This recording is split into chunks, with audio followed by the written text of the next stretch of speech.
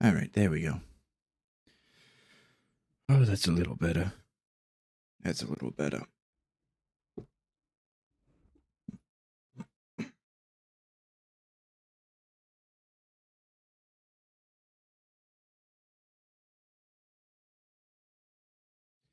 Ay, ay, ay, ay, ay. Army authorities are gone too. That's good.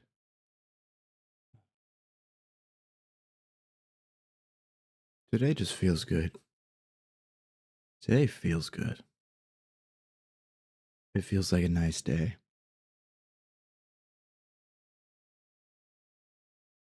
Yeah, it feels nice. Yeah. I wasn't planning on starting late today, but I mean, it's whatever. Whatever. Better late than never. Hi, Doc. Hi. How you doing? How's it going? How's your Sunday? How's your Sunday going?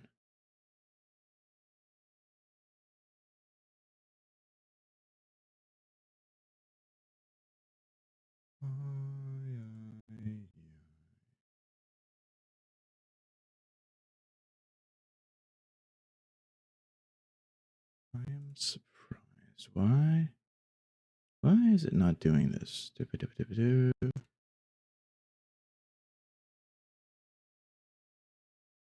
we go. Ooh. That's nice. Do you think you're gonna go for a motorcycle ride? Ooh. Hell yeah. That's awesome. That's awesome.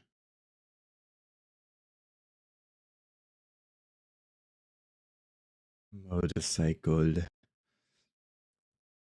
Michael cycle. Michael cycle. Motorcycles are cool.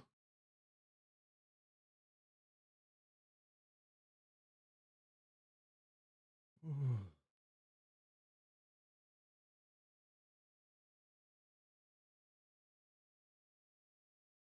AC feels nice. It feels nice. A nice, cool room. It feels good. I can relax. Be back later then? Alright, you have fun. Have fun on your motorcycle ride. Be safe. But have fun. Enjoy your time.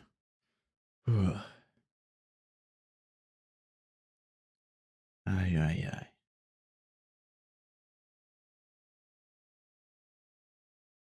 Hmm. Hmm.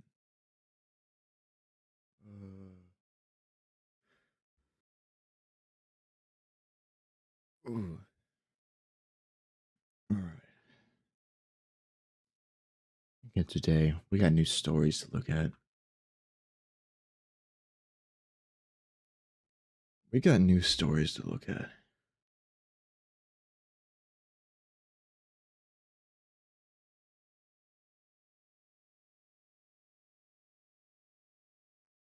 But perhaps.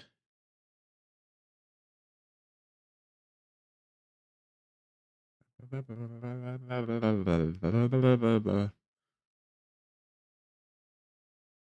don't know. I don't know.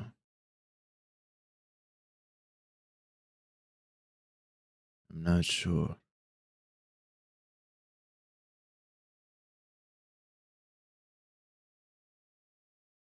Maybe I should just get into it. Start it regardless.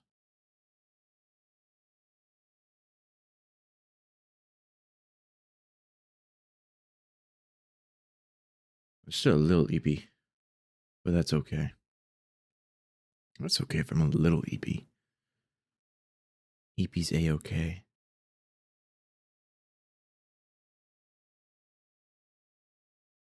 Hold up.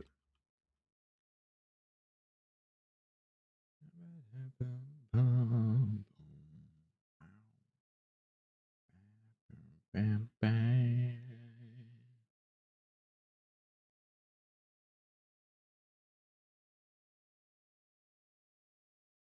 Reading and reading.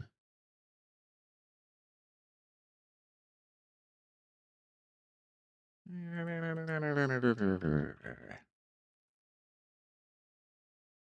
keep it in just chatting. We'll keep it in just chatting. Oy, oy, oy, oy. Breathing in some cool air is such a good experience.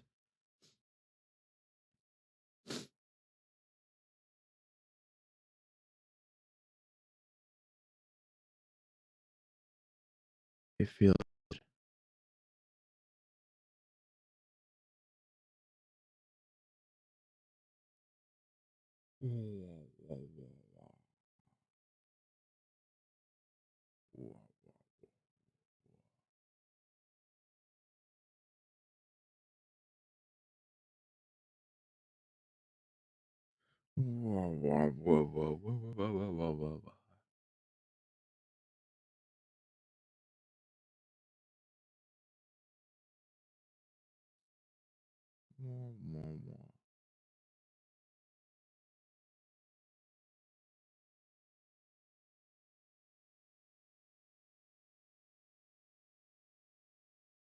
Wah, wah, wah.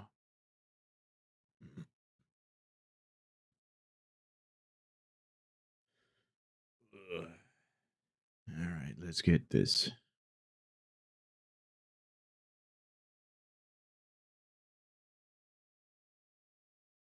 Let's just start off the stories now.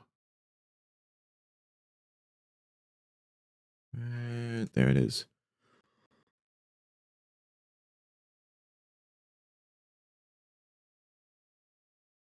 I feel like I slept pretty good.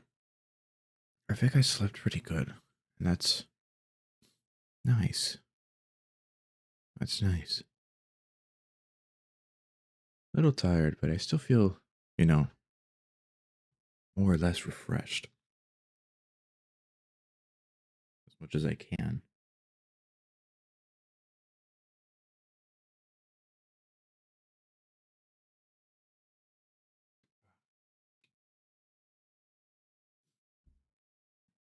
As much as I can.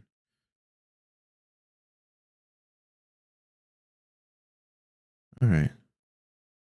Why don't we get into it? Why don't we get into it? I need to make myself a custom fireplace sound.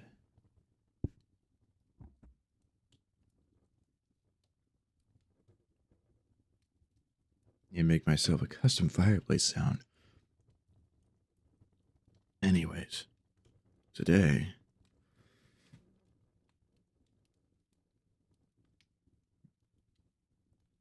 Excuse me. We're looking at the story known as, I guess, a series about Joey Freaknuts. Joey Freaknuts.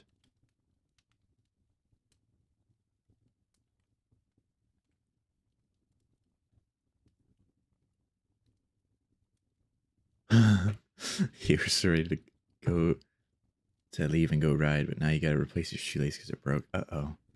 Yeah, hopefully you can find your spare shoelace. Otherwise, that'll be a problem.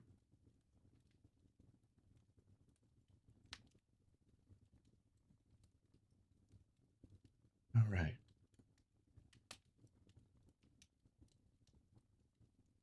Joey Freaknuts builds a flying machine. Joey Freaknuts lit 3 cigarettes and looked up at the hot blue sky, wondering what was actually up there. It made sense to him that there had to be something up there that he couldn't see. The sky was the biggest thing he was aware of.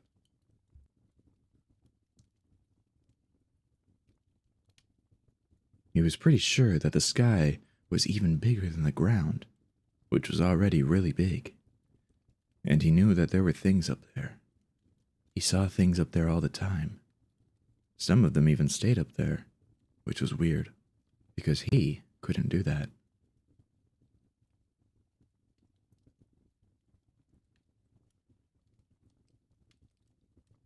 He had tried throwing things and getting them to stay up there, but it never worked. He started an itemized list of what he knew for sure was up there to organize his thoughts when they felt too big for his head. It was written on one side of the ruins of Vulture Vic's diner in Bering, Greece. Joey had seen writing utensils before, but had forgotten about them after his death. The grease served his purposes well enough, and made it so that the letters were larger and easier for him to read.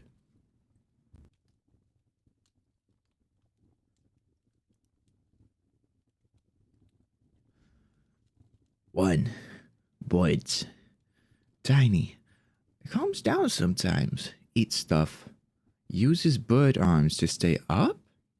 Ask one how to do it. Joey had seen a number of birds before, and had seen that they could go up into the sky more or less whenever they wanted.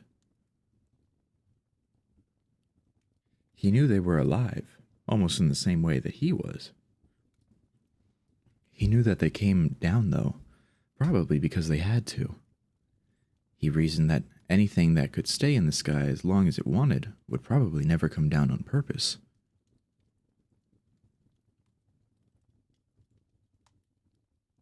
He furthermore reasoned that if the birds were alive and could move around and eat stuff the way that he could, that the easiest thing to do would be to simply talk to one and ask it how it went up into the sky so easily, or at least ask it where it learned how to do so. Or at least ask it where it learned how to do it so Joey could also learn. Joey liked learning, which is why he was mayor. 2. Clouds. Probably big, really high up. Doesn't come down. Goes away sometimes. Changes shape all the time. Kind of scary. Also probably magic.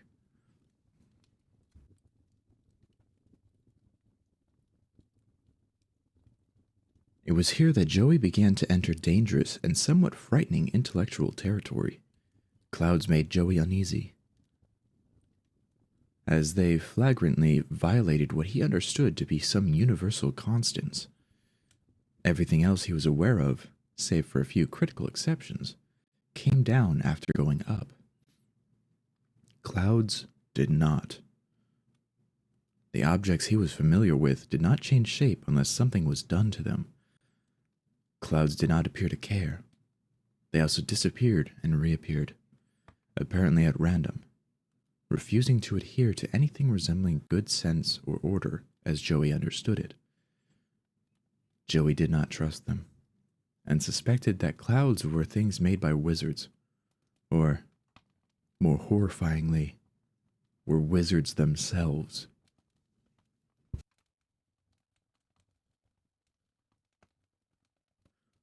Tree. Sun. Frick, flip, ow, ah, yeah, ow, yeah.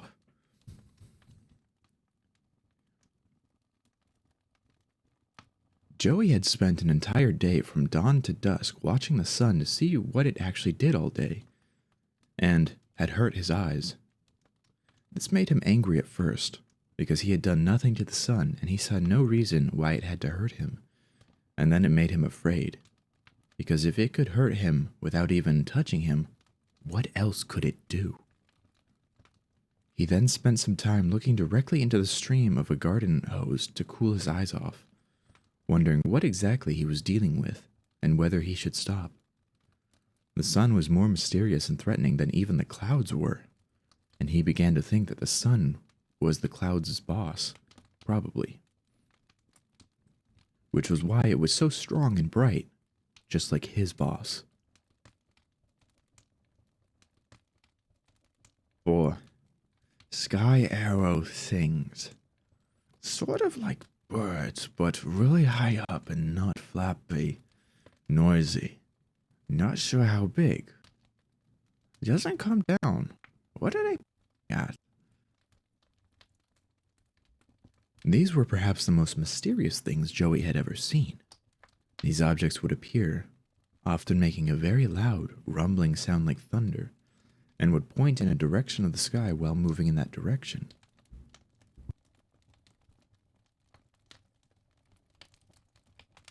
They were obviously trying to get his attention, but he had no idea whatsoever what message they were trying to send.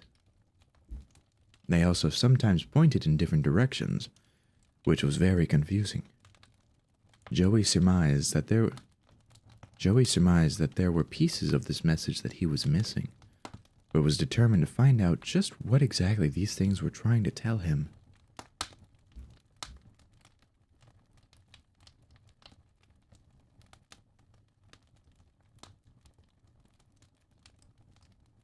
Joey was sitting on a pile of burning tires, enjoying the way the heat felt on his rear, and looking at his list he had made on the side of the building. He smoked and thought. There were so many things he didn't understand. He wanted to eventually understand them all, so he could be smart and make the boss proud. But it was the things in the sky that interested him most. He was fairly certain that learning about what was in the sky would make him happy. And would make the boss happy too. That would be nice. But he had no idea how to get there. Joey, help!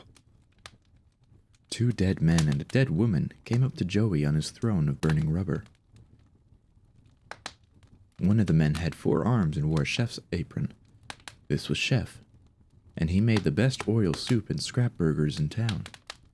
The other was over 8 feet tall and muscular enough to physically tear a car in half, which he would do upon request whenever someone was too impatient to unbolt everything normally.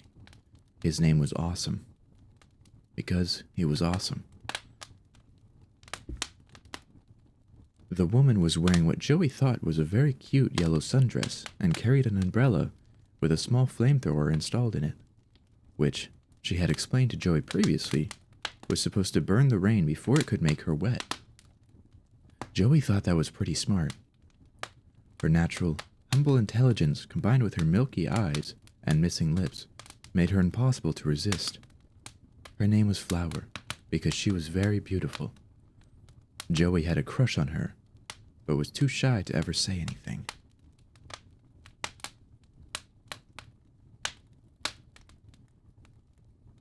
Chef was at the front and was carrying a small cardboard box with pictures and writing on it. He held it up to Joey.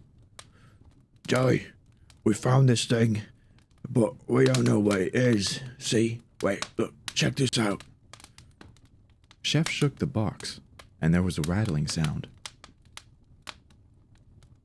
Joey, what the frick is that even? I don't want to open it because it's got bugs in it. And bugs creep me the frick out. It's got words on it though, so maybe you could look at them and tell us what's inside. Joey nodded, not wanting to look stupid in front of Flower. Okay, let me see. Joey handed it up to him. Chef handed it up to him, and Joey looked at it. And Joey looked at it. It said Lego in white letters on a red and yellow background, and the words Boeing 787 Dreamliner, which didn't make any sense to him. But at the bottom and on other parts he could see the words construction and kit and toy, which he knew. The picture on the front looked almost exactly like one of the sky arrow things, and it was in the sky. It was flying. Awesome was saying very loudly, Joey, what does it say? Is it bugs in there, or is it like a food? Wait, is bugs food sometimes? Flower laughed. No, dummy, bugs isn't food. No, dummy, bugs isn't food. Flower's laugh knocked Joey out of his reverie.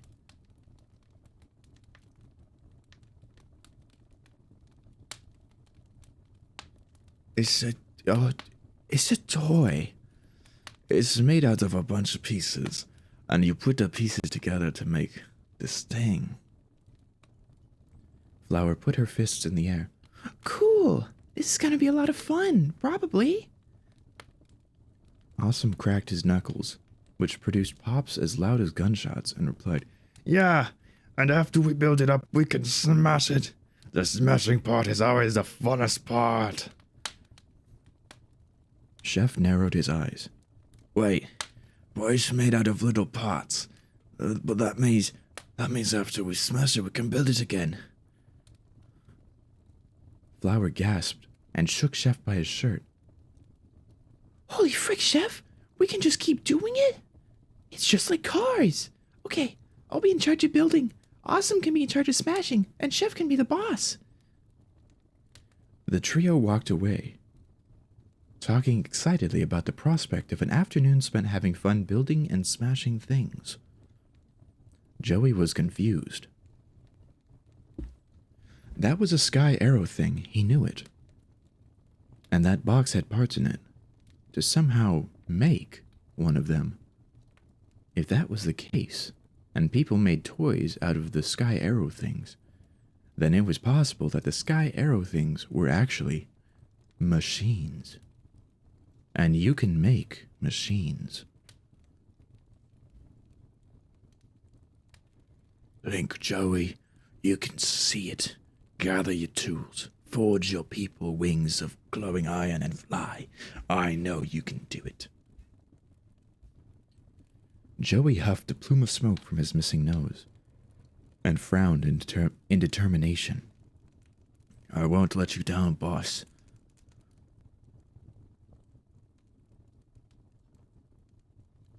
And now as Joey Freaknuts builds a flying machine. On to the next one.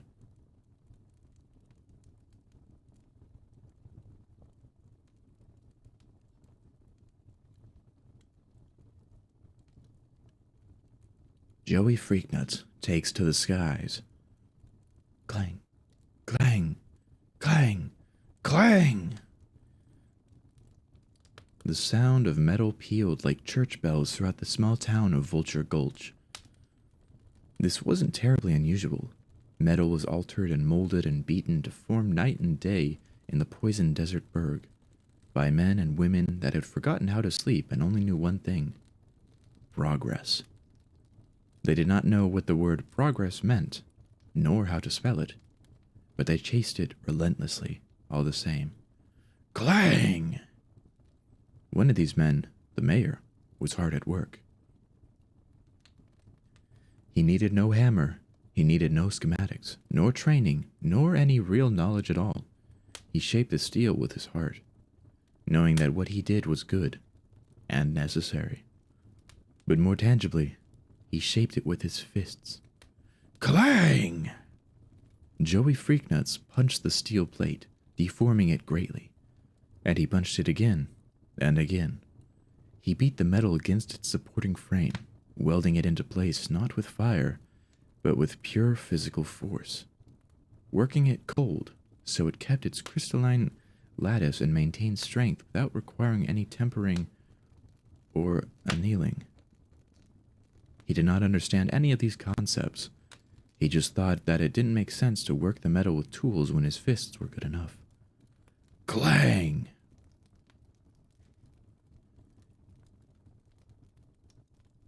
He punched it again, each of his knuckles sending sparks flying. The metal caved in further, taking form, becoming something that he understood as clearly as any man understands his God. He had waited for a very long time before dragging these pieces into the yard. He had thought for long hours before squeezing any rivets into place with his bare hands. He weighed his options and considered the path he was to take before lifting any beams or struts. And he had watched the sky for many days.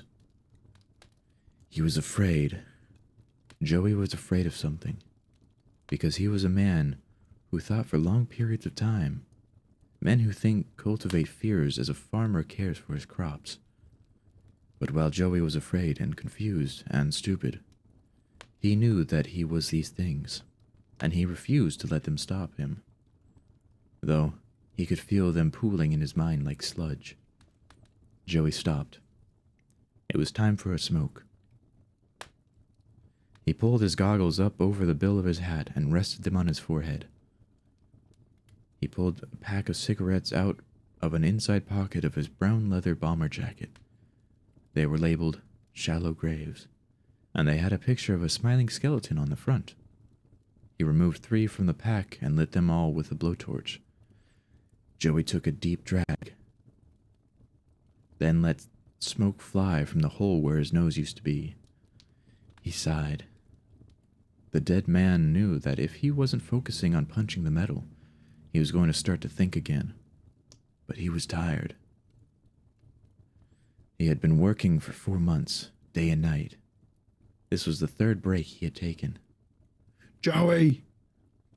From across the yard came a colossal monster, 8 feet tall and weighing nearly half a ton, with a torn, rotted face and muscles that bulged under its skin like bridge cables.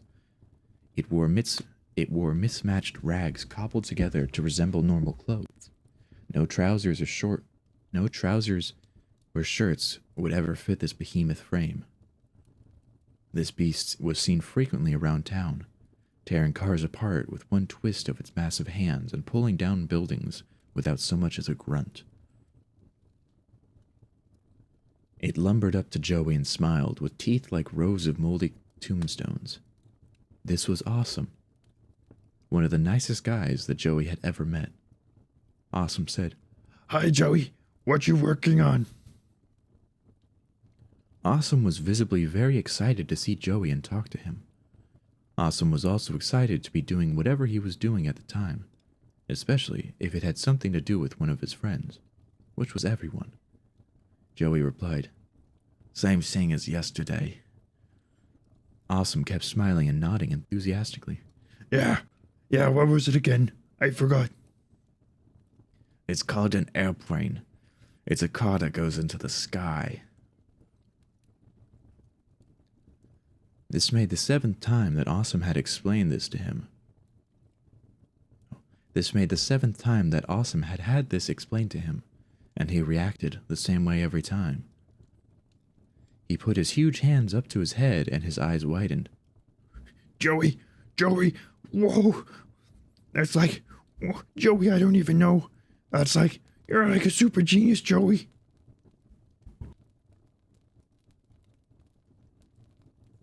Joey smiled and shook his head. No, Awesome. The boss told me how to do it. He's the genius. I'm just working like you. Awesome laughed. I'm not working right now, though. I'm freaking around. Joey nodded. Me too, but just for a little bit. Then back to work. Awesome seemed suddenly confused, his smile melting away. His voice, which had the timbre of a cinder block being thrown into a wood chipper, became plaintive and diminished. But Joey, if you make a car that goes into the sky, you could go away. Like, away, Joey. I don't want you to go away. You're my friend. Joey nodded. He reached up and patted Awesome on one of his swollen arms. You're my friend too, Awesome. But we gotta do what the boss says. He's taking care of us. I'll come back, and when I do, I'll probably have lots of stories. You like my stories. Awesome smiled again and nodded. Yeah, like, oh, like the one you read at us. Oh, the one about the little boy goes to school and learns how to do magic and makes friends and they do magic. I like that one a lot. Magic is really metal. Joey nods again. And metal is really magic. The Titan's eyes widened, and he froze. Then he lurched forward and picked Joey up by his shoulders, bonking their heads together so he could look Joey right in his eyes. Joey, that's the smartest thing I've ever heard. I love you, Joey. He then gave Joey the biggest hug that ever existed.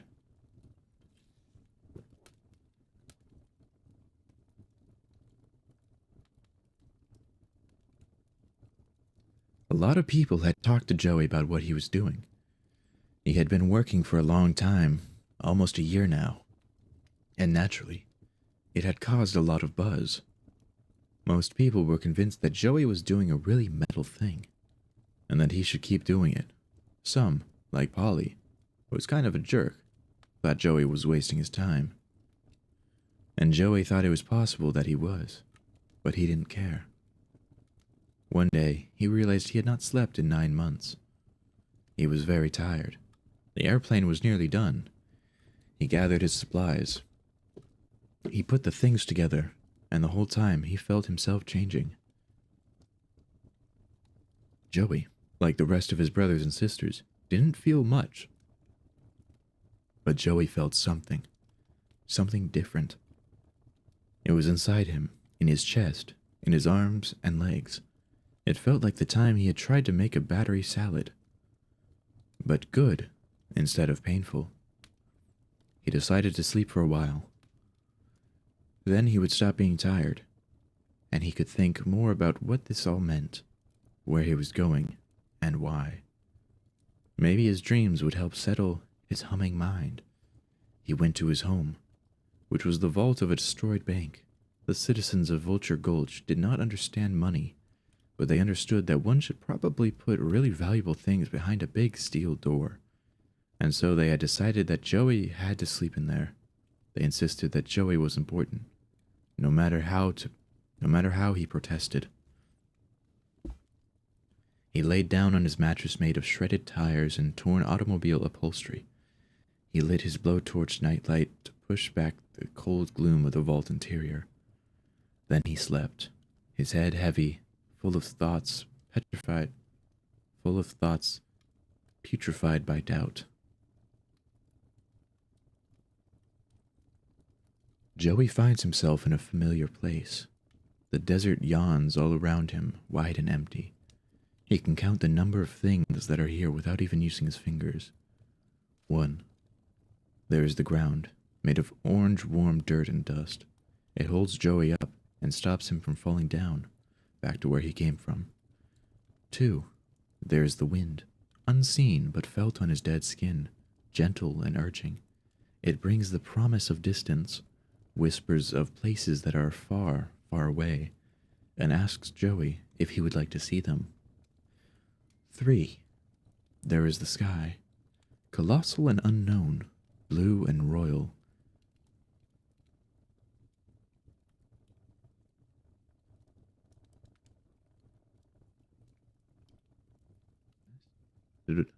The demesne of mysteries,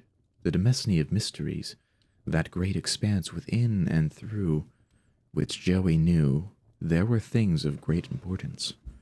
4. There is the sun, hot and bright, the undisputed ruler, the king of the sky. Here it is, far larger and hotter than when Joey was awake, a massive blast furnace and foundry, where all things were made. And 5. There was Joey, small, ugly, stupid, and dead. A gross scarecrow of a man, thin and tall, dressed the way that Joey always was, both within his mind and without. Brown motorcycle boots, worn jeans, faded Ramones t-shirt, green army cap with his goggles resting above the bill, and his scarred leather bomber jacket, its woolen collar frayed and thinning. A grim caricature, a bony pretender, a ruined thing that most people on Earth would not call a person at all. Joey has no conception of people beyond the ones that he knew, but he has seen pictures on burnt postcards and travel guides from the old gift shop, and he has heard stories from when the scrapper teams used to come back from stealing from the scared. And he has heard stories from when the scrapper teams used to come back from stealing from and scaring those people. People that knew and built things, and loved one another, and had families and houses and jobs. soft pink and brown people with their own dreams. Joey, like the rest of his siblings, is gray-green, dry and leathery, and tough. And he knows that every time one of the outside people saw one of his siblings, if they weren't wearing a long white coat or thick black armor, they were terrified. The mayor of Vulture Gulch sits cross-legged in the dirt. He can feel a tide of chill, scummy waves washing all around and inside him. He is sure that when he leaves, he could meet some of the soft outside people, and he is sure that they are going to be scared of him. This makes Joey very sad. He didn't want to scare anyone. He wants to make friends and be nice. He wants to learn and get stories that he can tell to his brothers and sisters, and see how much he can help everyone when he really, really tries his best. Joey wanted to keep being mayor. He had never asked to be mayor, but he helped people understand things better every day, just like he imagines a real mayor does. He reads things to them so they can do a better work and make themselves happy. If he leaves, he can't help them anymore. If he leaves, they will miss him, and he will miss them. They will be sad, and so will he. He will be letting them down. Also, he can chase a strange desire that he cannot understand, so he can go on an adventure that could end in disappointment or frustration, or much, much worse.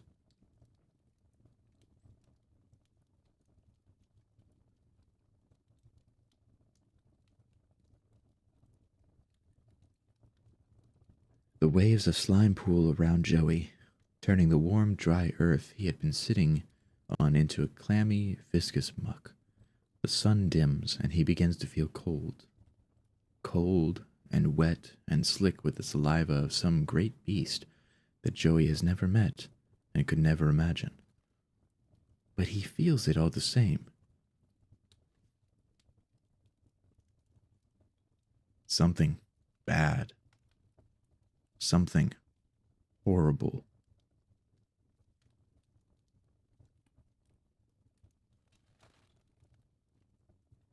3435. Interesting.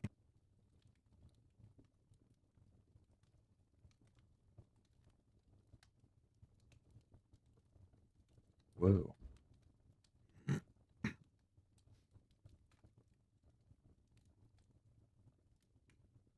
Interesting.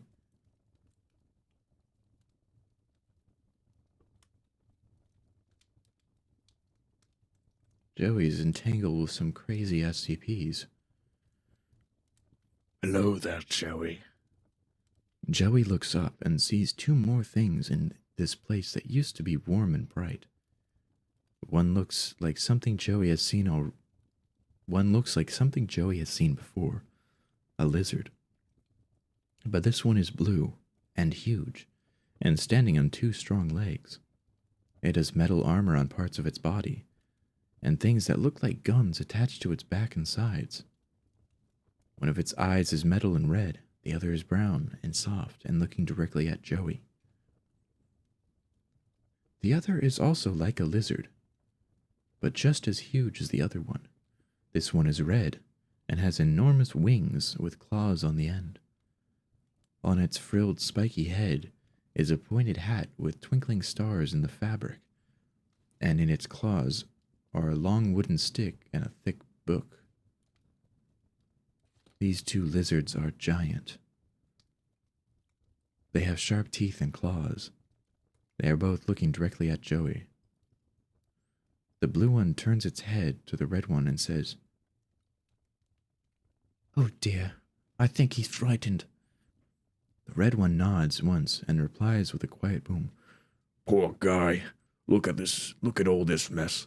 I don't think this place is usually like this. This filth feels nothing like him. I suspect foul play. Palsanor. The giant blue lizard leans its head down close to Joey's own. Joey's terrified and wants to move, but he can't. He is cold and frozen and can feel all his fear and doubt writhing and multiplying within him. He can no longer see the sun.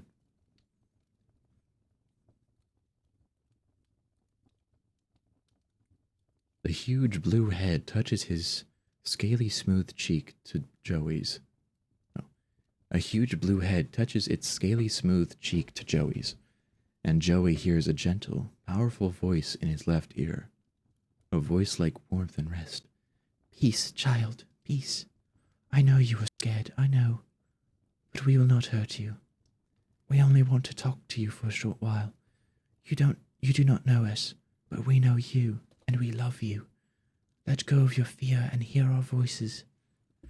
The head pulls back, and Joey sees that the sky has changed. The sun is gone, and replaced with an explosion of stars all across a sky that softens to deep indigo as Joey stares. The slime has gone, and Joey is sitting in rich, soft earth, lush with grass and flowers that seem to spread out across the ground from two huge newcomers. Joey no longer feels cold, but cool, not slimy, but clean and refreshed. The red lizard snorts, producing a short flash of fire from its nostrils. I've pushed it out. It's not gone, but I've put a lock on it. It won't bother him for some time. It's the best I can do until he puts the pieces together. The blue one nods. Thank you, Dothrun. It regards Joey, looming, its sapphire scales and burnished armor sparkling in that starlight.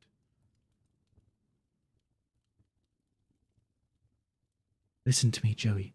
Do you understand me? Joey nods silently, afraid of sounding stupid in front of these very smart lizards. Joey, you must not let your fear overtake you. It is natural to be scared. Going out on your own is hard, and the world is full of scary, strange things. But you are special. You are loved. You have a beautiful heart, and a soul as bright as the sun. You have so much potential, child. You have to be brave and believe in yourself. Your people are counting on you to see many things, to learn great lessons, and to lead them to where they are meant to be. Joey frowns. He looks down at the ground and says, "But I'm dumb. I'm really dumb. I don't know how a lot of things go, or how to do stuff, or where I should go, or what to do. I don't know how to help them." The red lizard says, Nonsense, Joey. These are your brothers and sisters. These are the black iron boneheads of vulture goats. Are they not heavy metal? Are you not heavy metal?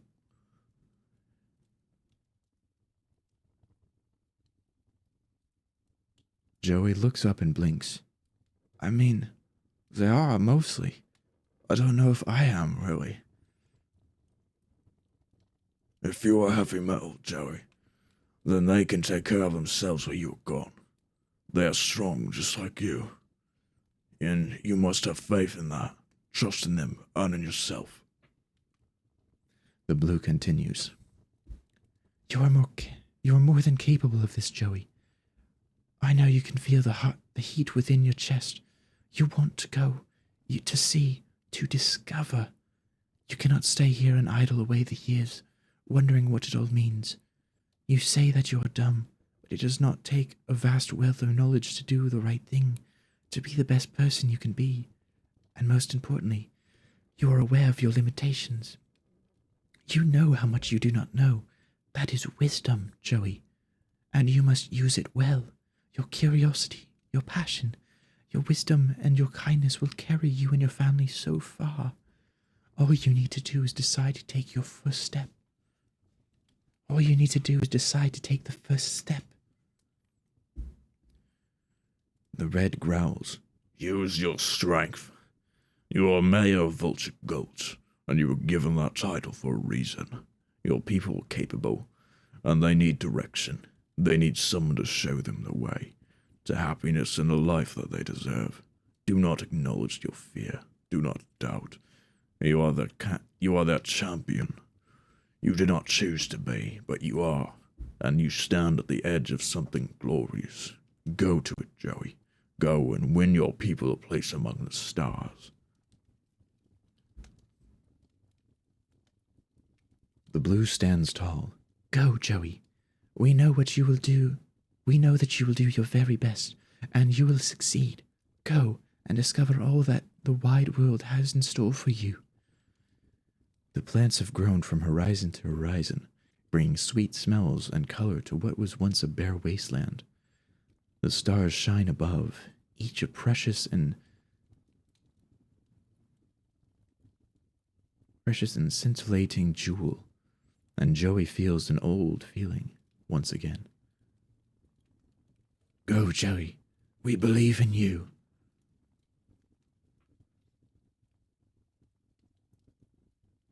Joey stands in the wide vacant lot at the end of Gold Street and sighs heavily.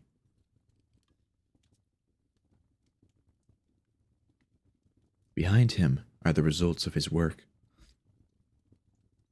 An airplane with broad, sweeping wings rests on fat tires, shining gray and bright in the desert sun. It is enormous. It is haphazard, unpainted, messy, and in all likelihood extremely dangerous. It is inelegant, clumsy, misshapen, and a flagrant mockery of aeronautical engineering, made of aluminum beaten into shape with Joey's own two hands, equipped with 4 massive propellers molded painstakingly from the finest scrap metal the mayor could find, with powerful engines handcrafted night after sleepless night. It was a dreadful Frankenstein's monster of twisted metal and rust. It was also an airplane, and Joey had never been more proud of anything in his entire life. I need more chapstick. I need more chapted stick.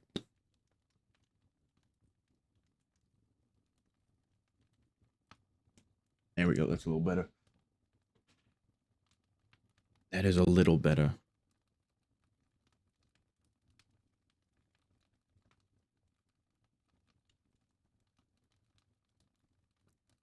One sec.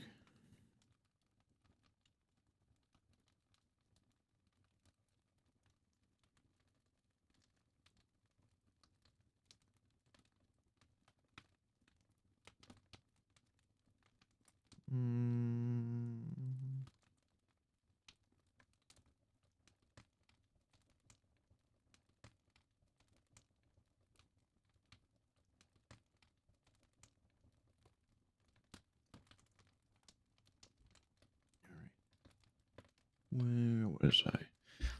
He found a book in the small library some time ago that had pictures of airplanes in it. He had tried to design it as close as he could to his favorite picture, which was labeled B-17 Flying Fortress. He didn't get it exactly right, but he thought it was close enough. In its cargo bay and cockpit, he had placed supplies: a big black motorcycle, armored, turbocharged, and rigorously tested, so he would have something to ride on the ground. 6 or 7 flamethrowers that Joey had enhanced himself, adding axe blades to the heavy ends and extra barrels and fuel canisters for better coverage and weight. He didn't know where he was going, but he wanted to be safe when he got there. There was also a box of keepsakes, mementos, and gifts that the people of Vulture Gulch had given him. Some containers of Chef's best oil soup, a bowling ball that Awesome thought was hilarious for reasons he tried to explain, but couldn't because he kept laughing so hard whenever he saw it. A copper chain with a pendant in the shape of a cactus flower, given to him by Flower so he wouldn't forget her. Joey had said that he could never forget her no matter what, but failed to explain why that was. Those people and more, all those people that he had grown and learned with, the ones that he loved with all his heart, were standing before him, gathered in a small crowd. Work had been stopped for the day, Making super rad cars was rad, but the mayor flying into the sky to go on an adventure to bring back amazing stories to tell? Well, that was fucking metal. Joey cleared his throat and said to them, I don't really know what to say. I pretty much never know what to say, I guess. I'm not good at talking, or at a lot of other stuff. I'm sad to go, and I know that you're all sad too, but I'm not going away forever. I'm going to go and see what's outside. I'm going to go there, and I'm going to try and figure out. And I'm going to try and figure it out. I'm going to see what the boss wants me to see, and what I want to see. And I want the rest of you to see one day too. I'm going to go meet the whole world. And I don't know when I'm going to come back, but when I do, I promise I'll have some amazing things to tell you. Build cool things while I'm gone so I can see them when I come back. Be safe and be nice to one another. Goodbye. I love you all. The crowd exploded into cheers of different flavors. Some, like Awesome, cried. Others, like Chef, howled wordlessly into the sky, not having the words for how proud and excited they were for the mayor and friend. Some raised a chant, echoing an idea that someone had not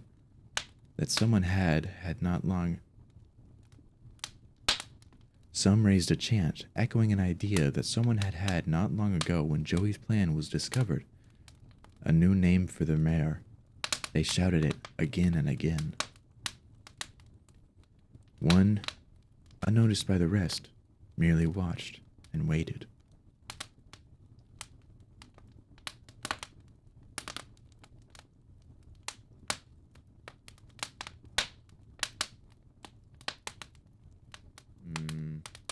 The authorities are sneaking around. They're about to enter. I can tell. I got a feeling. Oh, there they are. There they are. Okay, let us wait. Let us pause the story while the authorities are here. Harumph. Harumph. Harumph.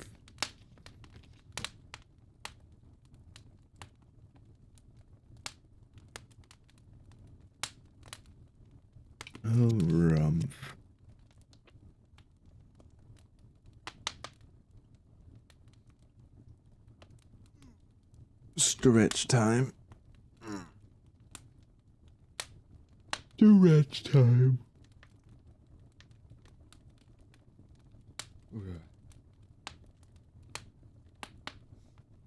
I like stretching. Stretching's nice. It feels good.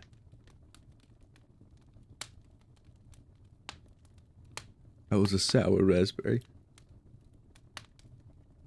I guess I'll eat some fruit while we wait. Ay.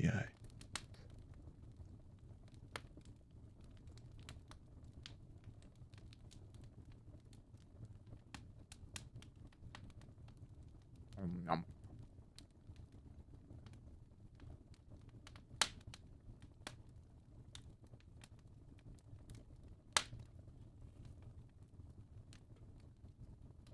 I'll be right back. I gotta go rinse off my fingers.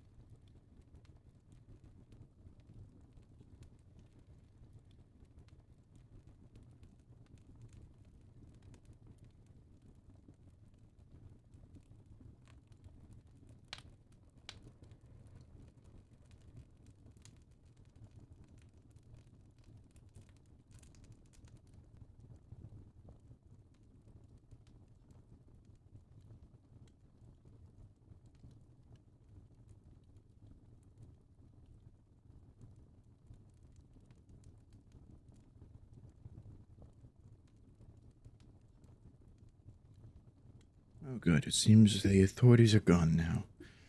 This is perfect timing.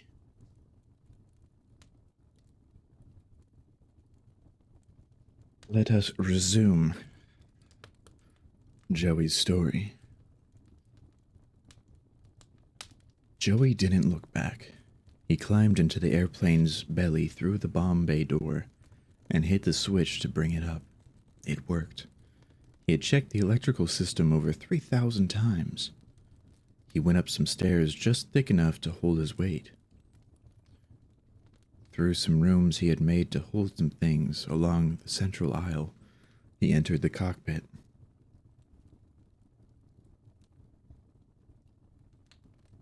Joey did not understand how he knew that he could make this plane fly, but he built it, and he knew.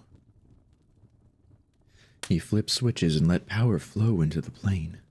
Little lights came on in different colors, all taken from different sources. A Christmas tree light below a label that read, "Okay, you can fly now. Flicker to life." There was a big switch there. Joey hit it. He didn't have to pray or hope. He knew it would work.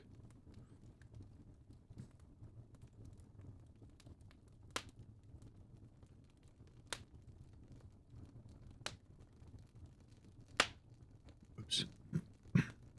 The four huge propellers coughed, then roared, spinning up and reaching speeds so fast that Joey couldn't even see them anymore through the cameras. He looked ahead through the cockpit window. Gold Street was actually completely clear of cars and wreckage, just wide enough.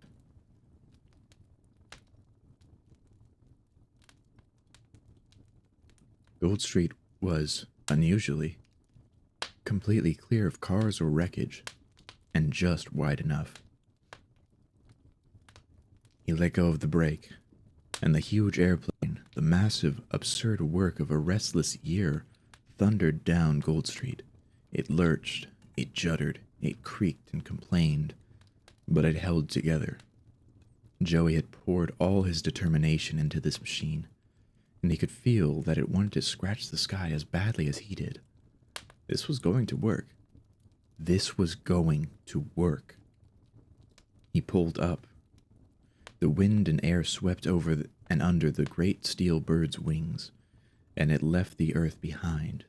It shattered the chains that held all things hard to the ground and roared in defiance against gravity. It rose higher and higher, the buildings and crumbling ruins falling far below. Joey saw the wall that the men in the white coats had built, and for the first time in his life, he did not care about it at all. The one they now call Joey's steel wings rose above it all and flew on towards his destiny.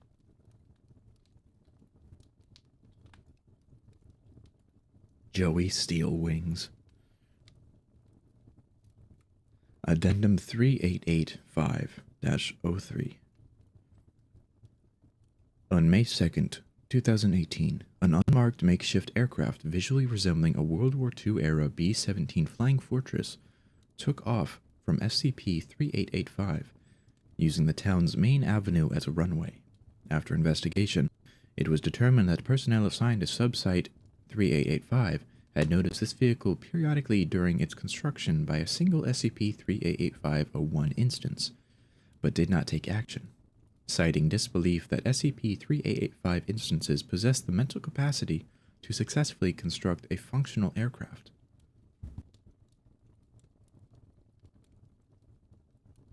Subsite 3885's administrative staff have been formally disciplined on charges of gross negligence leading directly to a containment breach. The aircraft in question was observed flying due northwest. Foundation recovery assets have been dispatched to recontain the SCP-3885-1 instance or instances on board. No other SCP-3885-01 instances within SCP-3885 have cooperated with Foundation investigative personnel, and as a result, the aircraft's destination and purpose are unknown. Uh-oh. That sounds deadly dangerous.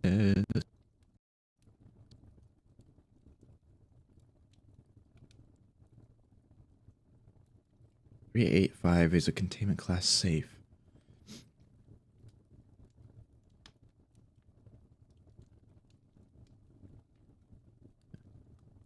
As Vulture Gulch is officially designated a ghost town by Maricopa County, little administrative containment is required. A perimeter of reinforced concrete barricades surrounding 3885 will be maintained and monitored by a permanent armed security contingent under the guise of ongoing hazardous material cleanup. It's a small mining town in Maricopa County, Arizona, in the U.S. Officially declared abandoned on July 9th, 1973, primarily due to concerns over the amount of radon gas being produced by the uranium deposits present in nearby Vulture Gulch mine. Home to 359 inhabitants at its most populous. Oh yeah, dilapidated condition. The instances are humanoid entities confirmed to be genetically human with a number of anomalous properties. Outwardly resemble humans in a state of significant decomposition and desiccation. Bodily trauma such as missing body parts, significant laceration, offers some displayed mutations, increased muscle mass, additional limbs. Low overall intelligence.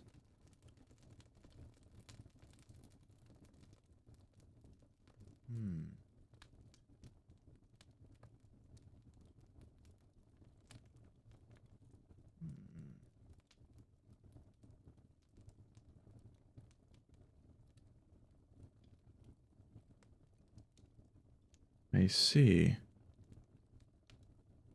Interesting. Okay, so the town itself is an SCP. And that was Joey Freaknuts Takes the Skies. Let's look at the next chapter. Joey Freaknuts believes in himself. Joey Freaknuts, known to his friends and loved ones as Joey Steelwings, stared out the cockpit window of the airplane he had built with his own two fists. Since reaching cruising altitude, or what he assumed was something that at least approximated cruising altitude, as his altimeter read only on the ground and really high up, both Joey's aircraft and his mind had been on autopilot. He had a hard time accepting that he had managed to get into the sky. His brain, already on the frayed and overheating side simply because of who and what he was going haywire.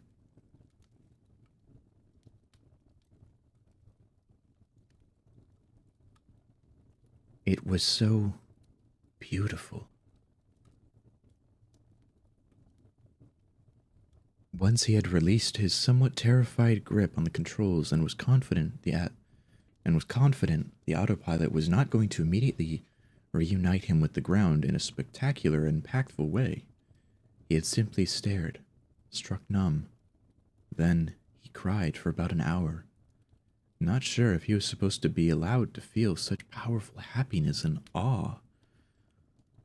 Then he got distracted trying to figure out whether he had actually died in the attempt, and this was just what happened after someone died. Then he decided that he was probably still alive, and cried some more, unable to entirely accept that all of the people unable to entirely accept that of all the people, he was the one that got to have this life. But then there were the clouds. This was very important. This was why he had come here. Some observations had to be made. It was time to learn. Joey got out his spiral notebook and pen and narrowed his eyes at the white things in the middle distance. He still didn't trust them completely, but was willing to give them the benefit of the doubt. He let the autopilot keep its collision course, curious to see if the cloud would either attack, in which case Joey would have some emergency repairs to do in very short order, he was sure, or move out of the way, which he assumed would only be natural and polite of a thing to do. He flew dead on. The cloud did not move an inch, but it was getting bigger. This confused Joey enormously. It wasn't changing its shape, and it wasn't moving, but it was rapidly becoming huge, extremely, ridiculously huge, and it had brought friends, and none of them were moving. It was just a wall of white. They were ganging up on him. They wanted to stop him. He knew they would try something like this. He knew they were going to be trouble right from the start. Joey set down his notebook. He snorted and frowned in determination. No cloud magic was going to scare him off. No way. He'd sacrificed too much. He'd worked too hard. The clouds were going to have to be nice and learn to share the sky with him. If they pulled some trick, and this was how his journey ended, then Joey would just fix himself and fly once more. He'd done it once, and he could just keep doing it again and again. He'd show the clouds that he wasn't going to be scared, that he wasn't going to turn back, not anymore. The clouds were very, very large now. He could see no blue. It was all white. Joey lowered his goggles, bared his teeth, and growled his defiance. He stayed his course. I'm not gonna stop. He braced for impact, and then the cloud was all around him.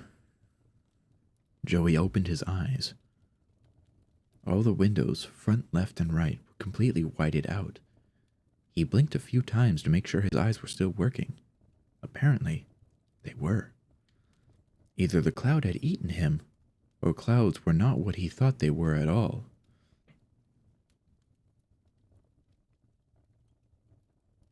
After waiting a few moments to make absolutely sure he wasn't going to be smashed out of the sky by an angry white fist, he pushed his goggles back up and grabbed his notebook, looking back at the windows and down at the paper in rapid succession as he furiously scribbled. There were lots of things to learn right now. Still not sure how clouds work. Not as mean as I thought. Also maybe not real. Or made of? Not real stuff. Maybe just a trick. Me going into the cloud, now inside the cloud. Still flying, I guess not a trick. Now clouds being nice, letting me go through? Did I scare him? Should I still be scared? Kind of scared? Going to open the door and try to touch one. Didn't work. Hand wet now? What are clouds?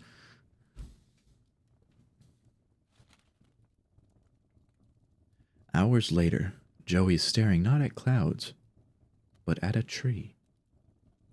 He'd only ever seen trees in pictures before. That's how he knew they were called trees. Joey was surrounded by them.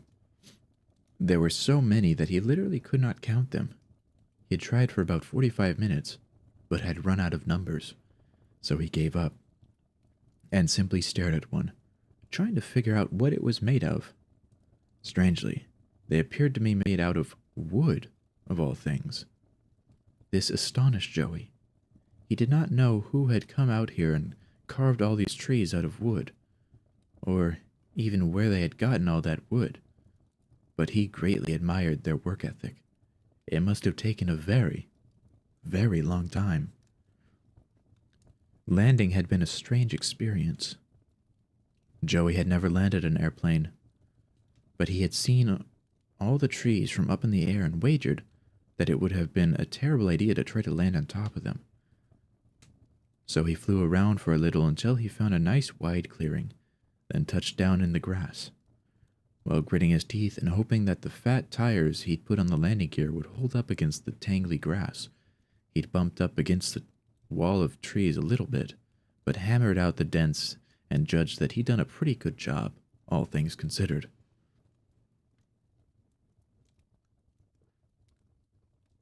The sun was going down. He had flown all day, and he had no idea where he was. The trees were nice, though. It was very kind of someone, whoever they were, to put all these carvings out here. He inspected them happily, appreciating the craftsmanship that had gone into them.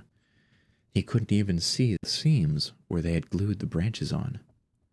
After a while, he went into the plane and got out something to smoke. He decided on cigars, because this was a special occasion. It was time to celebrate. He lit 2 with a blowtorch and sat down on the Bombay door, looking out at the wide grassy clearing that now had some stripes on it where he had made contact with the ground. It was very pretty. The sun was touching the tops of the trees, and it leaked out purples and pinks and oranges where it made contact. Joey thought it was very silly of the sun to try and to touch something that was obviously pretty sharp. He smoked and looked and tried not to think about how he was going to take off again. Joey thought about where he was. He didn't know if it had a name. It was possible, he guessed, that he was the first person to ever come here. He didn't see anyone else around. No people, no buildings. There were a couple birds. He had seen a little horse with spikes growing out of its head, which was really metal. He tried to talk to it, but it ran away. Probably because an animal with spikes growing out of its head was too awesome to hang around and talk to a guy like Joey. Joey understood that. If Joey had spikes growing out of his head, he'd probably have a really different perspective on things.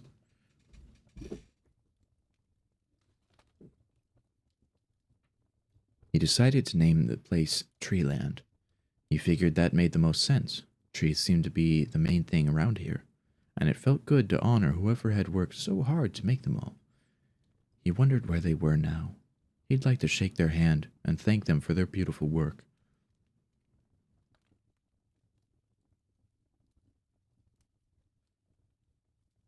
Before long, it got dark.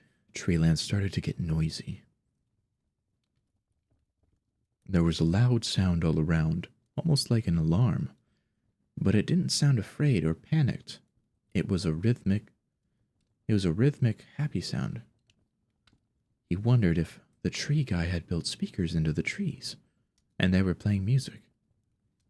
It wasn't very metal, but he liked it anyway.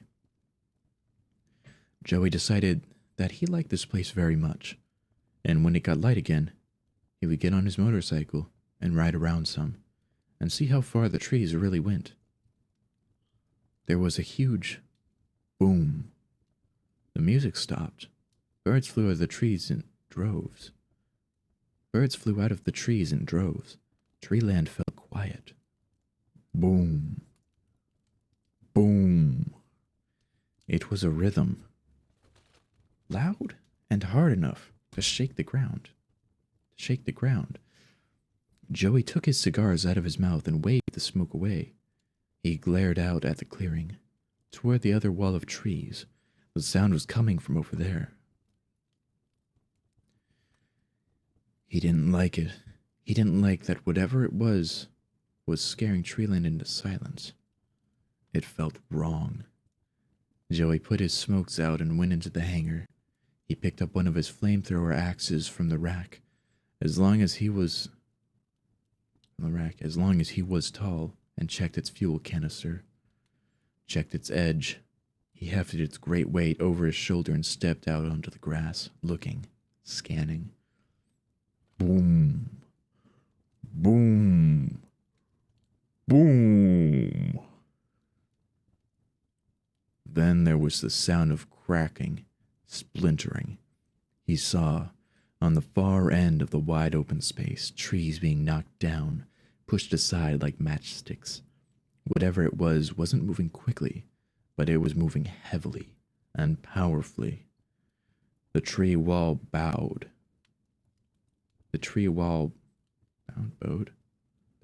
bowed and something huge entered the grassy space under the dark, starry sky. There was enough light to see by. Joey's eyes worked well in the dark. He was sure that he would be able to see anything that was there, especially anything that big, And it was there, and it was big. But he still couldn't see it.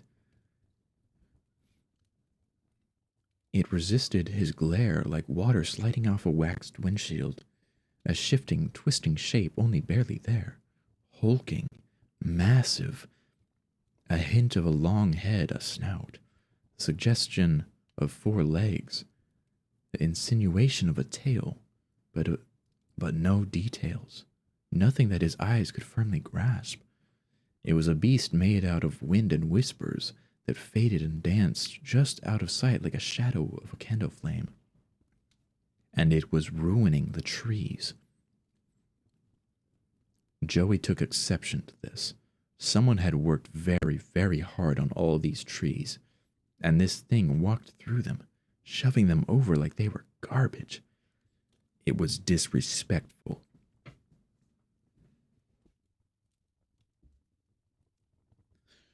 The mayor of Vulture Gulch opened some valves and lit the pilot light on his enormous flamethrower. Hello, how are me? How am I? I'm good. How are you, Nori? How are you doing? Welcome in. It's Story Sunday. We're reading a silly story today. I'm pretty good. I'm glad to hear that. We're reading a very silly story today about Joey Fricknuts, now named Joey Steelwings.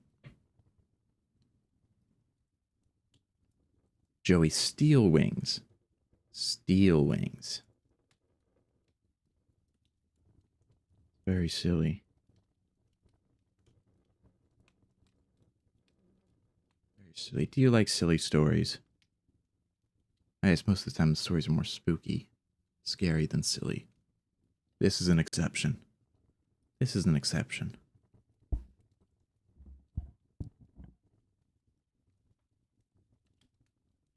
Wait, where?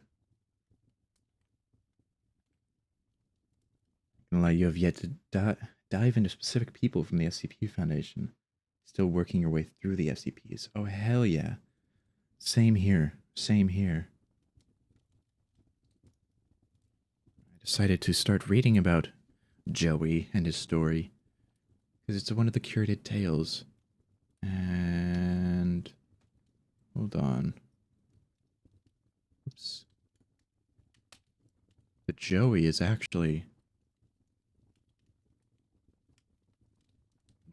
from the town of Vulture Gulch, a ghost town designated as SCP-3885. I'm fairly new to SCPs, so I've been reading a lot of SCP stories on Sundays, and it's pretty fun. I like learning about these. They're always so interesting and spooky and weird, but so wicked. And this town of Vulture Gulch has many humanoid entities. You going in order or just randomly? We started off initially going in order from the lowest numbers SCPs. And then I'm also turning all of these readings into videos for YouTube. I've done a couple of them so far. I need to edit the rest. But then we started going to the curated tales. And I think the first series that we read was the Anti-Mimetics Division. This one right here. That one's a really good one. That one was really good. And after that, we looked into the ABCs of Death anthology series. Read that one. And just recently we finished the other anthology series, which is tarot cards. Or based on tarot cards. So now we have a little break. And we're taking a dive into Joey.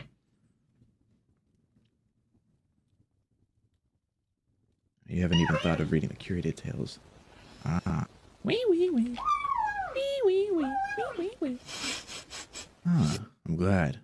Another soul transfer complete. I'm glad to have another jelly gem in the lab. Happy to have you here, Nori. Yes. Yeah, so every Sundays are research note reviews. As the jelly jams in this lab, they like to hide my notes from the field studies we do on other days. So this is the day that I chose to, try to collect some of those notes and make some better documentation of them. Now, if you remember right, you finished up on 503. Oh, wow. Oh, man, you got quite far. Farther than us. I think we got to, like, around 20? And then did some random ones. Yeah. Well, farther than us. I was high beans. High beans. You're almost a tenth of the way there. Well, that's much further than us. Yeah, we've read some random ones. There's also a lot of the random ones are like 5. Oh man. There's a lot. That's my goal, is to eventually read all of them. I mean, it'll take a long ass time, but it's what it is. It's what it is. Let's wear something huge. What is something huge? What is this? SCP-1763 Keter class. Max. Currently contained with especially, it is a large, averaging 12 meters in length, nocturnal carnivorous mammal, formerly native to farmland in rural England. This is minor perception altering capabilities. Conceal itself through rudimentary camouflage. Oh, so that's why Joey isn't able to see it properly. That makes so much sense. You have time, you would read 1981. Pretty good story. Made you want to keep reading at first. You're just doing random ones you heard of. Oh my goodness. Normally, we have someone else, Doc, who's pretty good at getting first every time, but congrats on being first, Nori. That's... Applaud. Clap, clap, clap, clap, clap. Yippee! Hell yeah. Hell yeah. Good boy, I'll read this one.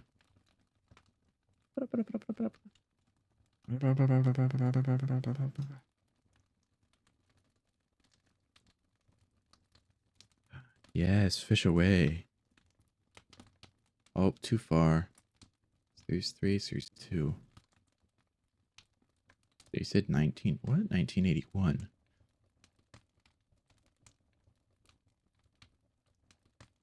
Ronald Reagan cut up while talking. Interesting. Little men in the television. Oh man. Well, we'll get there. We'll get there eventually. Where did I leave? I actually want to know, where did we leave off?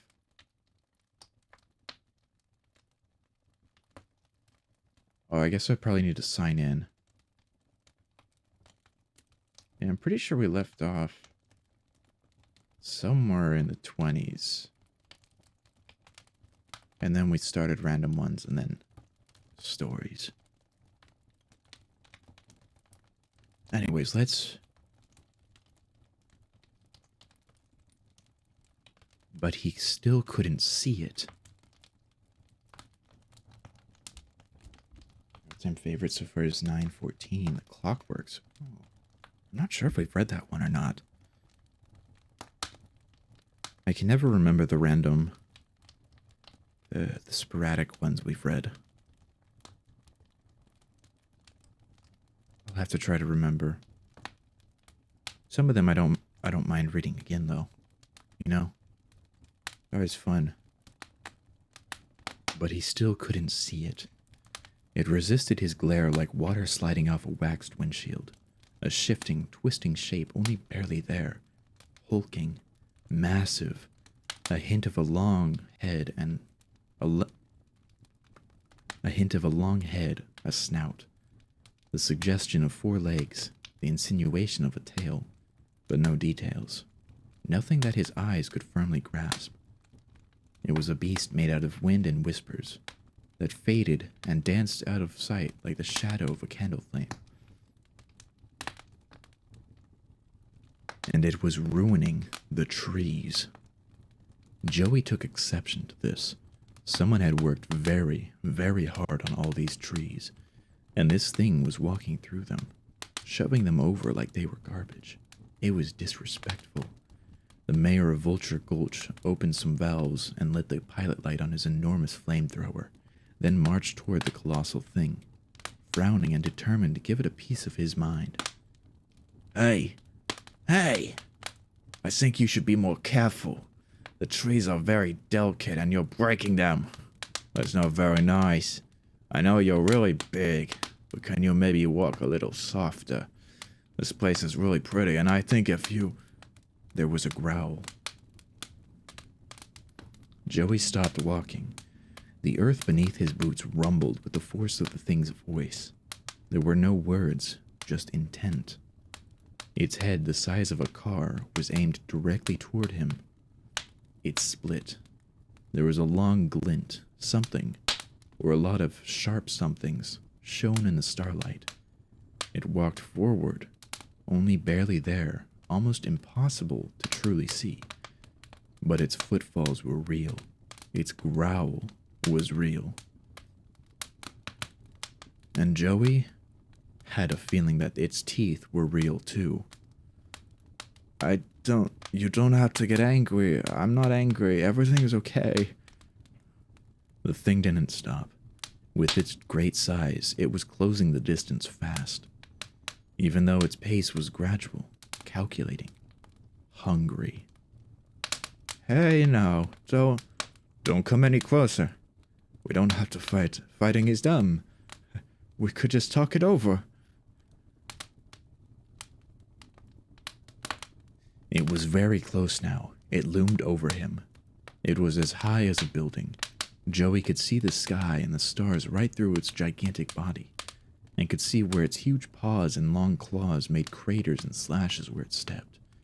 The growl was as loud as a jet engine. Joey aimed the barrels of his weapon at it. It was so close. We can be friends. I would really like to be friends. I don't want to have to use this. Come on, just stop. I'm warning you, don't come any closer. It came closer. Joey could feel heat, see lights where its great eyes should have been. The colossal jaws opened wide, and inside Joey could see only darkness. There was a great roar. Joey pulled the trigger. The 3 barrels of the weapon exploded with righteous flame, casting a stream of eager and glorious liquid fire directly into the creature's mouth. The molten light bloomed in a furious corona all around, lighting up the dark forest. But it didn't stop. Joey leapt to one side as the great jaws came crashing down, taking a massive bite of the earth where Joey had been standing an instant before. He rolled away, then found his balance and stood, frantically spraying the beast's flank with vicious flames before it could turn. The fire burned in great swaths upon the thing's unseen skin, but there was no reaction. It swiped a long shadowy leg with the speed of thunder, and it crashed into Joey like a hurricane made solid. He catapulted through the air for yards and yards, then slammed into the ground and slid through mud and wet grass, tumbling uselessly. He could feel enormous footfalls. It was coming after him. Joey plunged a hand into the mud to stop his slide, scrambling to his feet and flipping his grip on his weapon, holding it by the long barrels. The mayor was not going down without a fight. He swung the brutally heavy axe like a baseball bat, and it sunk directly into the thing's nose as it crashed into him. Savage jaws clamped down on his entire torso, sending lines of white-hot pain driving from his collarbone to his hip. It hurts, it hurts, it hurts, it hurts, it hurts, it hurts. The creature shook him in his jaws with the speed and cruelty that a cat shows a captured mouse, then flung him away into the air. Joey tumbled once more, then smashed into the soft earth, a small heap of skin and bone far away. Time slowed. Joey had not felt pain in a very long time. His vision blurred. He tried to move, but couldn't.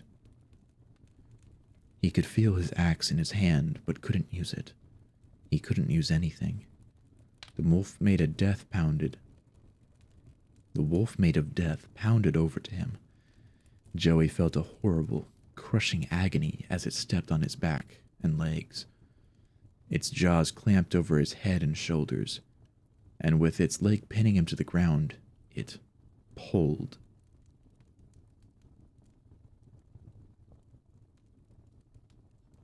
Joey could hear his spine creaking, being torn out of him, but it didn't give. He spiraled through the torture. He prayed that it would be over soon, that it would stop, that he would be torn in half and die so he wouldn't have to feel himself anymore. But he did not die, and he did not tear. The titanic animal lifted its paw and threw him again. Joey was aware of the sensation of falling, but not much more than that. His life was darkness now, and his only memory was one of distant pain. The falling stopped.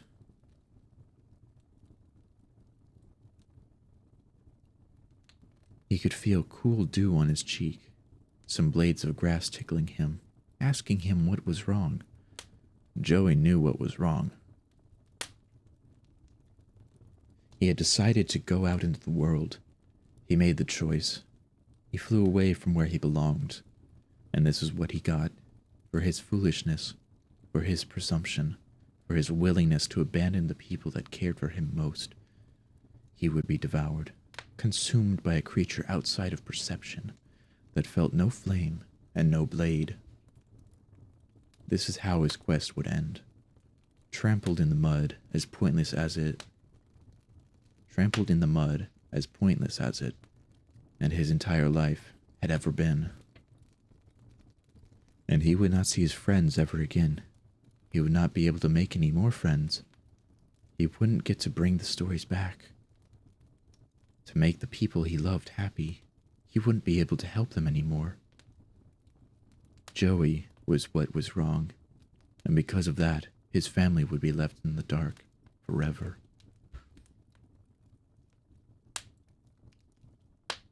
They would live on, unaware of anything. They would work for years until eventually they realized he would not be returning. They would wonder whatever happened to their mayor, the nice guy that helped them read the words. Maybe they would cry. Maybe they would mourn for a time, but they would forget him. They would never live up to potential. They would never live in the sunlight and become who they were truly meant to be. No. Heavy footsteps coming closer. Hungry death came on legs of shadows. No. Joey stirred. He writhed as a fresh wave of hateful pain coursed through his body. No. A hot wind blew over him from the lungs of a cruel force. No. Something happened deep inside the small, stupid mayor. Something became real. A realization. A wave of something undeniable. The pain became meaningless. His breaking body became a triviality. His spilled blood unfurled upon the ground as a banner. Something declarative. His mind snapped back into place. He felt the love he had for his friends as a rushing river of molten steel, coursing through his dead flesh. He remembered himself, and he remembered what he was supposed to do. His sacred purpose. The reason he had been placed upon this strange and beautiful world. I will bring them the light. He smashed the ground and rose to his feet. Liquid fire flowing from each and every puncture the beast had dealt him. the blood within his body burning with inner fury. His fists became wreathed in whirling, vengeful incandescence, the flames rising higher and higher until his arms were pillars of heat.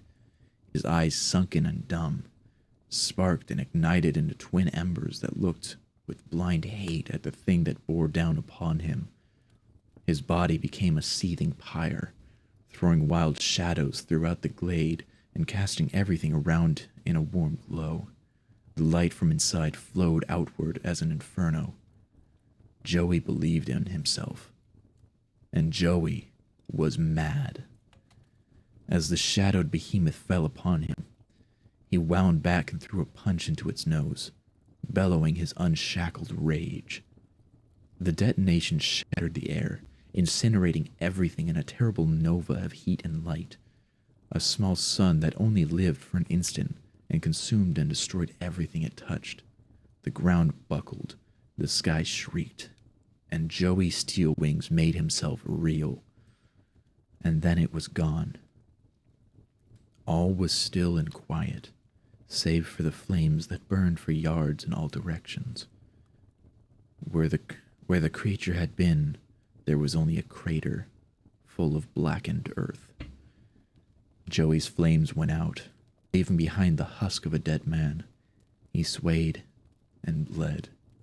He looked for just a moment to make sure that he had made his point. He saw that he had. He tottered unsteadily toward his airplane, but didn't make it. He fell to the ground just before the bomb bay door, smoke curling from his burnt clothes and skin. And Joey was still. And that was Joey Freaknuts, believes in himself.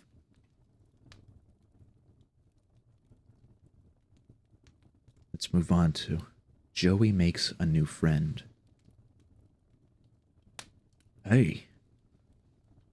A voice made its way through all the nothing and into Joey's ears. Joey noticed it first, and then got to work remembering who he was and what ears were. Hey, ugly. A jabbing sensation in Joey's side. Not painful, but insistent. The voice was male and rough, like its owner smoked 9 packs per day and gargled a cup of razor blades every morning. Joey thought there was something familiar about it. Are you dead? You look real dead. Like 2 months dead, probably. If you're dead, I'm gonna take all your stuff. Admittedly, I have no idea what I'm gonna do with a big damn airplane, but hey, I'm an enterprising guy. Joey realized that his eyes were closed. He was face down in the dirt, and his body was very, very heavy. Joey remembered his name, then his friends. He remembered the beautiful trees, and found that he could hear their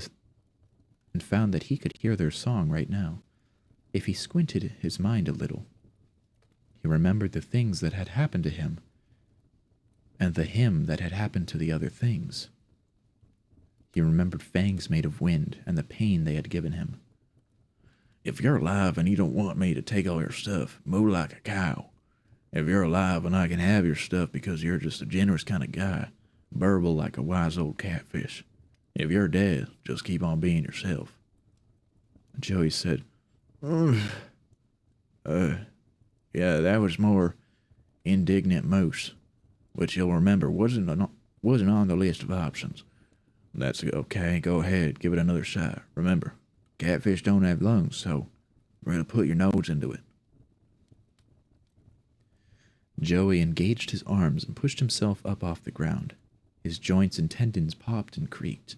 He flipped himself onto his back gracelessly, then sat up and opened his eyes. The first thing he saw was the sun, comfortable in its blue sky cushion. It performed as Joey thought it would and immediately blinded him. Some clouds came by at the same moment in an extremely suspicious act of kindness and dimmed the glare so Joey's eyes could adjust. The trees were all around, just like they had been. So was the grass, mostly green, except for a black and burned part a short distance away. There was also a guy. The guy was skinny and taller than Joey. He wore a helmet.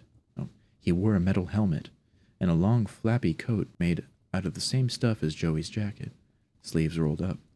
He had a big gun in his hands, and it wasn't pointed at Joey.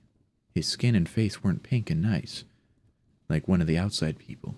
His skin was dark, greenish, and messed up, with murky eyes and a nose that was just an empty hole. Just like Joey's. The guy said,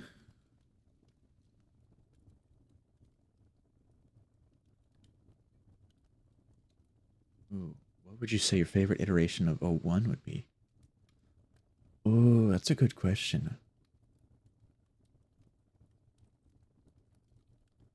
Uh-oh. I saw that redeem. I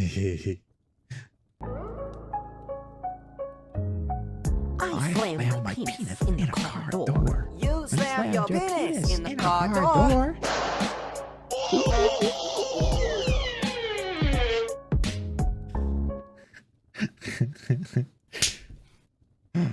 Jasper, you got the cheese. No! Man, Jasper got bonked. No. I can spend. How you doing? You like Scarlet King yourself? I don't know if I've read Scarlet King. Hydrate? Okay, I guess I'll hydrate. Oh, you're doing good? I'm glad to hear that, Jasper. I'm glad. Of the ones I remember that I think we read of, I like Dr. Wondertainment a lot. I really like Dr. Wondertainment. I think that was one of them. That one was really fun to read. I like that one a lot.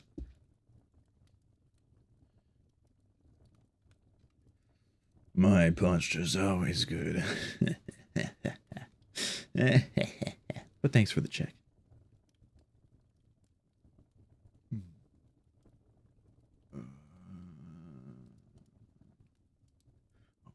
The guy said, "Wonderful." And there I was, thinking that this was the beginning of a beautiful friendship. Oh well, at least you're alive. That's just Keeny Peach. Can you speak English too, or just caveman? Joey blinked and said, "Are we cousins?" Ah, yes, the one that makes crazy toys with either no drawback or very bad ones. Yes, exactly. Exactly.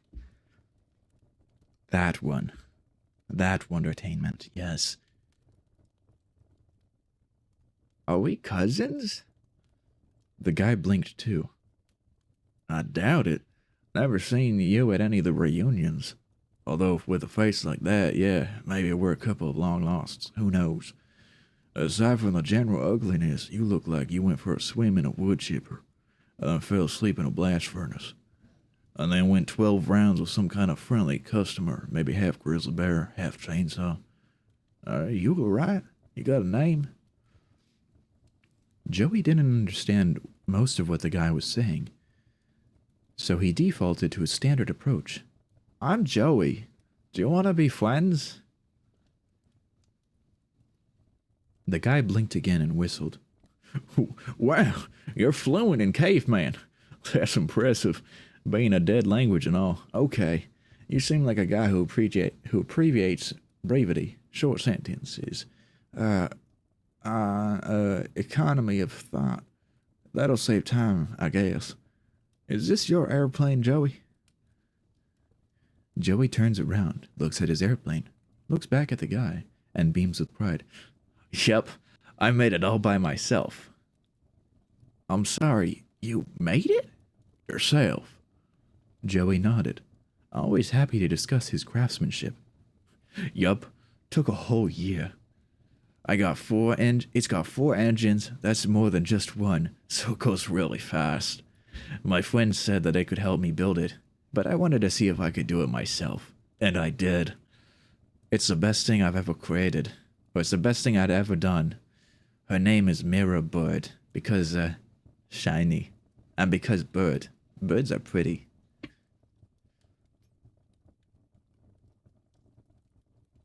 The guy let his gun fall to his side and reaches up into his helmet to scratch his head. Is it It is crashed, isn't it? It is not No. Joey saw the trees. So in the previous chapter, Joey saw the trees, but he didn't want to land on them because they were sharp. So he flew around for a bit to find a clearing and managed to land the plane. And he only brushed up against the trees and then fixed up any dings with his bare hands. Joey is very strong.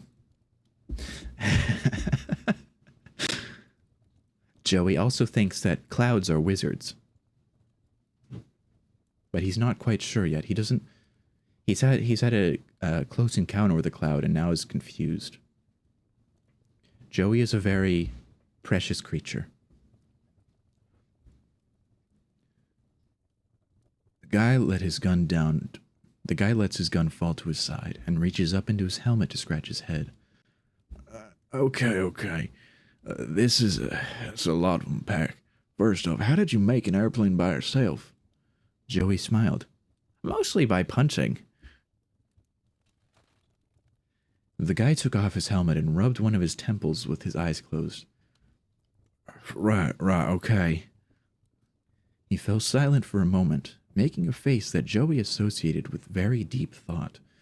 Joey took this opportunity to look at the things that interested him, which was more or less everything he could see. He couldn't tell if the sun was rising or setting. Did it ever change? Was it always in the same direction? Joey couldn't remember a time when the sun had done anything differently, but he supposed that anyone would probably get bored walking the same way to and from work every day. The guy put his helmet back on, wearing a determined expression. His gun was gone. Joey didn't see where it went. It was just missing. Okay. All right, Joey boy. So you flew here. Where'd you come from? I came from home. I flew northeast for almost 11 hours. The confused guy furrowed his brow and frowned, looking down and putting his hands on his hips. Flew? Fucking math. Okay. Normal plane speed is probably southwest. So New Mexico, Arizona. I don't know what those are. The guy sighed. Is it hot where you're from? Lots of sand, no grass? Joey nodded. Yes, and no trees. Probably because there isn't a lot of wood to make them out of. The guy nodded also. Right. Okay, what the fuck is in... Oh God. His eyes, filmy and yellow, widened in their sunken sockets. Joey, does your house have a wall around it? A tall white one? With guys outside it that told you and your friends to stay inside? Joey nodded again. Yup. How did you know that? It's complicated. Shit. Goddamn bastard banana balls and fuck. He took off his helmet and began to rub his head some more, pacing back and forth. He seemed worried. Suddenly, and Joey didn't understand why, but wanted to help if he could. Joey frowned. Is something wrong? The man in the coat stopped pacing and walked closer to Joey, looking him straight in the eye. Look, Joey, do you want to go back home? Soon, probably. I don't know, within the next few hours. Joey frowned harder. Yes, but I can't. There are things I need to do, and I haven't even figured out what they are yet. Oh. Okay. On your feet, then. The man held out his hand for some reason, and Joey took it. Not wanting to be rude, the man tried to pull him up, but Joey stayed sitting on the ground. Oh my God, how much do you weigh? Almost 1,000 pounds. How much do you weigh? How is that even? What kind of... Just stand up, all right? Joey stood up. Who's Gary? This is right before is a Keter class. Mobile Task Force Row 66 Roadhogs. Description is black in dust river band. I think that's German. Displays a number of anomalous properties. Okay, I think this might be Gary. SCP-388401. Which visually resembles an emaciated, significantly decomposed humanoid figure, typically wearing a stall helm, leather trench coat, and combat boots. Yep, this is Gary. Will loudly advertise its products and attempt to give them to any passerbys with arm's reach, or simply throw them on the ground in a pile near 384 and frequent events that no civilians accept them. The items included fully automatic machine guns, high-powered anti-material rifles, rocket launchers, flamethrowers, anti-personnel, and anti-vehicle mines, and in one instance, a Nerf brand toy rifle spray-painted black and given to a small child.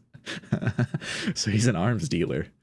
He's an anomalous arms dealer. Okay. Gary, the anomalous arms dealer. Joey stood up. Okay. My name is Gary. We can be friends. Friends trust one another, right, Joey? So listen.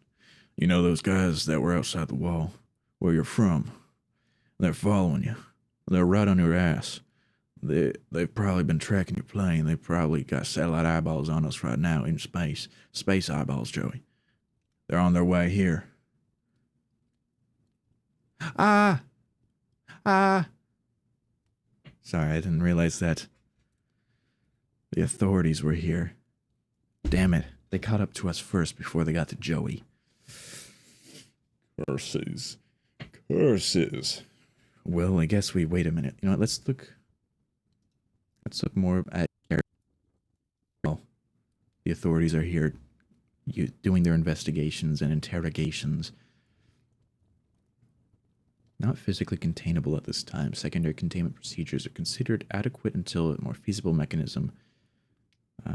So what is it?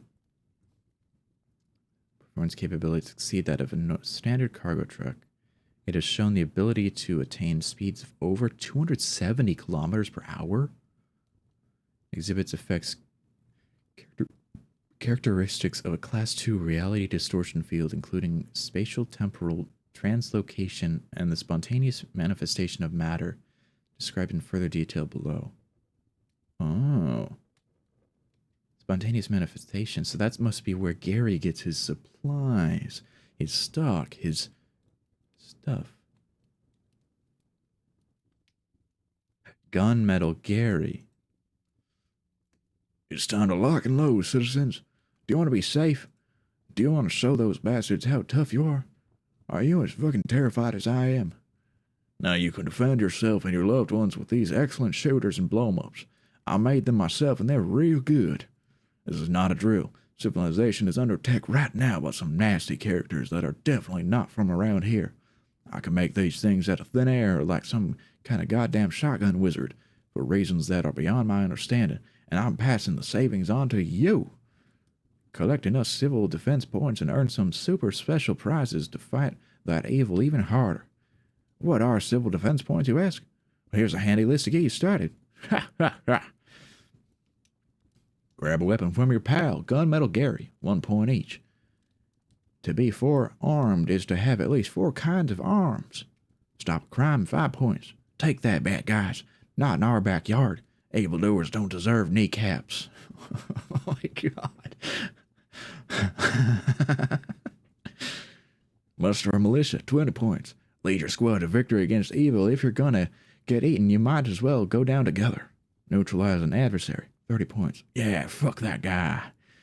Slay a beast of the mother, 50 points. She's not welcome here. The only way to defend your children is by killing hers. Oh my god. Redeem your points for amazing prizes and take the fight to evil's doorstep. Don't worry. For some reason, I already know where you are, and your prize is already on the way. 5 points. Limited edition Gunmetal Gary body armor. Make your hide as tough as steel. Heck yeah. Keep your guts where the big boss put them. 50 points. One of Gunmetal Gary's patented cremator flamethrowers. 3 barrels of hot white justice, fuel canisters included. Good news, the authorities are gone. If you had to sit through any interrogations, I thank you. You're free now. Our enemy doesn't fear fire, but it sure makes me feel better anyway. Light those things up like a goddamn Christmas tree. Feel the heat. Whoa, baby. Right now, we're looking at Gunmetal Gary. That's his name. Joey's new friend. Apparently, he can spontaneously manifest matter, which makes sense on how he obtains his arsenal, his goods, and how his weapon disappeared. And he has a whole point system for getting weapons. 200 points. 12-pack of Gunmetal Gary's signature perdition signal grenades. Just pull the pin and throw, and your airstrike is inbound, soldier. Never fear, Gary's got your back. Let them look upon the sky with terror. They've got the oceans, but they sure as fuck can't fly yet. Jeepers, wow. 500 points. One Iron Devastator assault vehicle designed by yours truly. With hardware like this, evil doesn't stand a chance. Holy crap, look at this hot mama. Your humanity's steel-clad salvation. Your heavy metal thunder. They said a tank the size of a house was too much. I said go fuck yourself. 100,000 points. You're beyond war. Your time has come.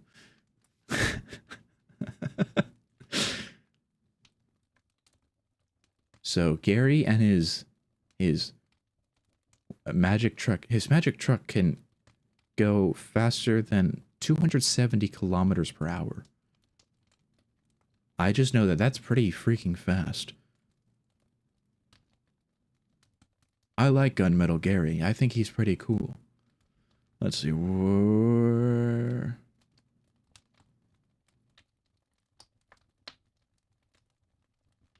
Okay. They've probably been tracking your plane. They've probably got satellite eyeballs on us right now. In space. Space eyeballs, Joey. And they're on their way here. If they catch you, they're gonna bring you home and they'll never let you leave again. And they'll probably scoop your brains out or something for good measure. How come? My brains wouldn't work very good if they got scooped. That's illogical. That's illogical. That's just what they do. You were never supposed to leave, but you did. So they're gonna do everything they can to put you back. I don't think so. Those guys were nice. They gave us cars and stuff. Gary sighed again. Look, if they did, they only did that to keep you happy and distracted so you wouldn't think of leaving. But it looks like it didn't work on you. We're friends, Joey. Friends trust each other. So trust me when I say that those guys are bad news. And we need to get going. Now. Joey frowned. This didn't make a lot of sense to him. He needed time to think about this. I need time to think about this. There isn't any time to think about this. They would be hours behind you at the absolute most. This Foundation doesn't fuck around. How long have you been landed here, buddy? How long have you been landed here, buddy? Joey thought about that. Well, the sun was getting dark when I landed, and then I looked at the trees for a while, and then a giant invisible monster showed up. It tried to eat me, so I had to fight it. It hurt me really bad, and I think I almost died, but then I exploded, and I punched it in the face so hard it exploded, and then I fell asleep. Gary was silent for a short moment, and then was not very silent at all. What is that? A fucking riddle? Do you or do you not remember how long you've been here, Nostradamus? Joey frowned again. My name's Joey, remember?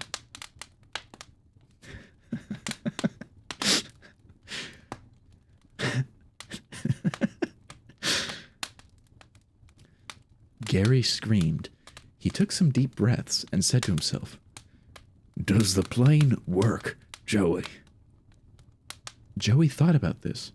It probably did. What a goofy look. Absolutely. Hi, Win. How are you doing? Joey is precious. I love Joey. Joey thought about this. It probably did. He would have to do some system checks, but it didn't look damaged from the fight. Oh, but there was one thing. I think so, but it needs gas. Gary rolled his eyes exasperatedly. Well, we're in the middle of the woods in fucking Ontario, so I don't think we're gonna find an airport anytime soon. We'll have to ditch it. Joey frowned. No. The tall guy squinted and leaned toward Joey a little. No? Are you listening? Your plane will not take off without fuel. There's no way to get fuel, so your plane will not take off. We'll have to leave it behind, unless you can fit it in your fucking pocket somehow. Joey shook his head, adamant. No, it took me a whole year to build the Miro bird. It's what the boss wanted. It's the only thing I've ever done. And it's how I'll find a way to my friends. It's how I'll find a way for my friends. I won't leave it. It is a very good airplane, and I love it very much. I'll gas it up myself. Gary blinked a few more times. And, how exactly do you propose to do that? Is the cargo hold just full of extra fuel? Another head shake. Joey couldn't remember a time in his life when he had to Another head shake. Joey couldn't remember a time in his life where he had to say no this many times. Gary seemed like he was a no sort of person. No, it's full of cigars, flamethrower axes, and my motorcycle. But I can gas the bird. Come on, I'll show you. Gary huffed a sigh. Well, at least you're a guy that understands what the finer things in life are. If nothing else, alright? I'll play along.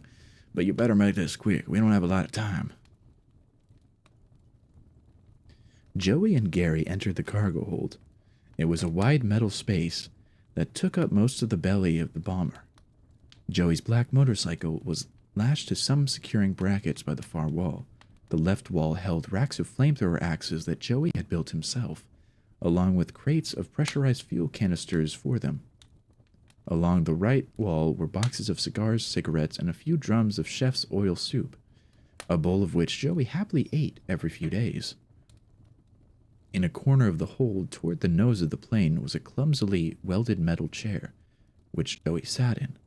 He reached to one side and pulled up what looked like a high-pressure hose, one end of which was attached to a connection in the floor. The other end in Joey's hand did not look like that of a normal hose. Instead of threads in a fastener, it had a gleaming metal needle, not unlike that of a syringe. Gary looked at this with a blank face. Joey, what the fuck is this? Joey didn't say anything. He simply rolled up the sleeve of his badly scorched leather jacket and jabbed the needle directly into his arm. There was the sound of pressure being released. The hose stiffened slightly, and fluid could be heard splashing into the tank somewhere below their feet. A slight smell of petroleum entered the air. Joey said, Gas. Shouldn't take long. Where are we going? Gary had a few thoughts in this moment. Unfortunately, these thoughts all simultaneously collided at an intersection somewhere in his old brain, and the smoldering wreck wasn't anything that he could properly articulate, so he gave up. His brain didn't have a fire department. I don't know yet. Away from here until we can come up with a better plan, Joey. Those guys aren't going to stop until they put you back home. Joey cocked his head. Why? I'm not very important. You are to them. They're going to follow you, and when they catch up to you, they're going to capture and bring you back. They'll put you right back behind that wall where you started.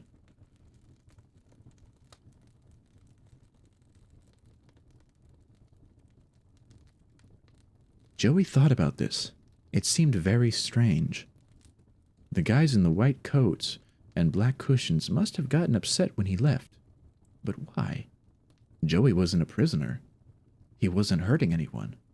Joey had never wanted to hurt anyone in his life, except that wind monster. But Joey wasn't sure that had even really been on anyone to begin with. And he had tried to reason with it. Wait. Reason?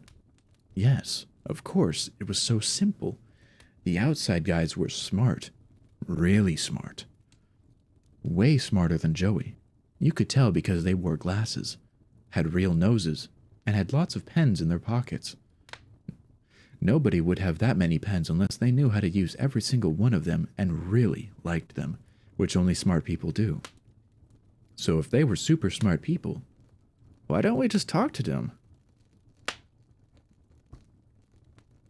Gary looked at Joey like he was an idiot. Joey, knowing full well exactly how much of an idiot he was, understood this and empathized. Gary looked at... Oh, whoops. All right. You want to talk to them? You don't get it, do you, Joey? You have lots of pens and you're stupid. You have lots of pens. Do you like all your pens? According to Joey, you gotta know how to use all your pens and gotta like all of them.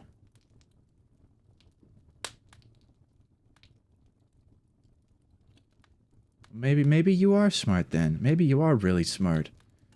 At least in Joey's eyes. Win, you're really smart.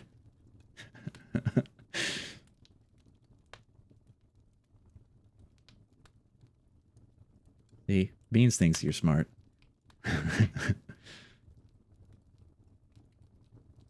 You don't get it, do you, Joey? Do you? Do you get it? Do you get any of it, Joey? Riddle me this, Kasparov.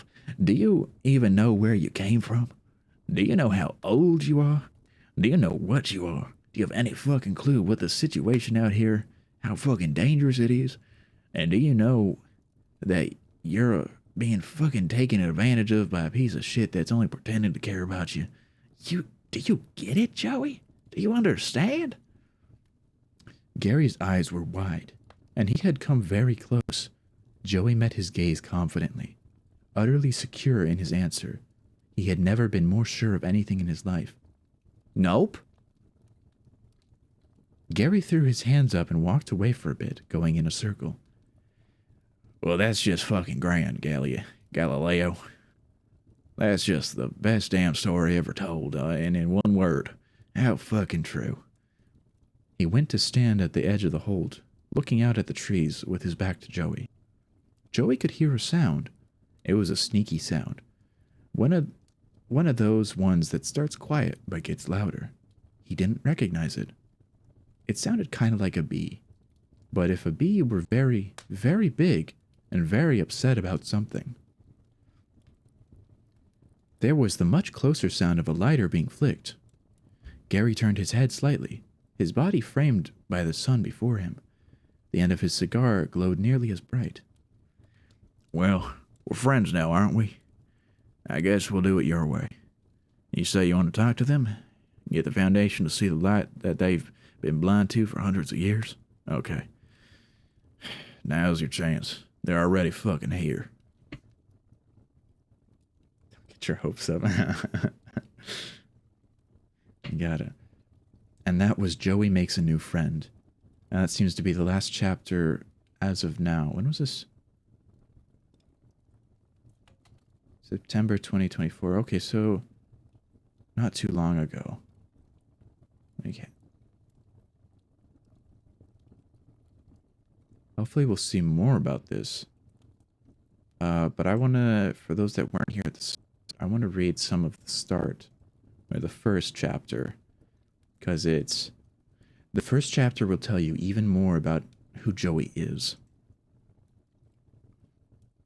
Joey Fucknuts builds a flying machine. Joey Fucknuts lit 3 cigarettes and looked up at the hot blue sky, wondering what was actually up there.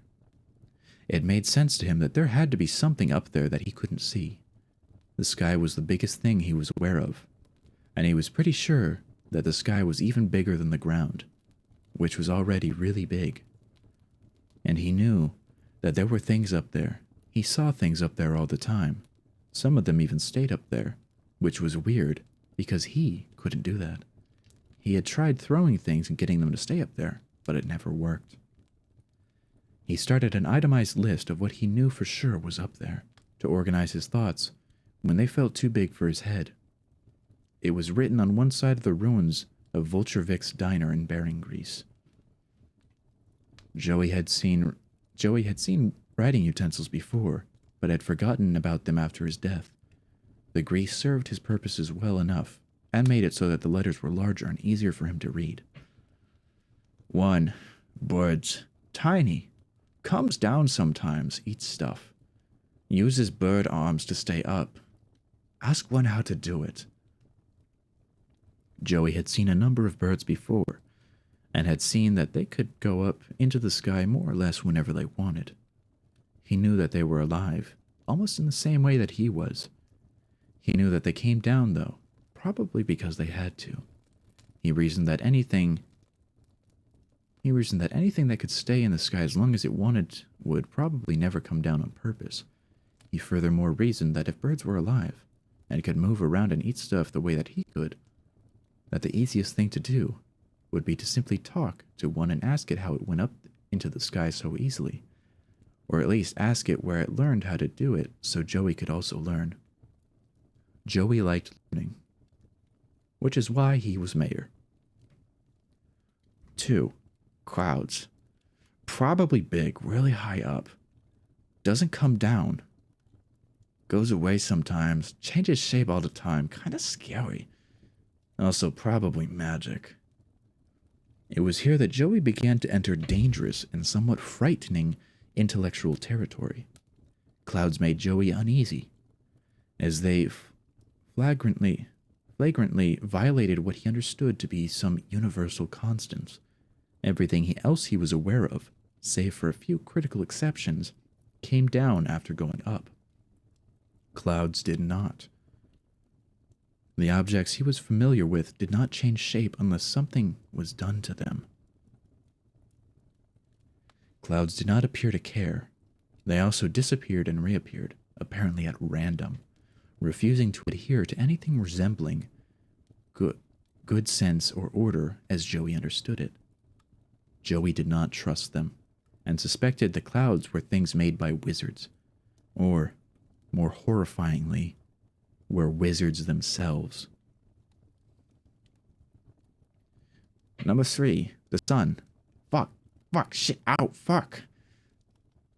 Joey had spent an entire day from dawn to dusk watching the sun to see what it actually did all day, and had hurt his eyes. This made him angry at first, because he had done nothing to the sun and he saw no reason why it had to hurt him. And then it made him afraid, because if it could hurt him without even touching him, what else could it do? He then spent some time looking directly into the stream of a garden hose to cool off his eyes, wondering what exactly he was dealing with and whether he should stop. The sun was more mysterious and threatening than even the clouds were, and he began to think that the sun was the clouds' boss, probably, which was why it was so strong and bright, just like his boss. 4. Sky arrow things. Sort of like birds, but really high up and not flappy. Noisy. Not sure how big. Doesn't come down. What are they pointing at? These were perhaps the most mysterious things that Joey had ever seen. These objects would appear often making a very loud, rumbling sound like thunder, and would point in a direction of the sky while moving in that direction. They were obviously trying to get his attention, but he had no idea whatsoever what messages they were trying to send. They also sometimes pointed in different directions, which was very confusing. Joey surmised that there were pieces of this message that he was missing, but was determined to find out just exactly what these things were trying to tell him. And now, hopefully, a clear picture of Joey is painted. I'll have to keep an eye out for future chapters. But maybe the story is completed. Who knows? When was...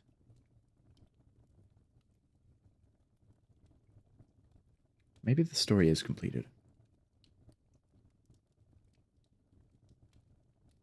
And that's all we know. That's all we get to learn. But I feel like it's not. It can't be. Oh yeah, and Joey also has a crush on another townsperson. Oh yeah, here's some of Joey's friends. Two dead men and a dead woman came up to Joey on his throne of burning rubber. One of the men had 4 arms and wore a chef's apron. This was Chef.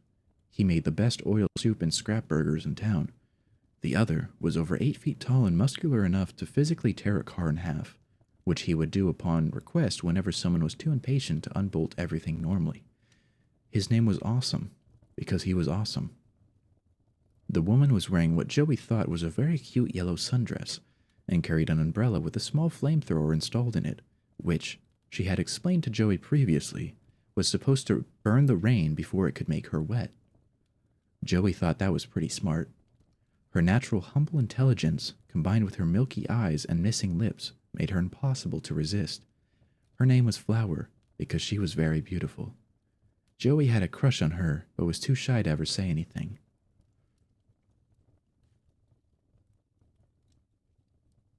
Those are Joey's friends. I like Joey a lot. He's very silly.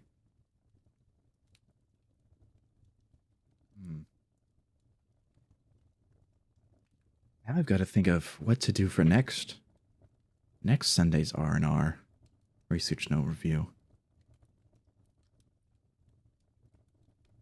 I don't know what... We could do more... We could continue, like, going through the numbered lists, or we could do more stories. I feel like the stories kind of have a little more personality to them. I guess it depends on the stories. Oh yeah, I forgot. We also read through the dark stuff for Sleepless Nights, I think. I forgot about that. There's a lot of stuff I have to edit it down into videos.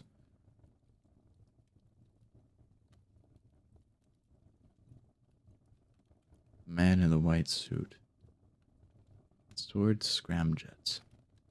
Swords unto scramjets.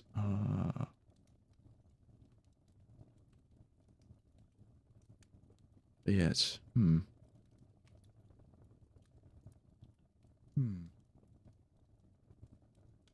Oh, I should probably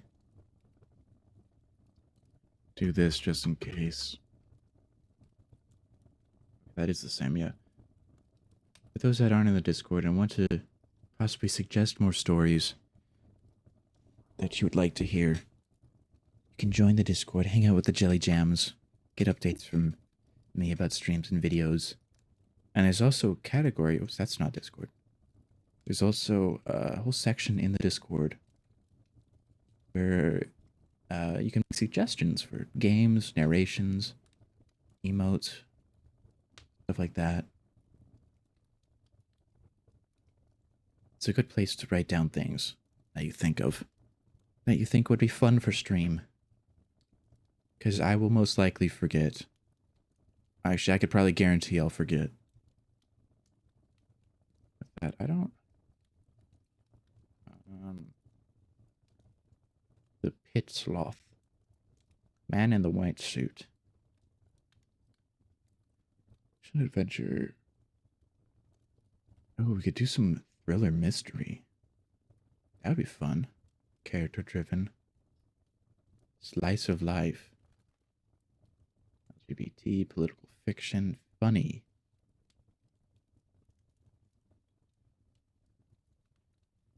Tearjerker. 2.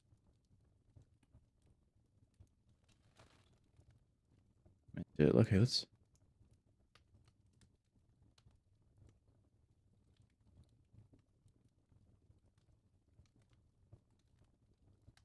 Oh, my. Pulp Fiction. Oh.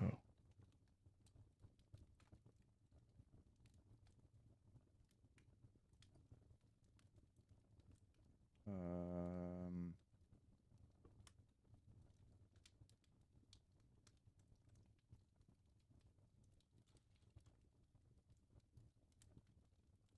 these are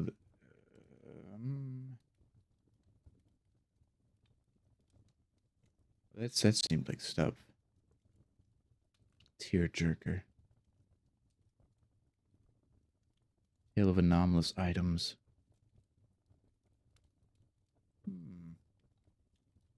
Hmm. You know, there's a lot of stuff for the future. A lot of stuff for the future. But I think that might wrap up our, at least, you know, our reading section, our research note review section for this Sunday. Let's take a look. Field study. Open up a field study for just for a little bit. Let me change the title. Change the thing. Look outside. Look outside. Look outside. That's set. That's look out set, not look out. That's still not how you. Okay, there we go.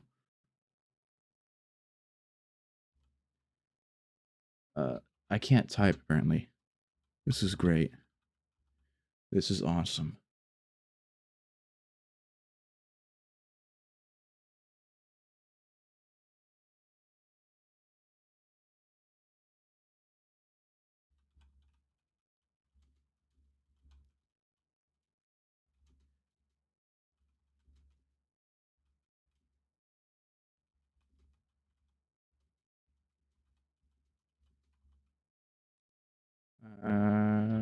There we go. There we go.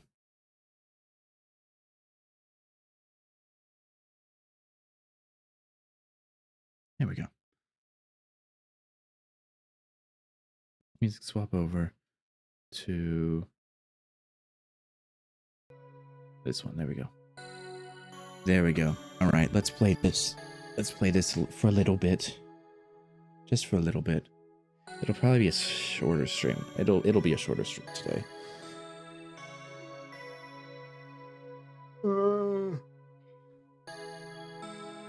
But I hope, even if you didn't hear all of Joey's story, I hope you guys enjoyed what you did hear.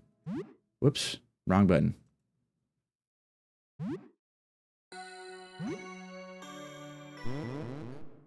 I hope you guys enjoyed. I had a lot of fun reading Joey's story. It's a good story. It's a fun story.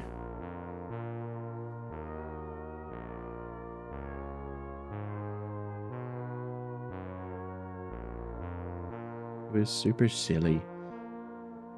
Super funny, but still, like, really well written. It was well written. I thought it was good. I really hope there's gonna be more. I don't want it to end there. I wouldn't be surprised if it ends there, but if it can go more, I want it to go more. I want to read more of it.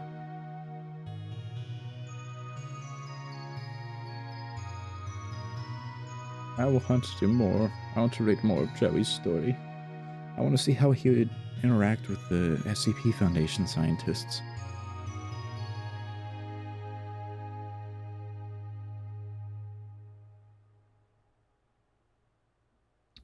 That is what I would like.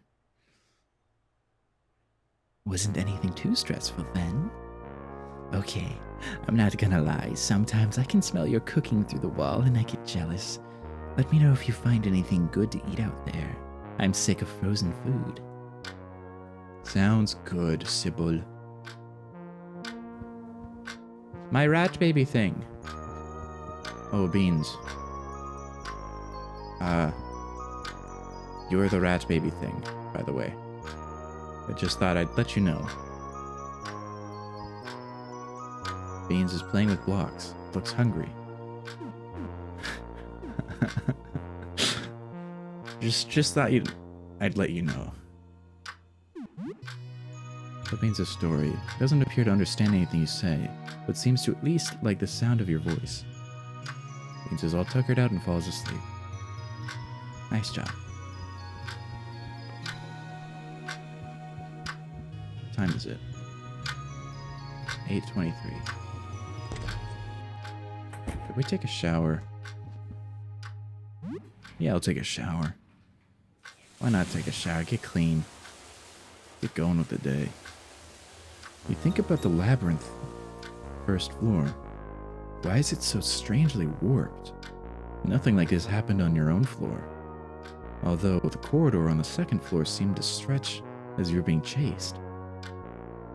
You shower for about half an hour and have soap and hot water, so the shower's very effective.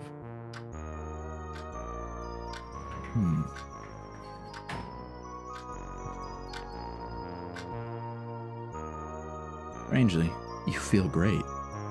Should you brush your teeth? Yeah. We'll brush our teeth. Brush your teeth with some toothpaste. Nice.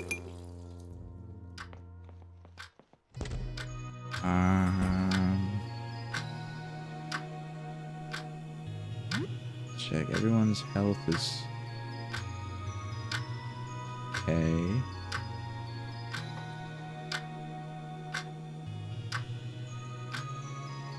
His health is okay.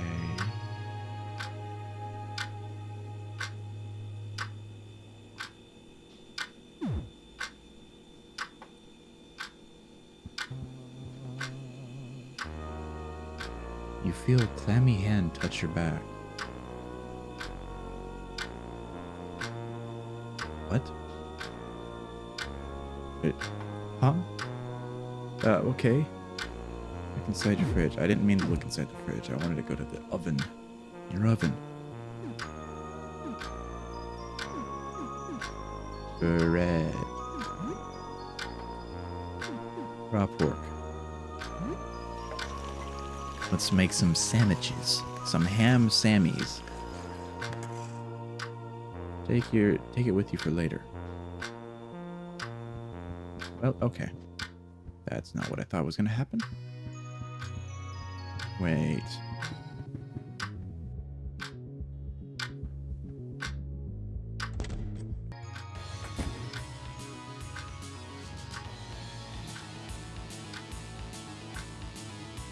What do you do? Let's water the plant.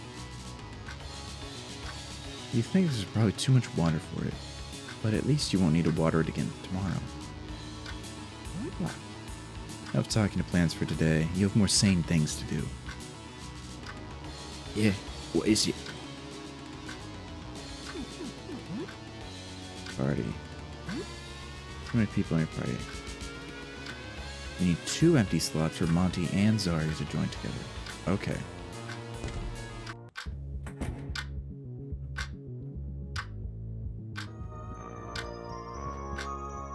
Okay, maybe...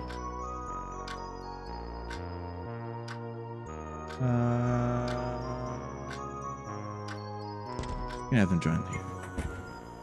My friend! Oh, it's here. Did it follow you home? A low rumbling gurgle comes from the eerie figure. It glides backwards, leaving something behind on the floor. It's gone. It's a rose. It's very pretty. A gift from the masked shadow. It makes you feel uneasy. Oh, hell yeah, I'm picking up a rose. I got a rose from the shadow being? Oh, frick yeah, man.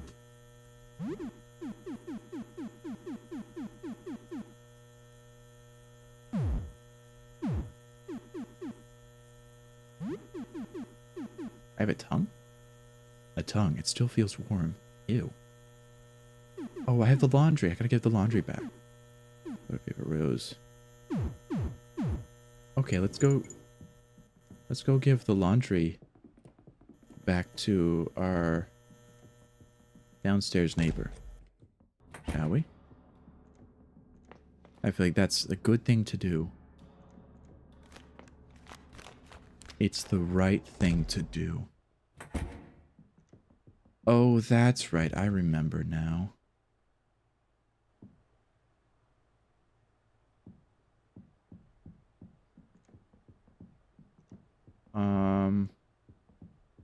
Which one of you should I... The creature is sobbing. Is this what became of Jian? Jian? You're back. The things went from bad to worse. Make it stop. Make them stop, please. I can't take it anymore. I can't control them. They kill people. They grab them from the hall, from other rooms. I can feel them eating. I taste them. I feel them squirm. I can't do anything about it. They killed so many already. Please do something. Anything. What can I do? Stop them. Just stop them. I don't care how. My main body over there. If you kill that, you'll kill all of them. Just do it. That kill you too? I don't know. Who cares? Do it. Don't just leave me in this hell. I can't take it anymore. Please, do something. Anything. I'll do it. Thank you. It's right there. It's going to defend itself. I can't control it. The others are too strong. Just don't leave me in this hell. I can't take it anymore. Please do something. Oh. Main body? Choose the main body. Is this the main body? Whoa.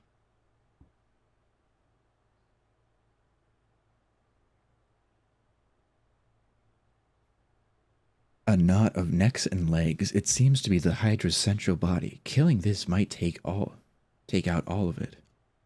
It doesn't react to your approach. What should you do? I wanna... Oh.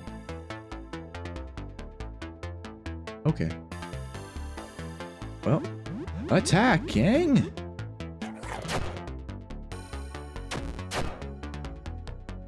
So how much health?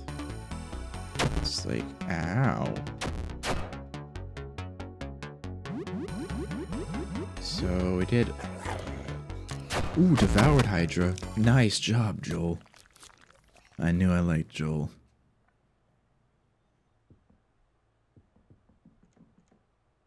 I should probably, like, item...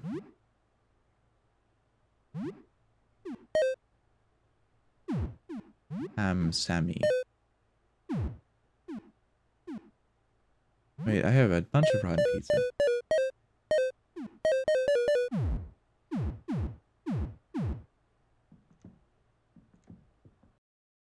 Oh, and here's another one. Oh. Attack. Oh, snap. No! Joel, I need you to eat them again, please.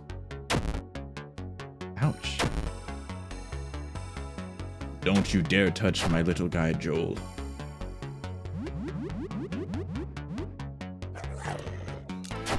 Yes, Joel, good job.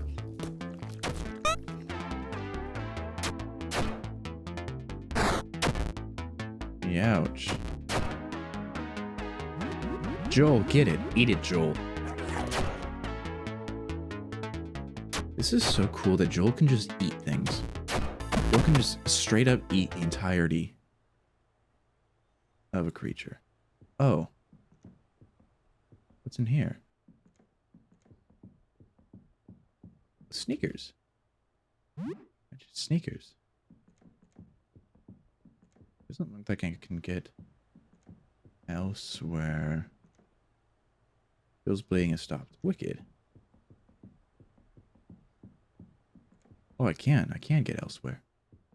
Oh, what's this? Some vodka. Nice.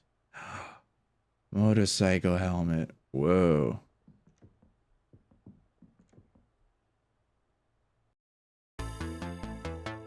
Oh, There's a lot of them. Let's take them out one at a time. Uh-oh. This might be trouble.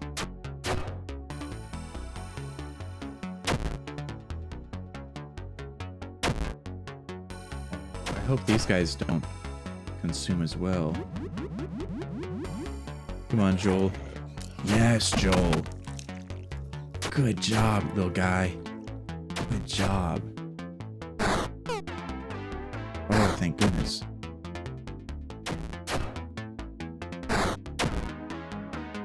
No, not my Joel. Not my Joel. Octo Strike Special.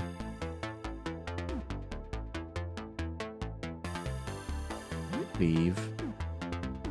Item. Tonic. Special. Grinning Beast. Yippee! Ooh. Go, Bonesy, go. Go, Bonesy, go. Yes. Right head is bleeding. Ouch.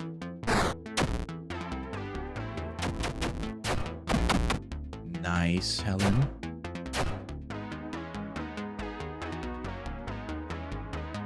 Whoa. Lay changed.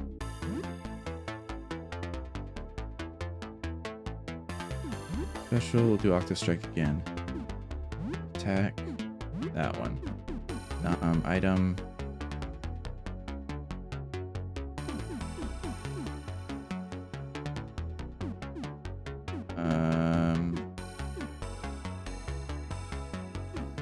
A table knife, yeah. Come on, Bones, you can get them. You can get them, you can get them. Bleeding heavily, oh yeah. Bleeding horribly. Let's go. Oh, nice. No, Joel. Nice, nice. Ouch. Okay, I gotta finish this quick before any others get hurt. Nice. Bonesy's part of his victorious 240 XP earned. Helen is now level 10. Let's go. Okay, now I gotta heal them up.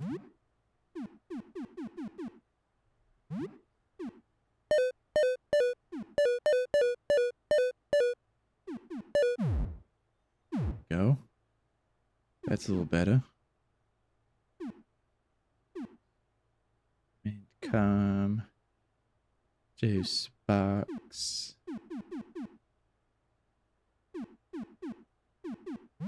Cheese stick. Jockey bar. There, that should be... Okay, nice. What's down here? Money! $20 and some coins. Wicked.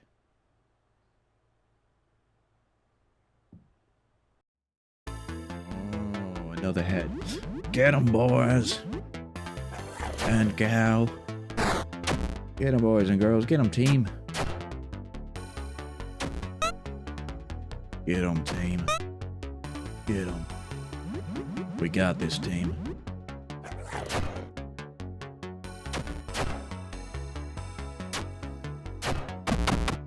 Nice. An excellent hit.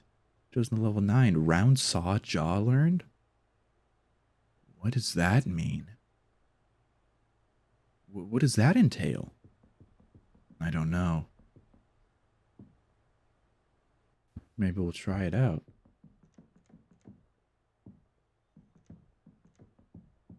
Oh no, there's another group of them. Wait, whoa, what is that? Hold up, let's... Item. Okay. Alright, we're good. Let's attack them. We gotta. Fight. Special Octo Strike. Special Cleave. Special... Joel's teeth spin like a round saw. Causes grievous bleeding. Can't do that.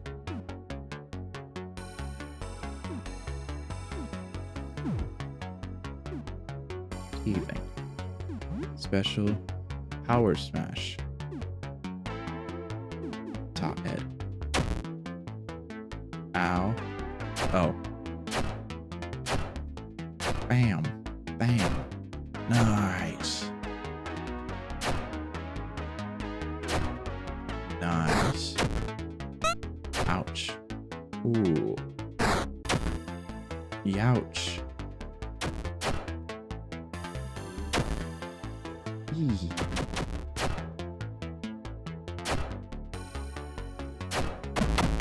Nice. Bite.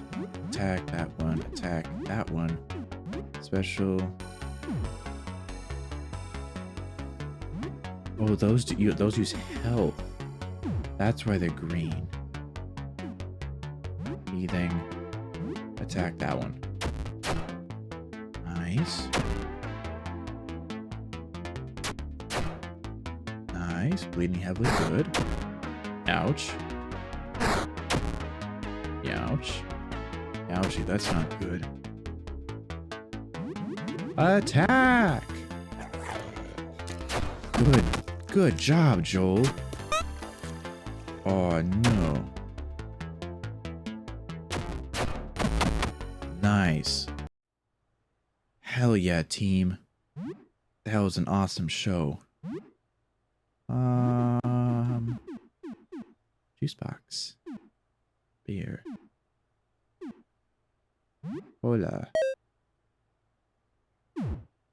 Bandages.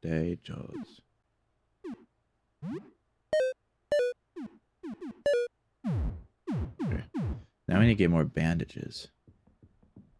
I think this is a tonic though. Bottle of tonic? Take it. Nice.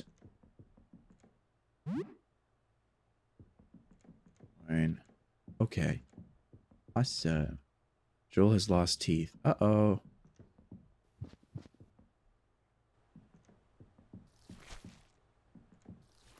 What the?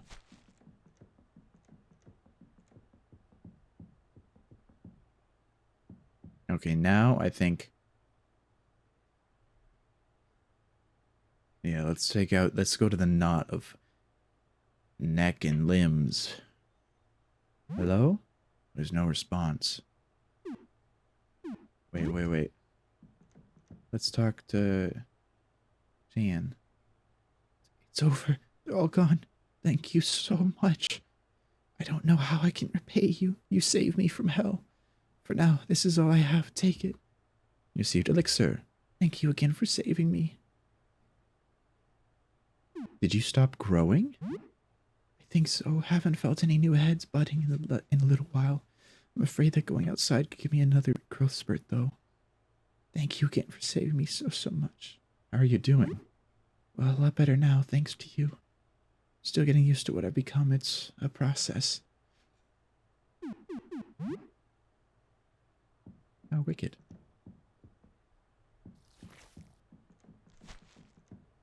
Nice. We saved them.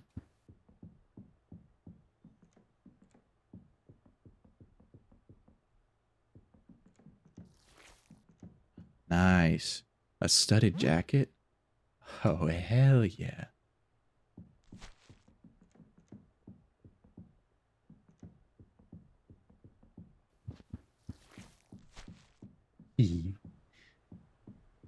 Awesome. We helped a neighbor out. This is pretty good. Let's see. Are our neighbors... What happened to Sophie and her mom?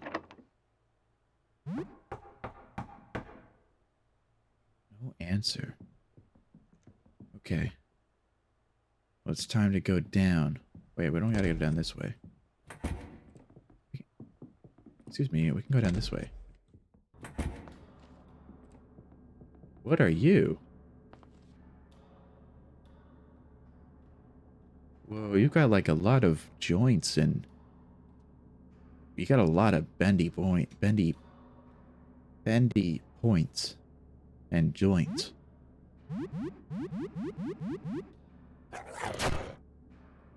Elbows. Reminds me of a One Piece character. Ensnare party. No, we're not going to let you ensnare. There's this, there's like a species, or like it's a race in One Piece where they have like 1 or 2 extra elbow joints. Really interesting. Just like if those people in Long Horse combine into one creature.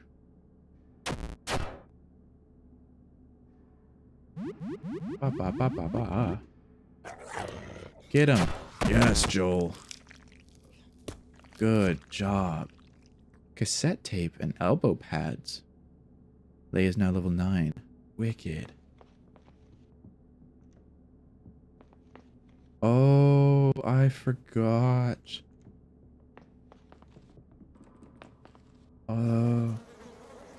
What the hell is that?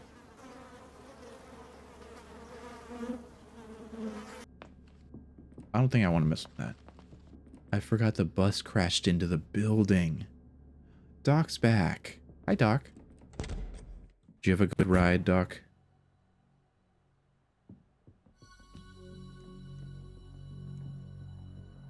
I hope you had fun.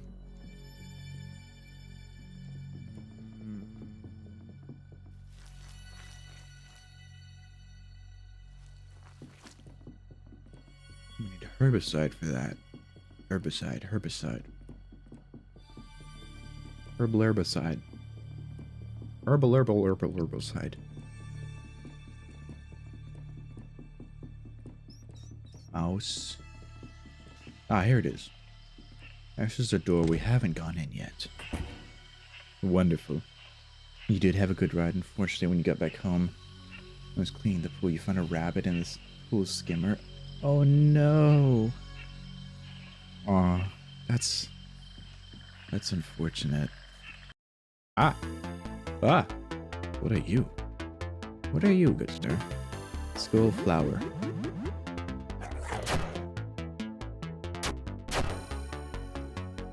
Damage, not a lot.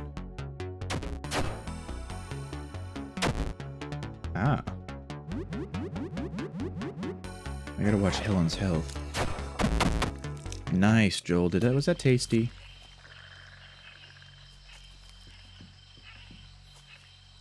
A painting of a sunset. Oh, we still got stuff to do with the painter. That's right. Whoa, that's a big flower.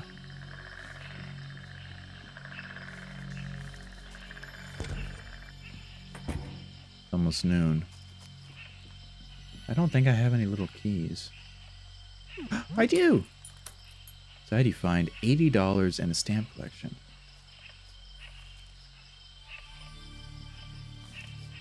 Oh, there's a bunch of stuff.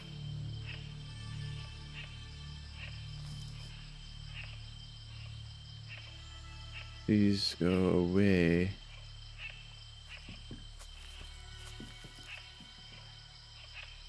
Audio CDs. Nice. Come on, swap locations with me, please. Little creature, I don't wish to fight you. Because I know you're probably dangerous. Poor rabbit. Poor rabbit.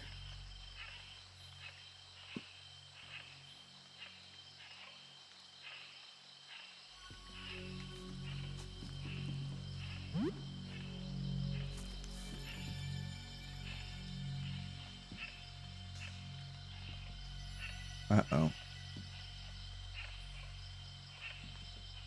Uh-oh, hey, yo. Stay away. Oh, wait, if this is...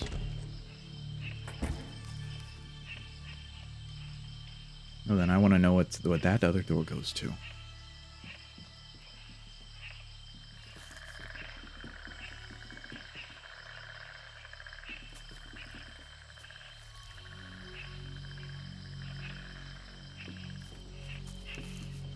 Oh, I'm so sneaky.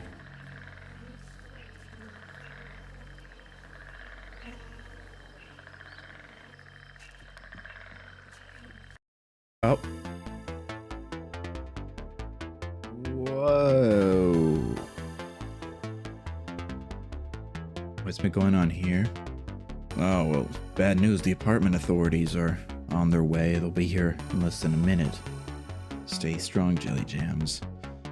But also, we read the entirety of Joey Freaknet's. His story is very funny. It's also well written too. It was fun to learn about his little town, what SCP he belongs to,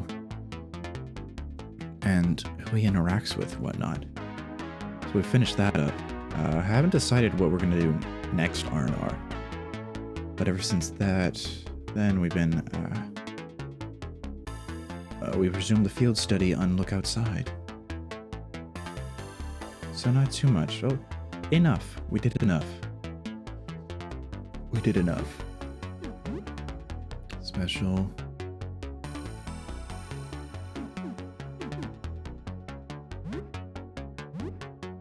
Grass Freak. Grass Freak. You hear that, everyone? Grass Freak. That's who we're attacking. Grass Freak. Oh man, the authorities are here. I hope you all stay strong. Power Smash. Multitasking power has been unleashed. Huzzah! Huzzah! Grass Freak is bleeding badly. Bleeding horribly. Old axe was damaged, I see. Attack, attack, attack, attack, attack, attack, attack, attack, attack. No, it was gonna get eaten, I could tell.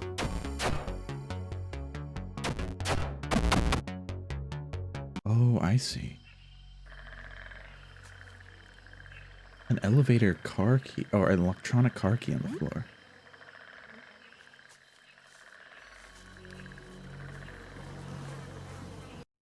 Ah. Oh my, wait. Do I have a Molotov? I do.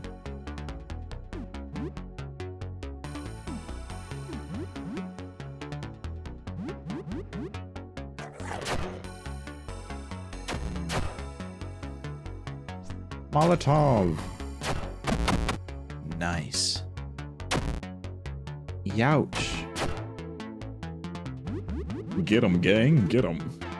Get 'em, gang. Get 'em. Boom. Bam. Destroyed. Just like that. Oh, wait. Axe.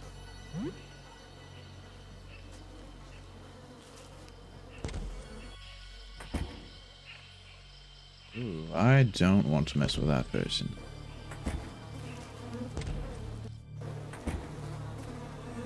Oh my god. Oh. Oh, you're like a blood flower. I know what you are.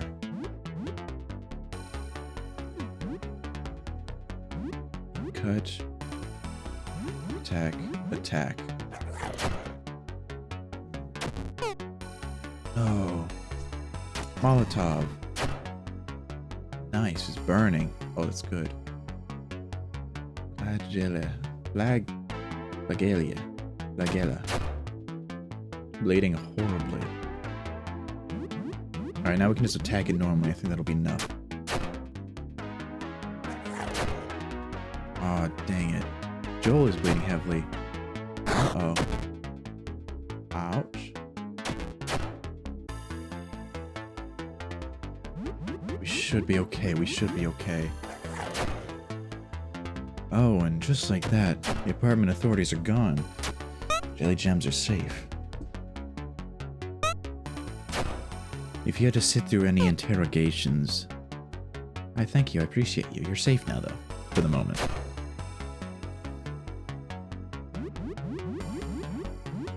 Yummy flower. Yummy flower. Hi, Kuroi.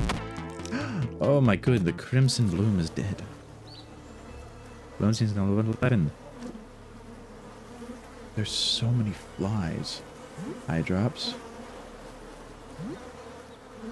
Oh, a game. Forget about it. Forget about it.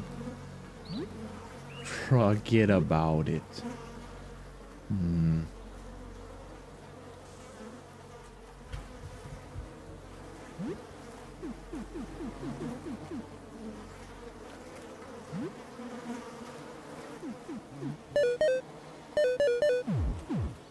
I don't got a lot that can help with anything.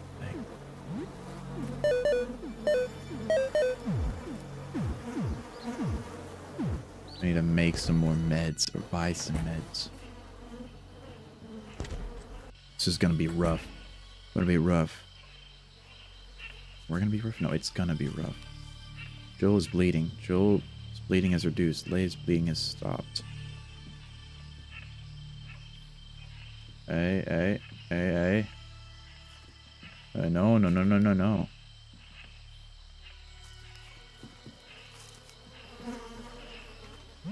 Some junk. Jockey bar. Raw beef. Oh yeah, I love raw beef. 2 TV dinners, 3 raw pork. Wicked.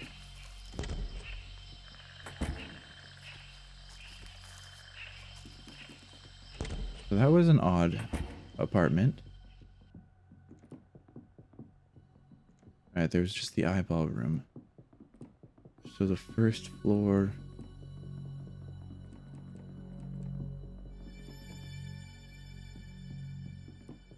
Blood, I don't remember their blood. No, we gotta go see... Where's the artiste? The artiste. We have to see the artiste. It wasn't here. How many friends and you played? You only had like 2. I've just gotten lucky, really. Happened to run into a bunch of people. And a lot of people just like knock on my door and be like, hey, let me in. Let me in. Let me in. I'm like, okay, fine, sure, whatever. I looked through the fridge. Oh, why did that actually jump scare me? God damn it. Ah, there's something in the fridge. Frederick. I heard everything. I heard everything. He is lying. A liar. Don't believe a word. He just wants to be the last. Don't trust him. Trust me instead. Trust me. What do you want? Are you the original? Yes, look, I'm the real one. Look at me. Have you seen my ring? That's the real Fred ring. It has a red gem on it. Red. His finger is wrong color. And look at me. I'm the real one. That's all Fred. What do you think? You believe Fred, right? You got an awful lot of legs for a Fred. No, this is normal for Fred around here. He used to walk around. With no legs, we fall on the ground like a worm, yes? You know this. We all know this. You're being a silly boy. Apologize now for mocking. You're not buying it. I'm not the real Fred. Got too many bits. Fraudulent Fred. Sorry for lying. But, what if you kill the other Freds anyways? For me? I'm not the real Fred, but if the other Freds are gone, I can be the real Fred then. The final Fred. Make it till you make it. It's what Fred always said. I'm a better Fred. No one improved. What will you do? Kill the other Freds for me, please? Do it. Fine. Then you won't be getting the prize. Too bad for you. The prize was very good. Are you the original? Yes, look, I'm the real one.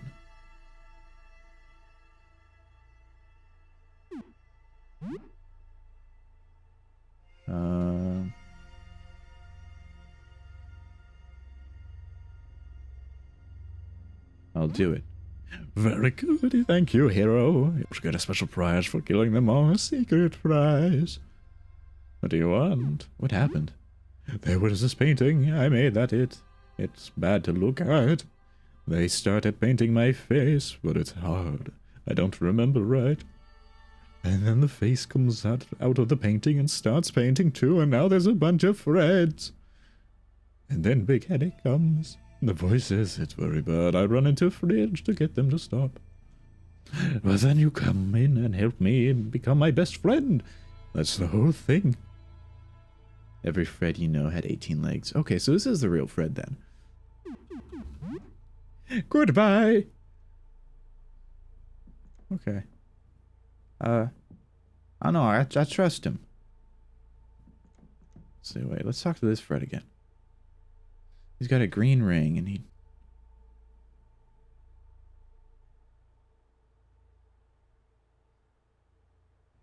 got like weirdly dark, he's got weird circles around his eyes.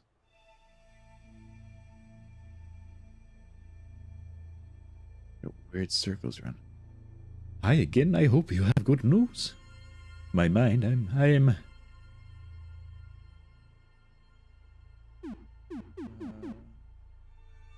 don't know, this one seems suspicious.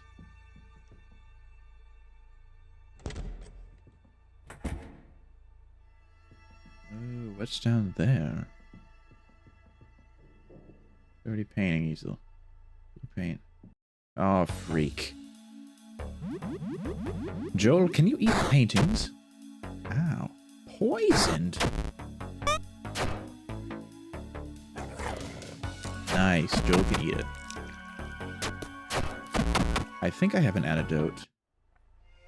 I think we have an antidote. Yippee! Item.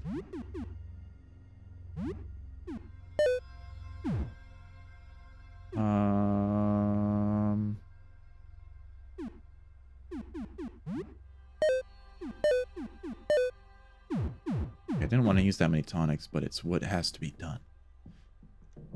Wait. Frame painting, most of the paint is missing.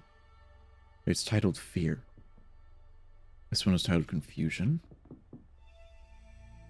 Faceless. Faceless? Well, if one of them doesn't have a face, could it be that Frederick we first talked to? This one is named Rage, and it stole Fred's face. Agony. Darkness. Divine. Treachery. Blinding light. An ornate beer stain. Beer stain. Bottle of whiskey.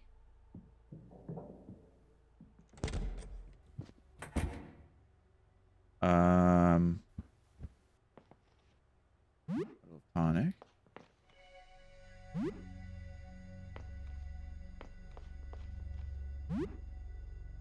What am I looking at?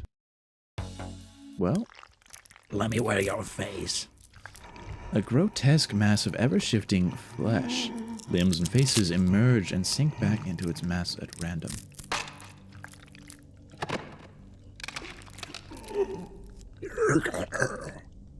Oh, it's one of the Fredericks. Talk.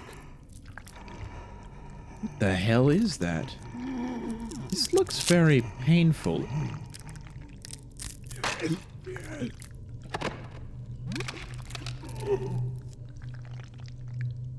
Are you a threat? Take that as a no. Okay. Do you need help? Okay. You need food. Okay. Do you need to drink? Okay. Oops. I didn't mean to ask that one again. Are you cold? Okay, he's cold.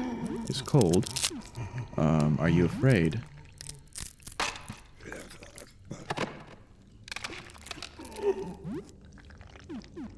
You want to die?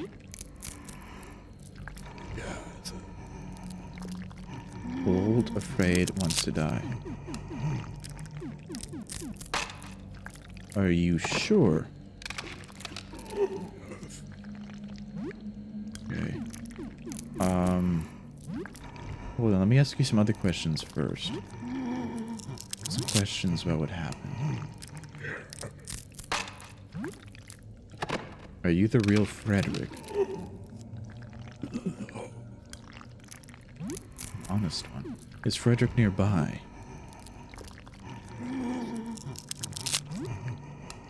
Is Frederick still alive?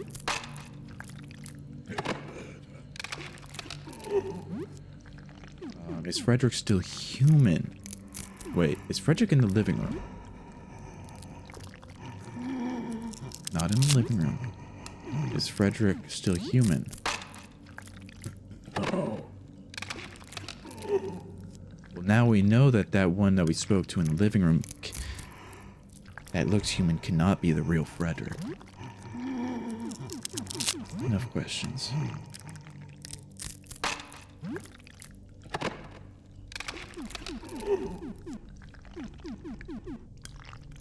Did someone paint that? Okay. Wait, it wants to die. Wait. You want to die.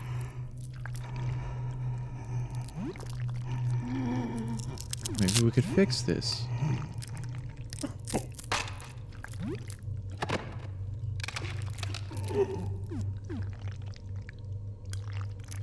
Do what I can.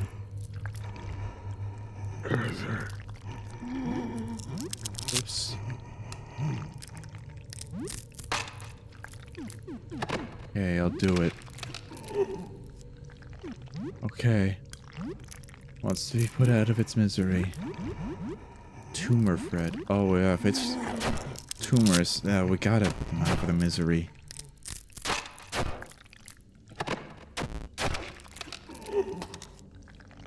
Oh. They're generating its runes.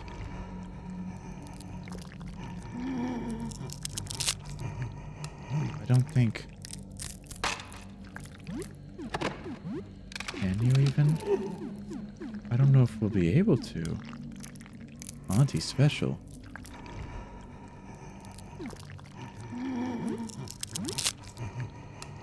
Red item. Auntie special.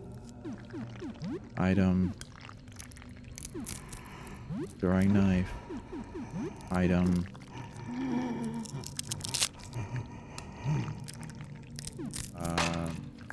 Gas bomb. Poisoned Molotov. Oh my goodness. Gas bomb. Blinded and burning.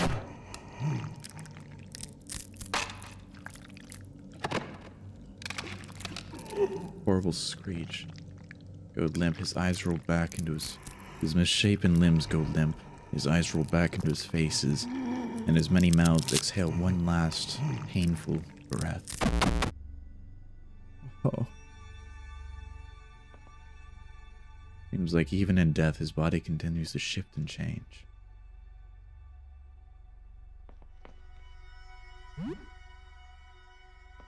Poor Tumor Fred. Poor Tumor Fred. Oh, but we did it. Look. Tumor Fred's back. Agony. Oh, that's cruel.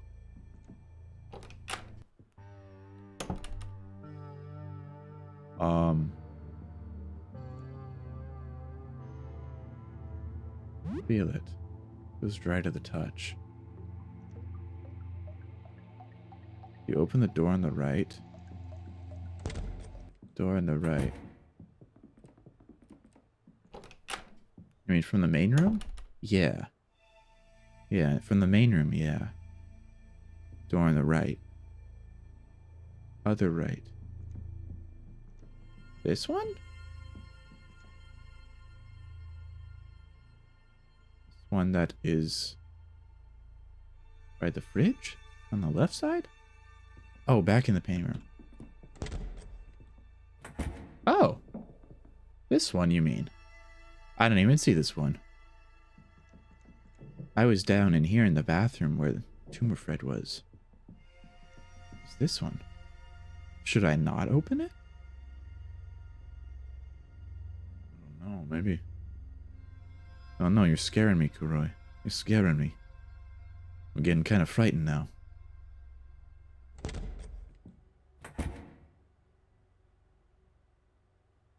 Oh, I killed Tumor Fred, the one that was in agony. Bandages. 4 bandages. Wicked.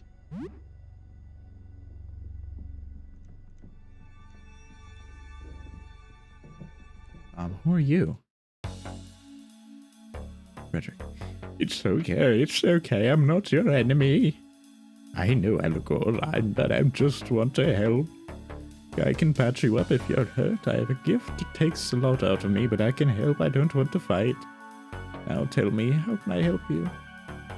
Are you the real Frederick?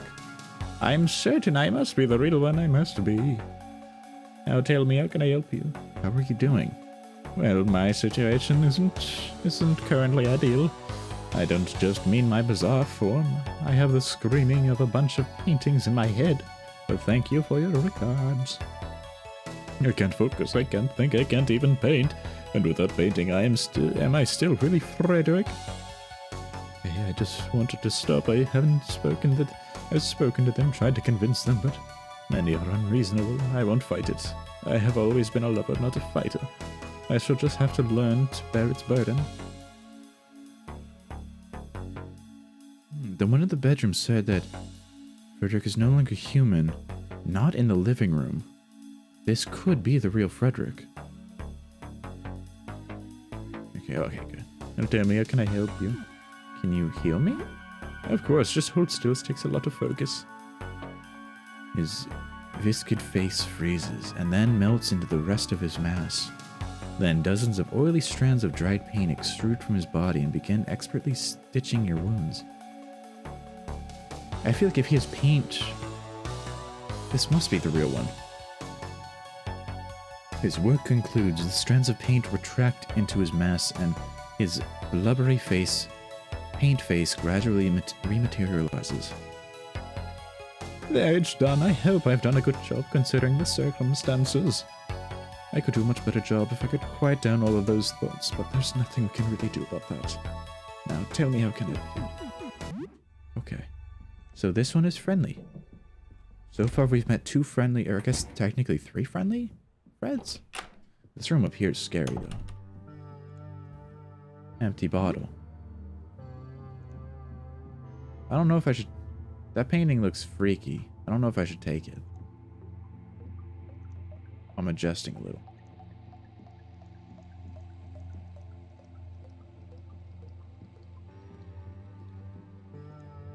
There's a painting here. It's too dark to make anything out. It feels dry to the touch. What the hell is that? Should I maybe take it? Homie Fred. I don't know if it's dry to the touch. Maybe it's okay. There's another painting here. It's too dark to make anything out. It's dry to the touch. Bottle of turpentine. What is turpentine? Is that a type of alcohol? Is it a medicine? It's wet. The paint stains your fingers. Feels dry to the touch. I don't know if I should... Should I be taking these? There's a painting here. It's wet. Paint stains your fingers. 2 wet paintings. Feels dry to the touch.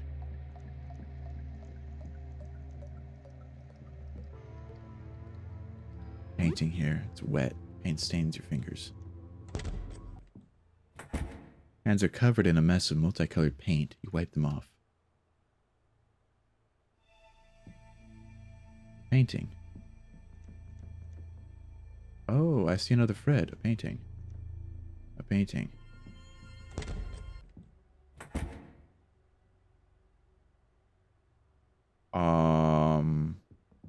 I think I found another Fred. Bottle of turpentine. Chat, do any of you know what turpentine is? I see it in all sorts of games, but I never actually know what it is. Some shotgun shells. A hunting shotgun. A box of shotgun shells. Who are you? Look upon our godly form, mortal, and be struck with awe. We are Frederick the Many. We have transcended mortal form. We have a quest for thee. Terrible demons have gathered. There are 9. They must be slain. Perform this task, and we shall grant you a boon. We have spoken. Dost thou accept thy quest? I accept. We thank thee. Thou hast our blessing. What dost thou want? Are you the true Frederick? There is no Frederick truer than I. What dost thou wantest? I'd like to know what happened here. A man caught a glimpse of what lies beyond the veil, and a sliver of that man ascended beyond humanity. What dost thou wantest? Need anything? I have no wants or needs. What in the fuck is that shit? I guess this is ascended Frederick? This is Fred of many? Many Fred? I don't know. It looks cool though. Understanding, what is thou? I'd like a blessing. Grant thee a blessing. Close thine eyes. Open thy heart and let my divine essence wash over you. Thou art now blessed. None can harm thee. What does that? Oops. Okay. So that's God Fred. That is ascended Fred. Painting. Painting. Who are you? Which Fred are you? Your friend. Please stay back. I don't want to hurt you. I am a friend. That tries not to bite. You talk. I'm sorry, I might hurt you if you stay close. I can't help it. Why? Bites himself. I can't help it. This happens on its own. It's frustrating.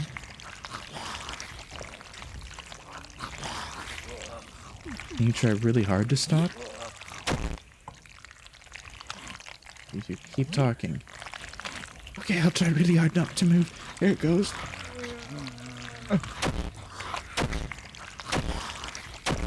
Ow.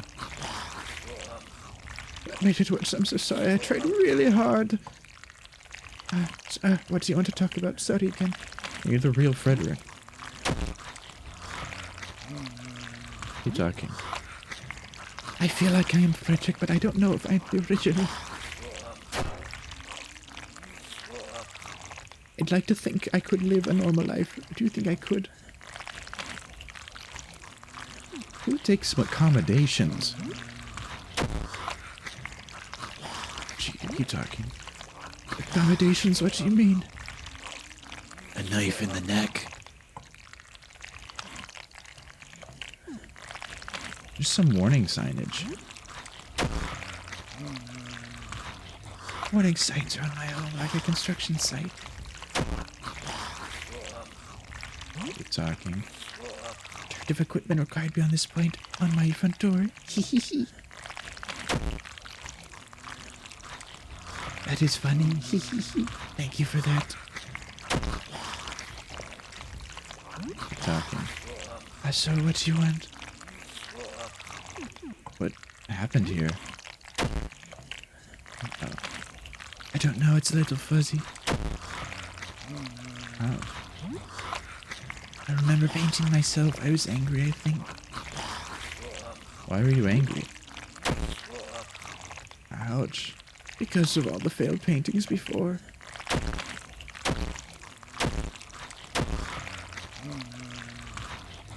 These sounds are interesting to say the least. I gotta say. I think I painted myself like this to vent some frustration.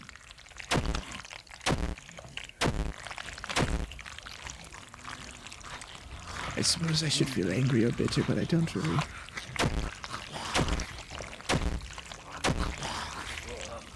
You like the sounds? Very cool.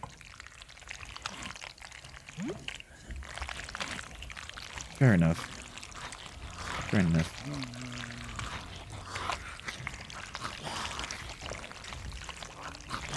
Very wriggly sounds.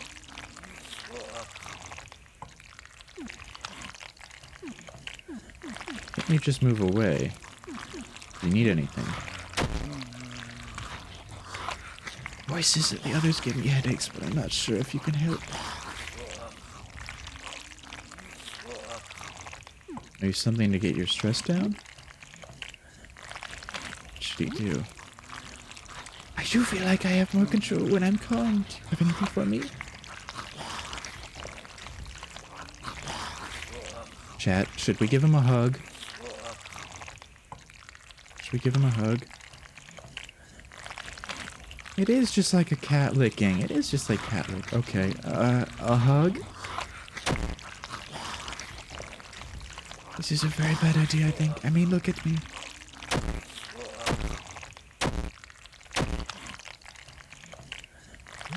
Talking. Yes. I'm sure. Okay. You approach the ever-shifting creature with your arms wide, ready to really hug it out. As soon as you touch the ever-shifting creature, you understand how much this was a bad idea.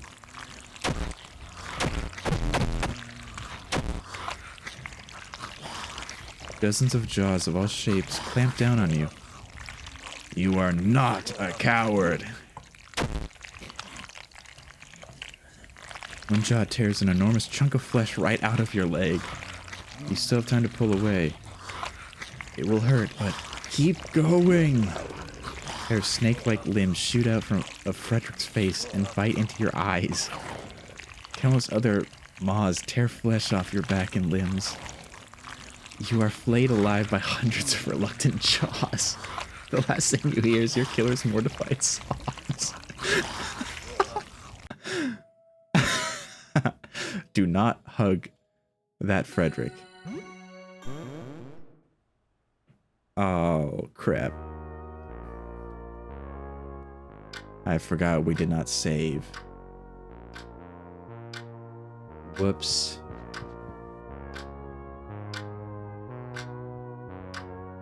Whoops.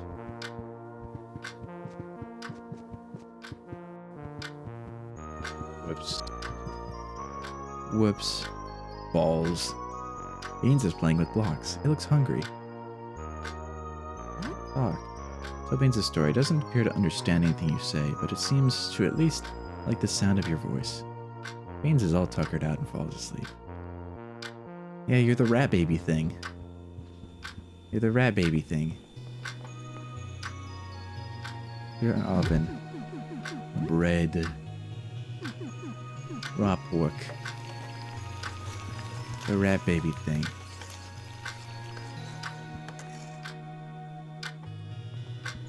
Don't worry, it's a-okay.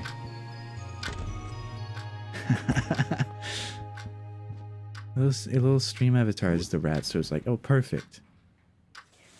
Perfect, you're the rat baby thing. Very effective shower. It just worked. You sat up in your chair and you hear that.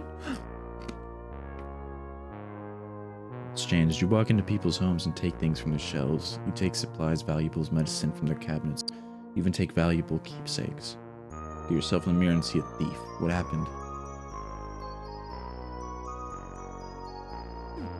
I have to survive.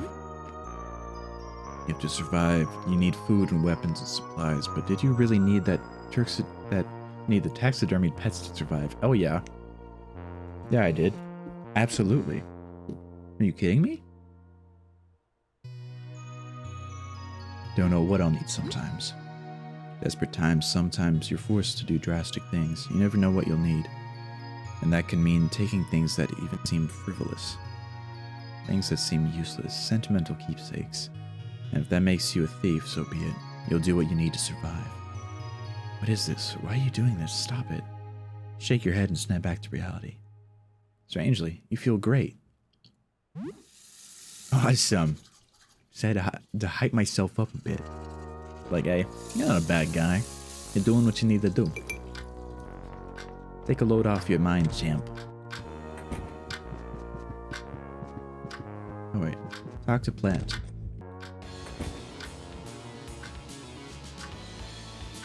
Water. Probably too much for me to water it again. Talk. Hello. Yeah, what is it?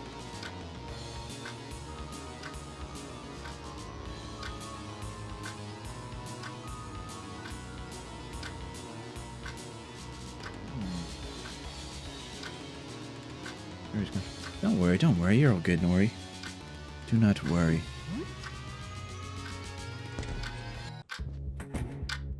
We may have died, but that's okay. That's okay. Hi, friend. Hi, friend. Hi, friend. Oh, it's here. Did it follow you home?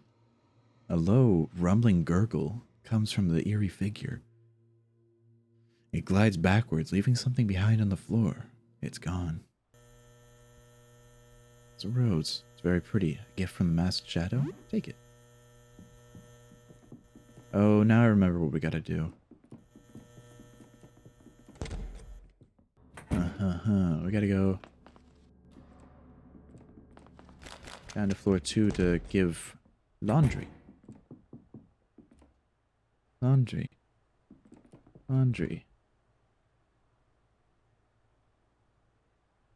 Yep.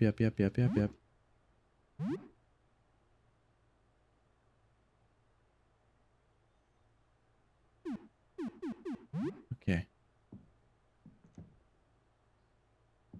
I know what to do. We gotta fight him.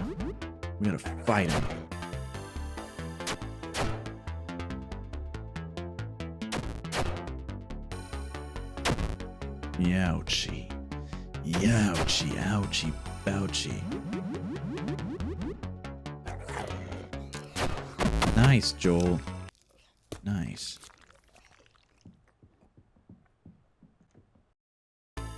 Alright, Joel. You got this. Special. Deep cut. Attack. Not enough. Ouch. Ow.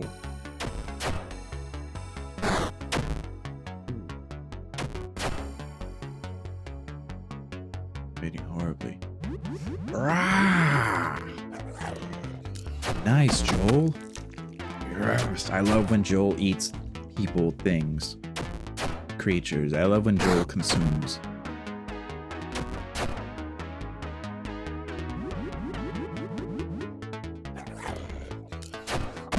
Nice, Joel. What a good guy. I need a bandage.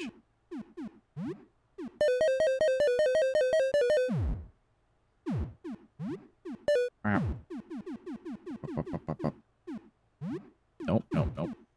Bandage. There we go. Music. Music's very nice.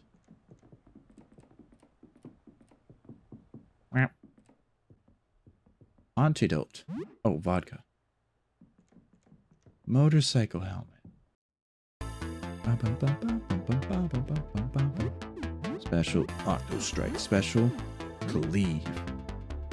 Teething. Special.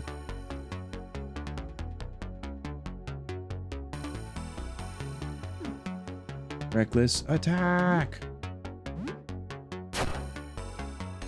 Bonesy unleashes the power of multitasking. Oh yeah. I love multitasking. Only when I can do it right though. Only when I can do it right.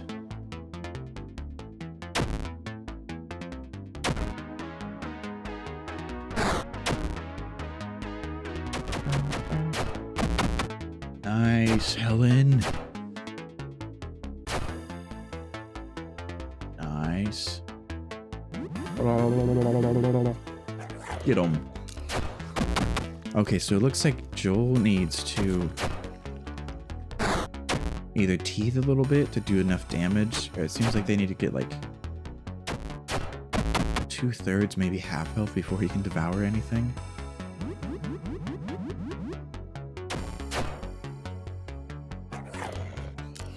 Yeah, okay, so it needs to get down to a certain amount of health before Joel can eat them. That's good to know. Joel has lost his teeth. Well, that sure sucks. Got some 20 buckaroos. Hey, friend. You're going downtown. Well, Frat Joe was bleeding. Whoopsie.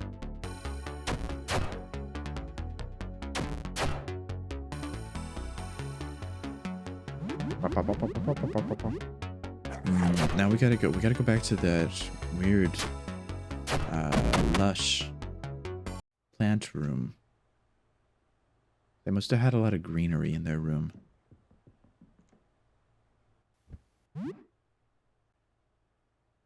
Item, bandage, Joel.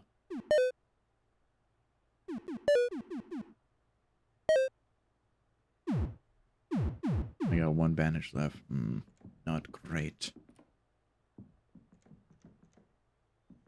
And here's a trio. I guess this is the last ones we gotta fight. Fight, special, Octo Strike, special, Cleave, Teething, special, Reckless, against that one. Go, Joel, go. I love the power of multitasking. I don't remember. Oh, that was from like Octo Chef or something like that. I don't know, why are you guys all ganging up on Joel? Nice. Dax was damaged. Attack!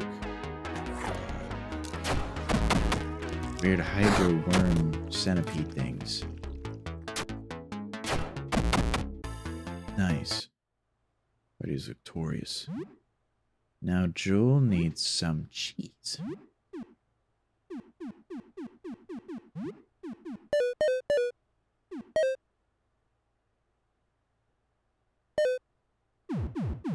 There, see, we're all good now. More money. $40. 40 buckaroos and some change? Awesome. Wait, I want the cool studded jacket. Oh yeah, I want the studded jacket. Give me the studs. And the sneakers. Vintage sneakers. Hey, did it. Elixir, how are you doing? You start growing? Nice. Glad to see you're doing okay. Now let's go get the race car helmet. Motorcycle helmet, not race car helmet. Not what I was thinking of.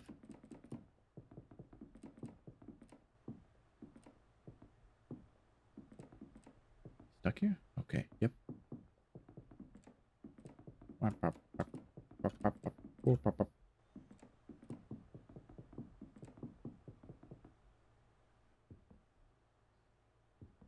Okay, now let's go down and clear. Let's clear that one. So let's take care of Elbow Guy real quick.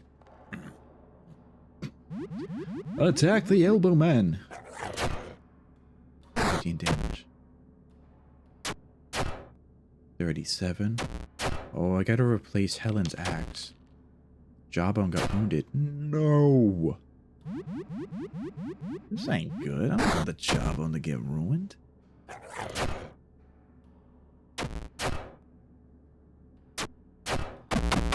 There we go. Elbows is slain. Cassette tape. Oh, we didn't find elbow pads though. This time, that's silly. Now, where was... I didn't go high enough. In this room? Can't open it. No, not that way. This room.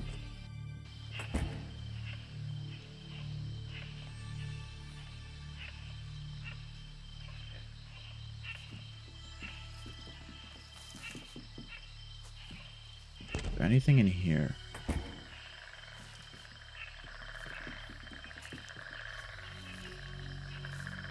Let me in. Oh, there's money in this safe. News key. $80 in a stamp collection.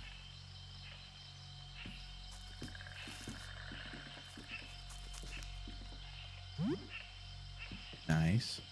Getting some collectibles.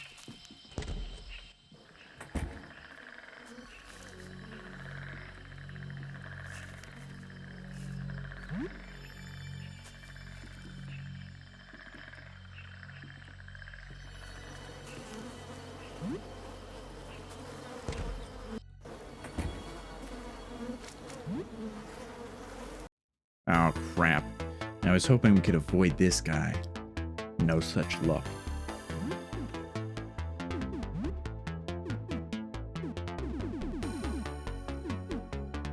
Molotov. Deep cut. Item. Molotov. Item. Molotov. Bam! Bam!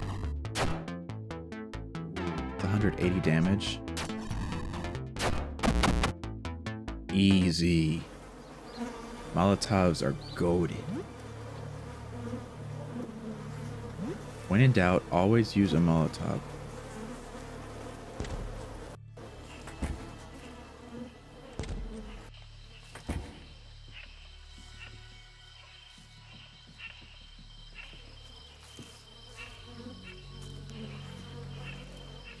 Oh, you stay there, weird zombie thing.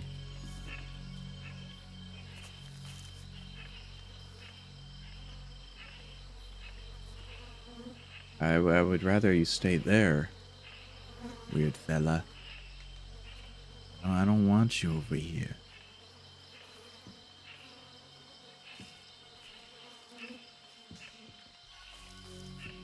I can still barely see you.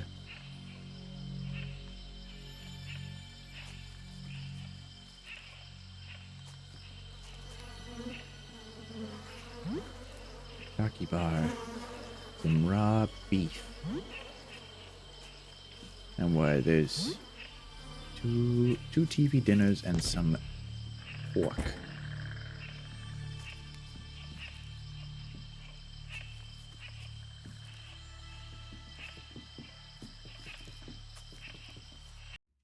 Shit. Man, I couldn't escape another one.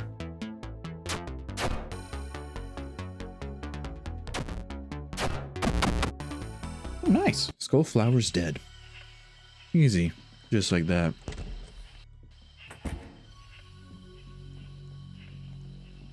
And now let's go save. Save, and then we can go see the painter.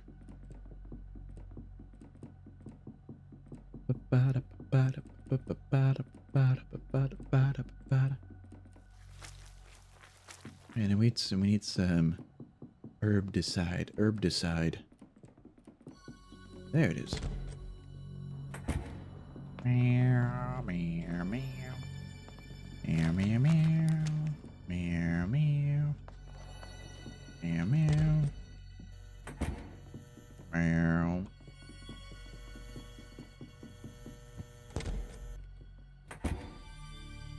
Nice.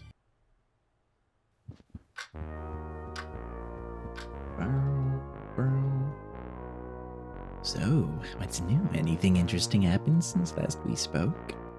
You tell her a bit about recent events. Isn't anything too stressful then? Have a good day. Excuse me? Let's make some food, shall we, gang? Ruven. TV dinner. Nothing. Alright, gather round. We're having some, I don't know. Share with friends.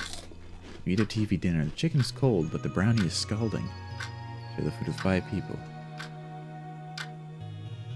Little boy, Joe, do you like to play hide and seek? Yeah, I guess. Me too. Let's play you hide, I'll seek. Maybe some other time. Some other time then.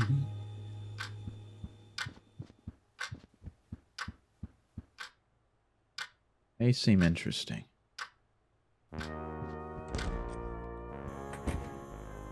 They seem interesting.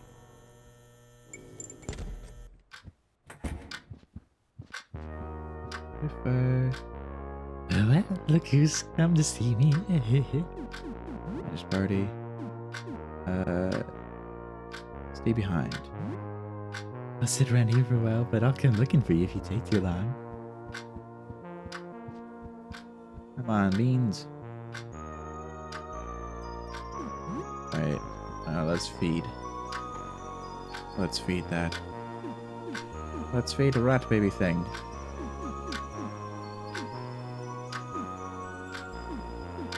Report with eggs. Green eggs and ham. Green eggs and ham for the rat baby thing. Hey, beans. You hear a gentle cooing sound coming from across the room. It's that rat baby thing. Despite your disgust, you feel a sense of responsibility for it. Maybe even affection. Wake. Gently wake beans.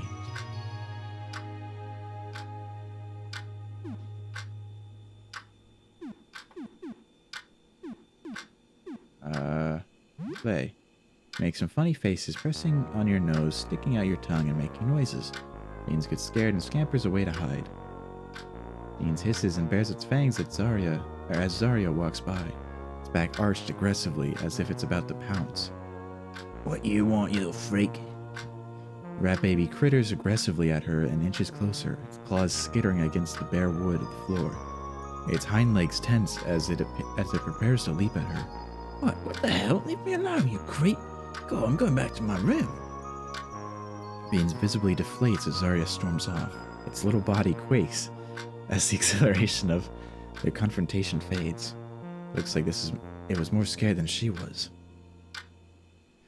Beans gets up on 2 misshapen legs and cautiously steps forward. It's walking!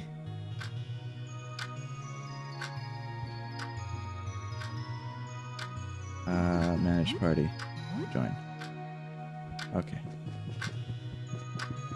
Meow. Now let's go talk to the painter. Good. Now we're about caught up.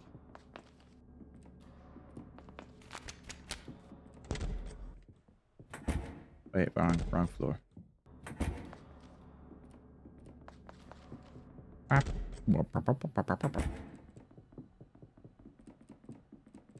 Go down 1 floor.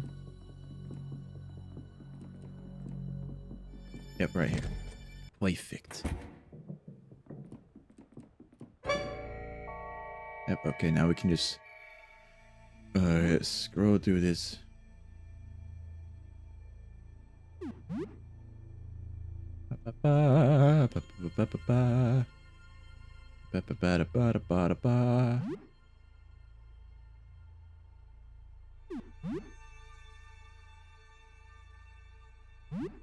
Oops. Crud. And da.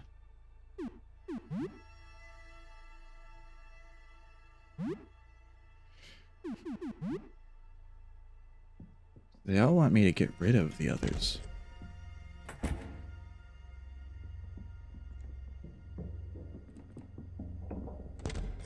Leave me alone, little one.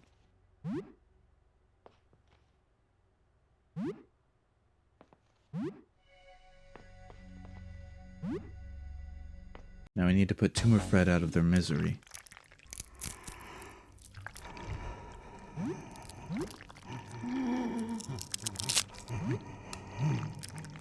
Question about what happened. Oh, damn it. Are you the real Frederick? No. And there we go, is Frederick nearby? Yes. Frederick's still alive. Yes. Is Frederick still human? No. Is Frederick's in the living room? No.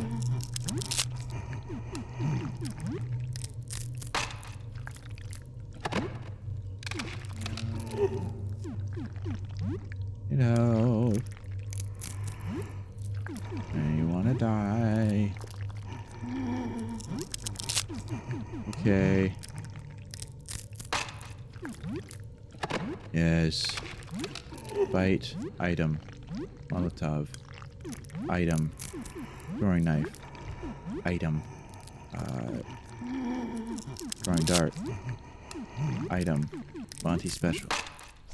I don't like attacking this Tumor Fred. It's poor guy.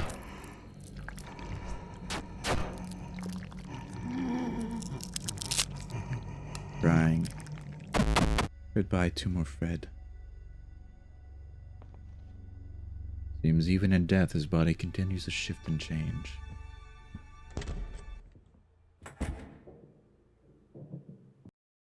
Well, this was inevitable.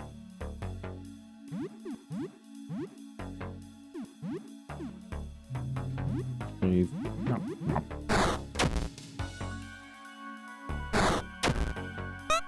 Oh.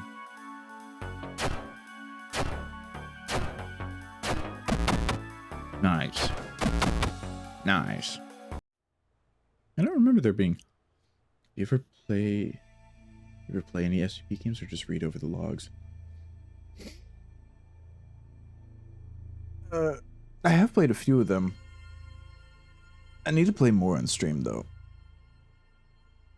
Because we do a lot of field studies on stream, and field studies is where my little slime assistant next to me, Jasper. Jasper's my cameraman. Or camera slime. We go on field studies and enter various games, game worlds, to, you know, learn stuff. And SCP's games definitely apply there. Didn't mean to click on that.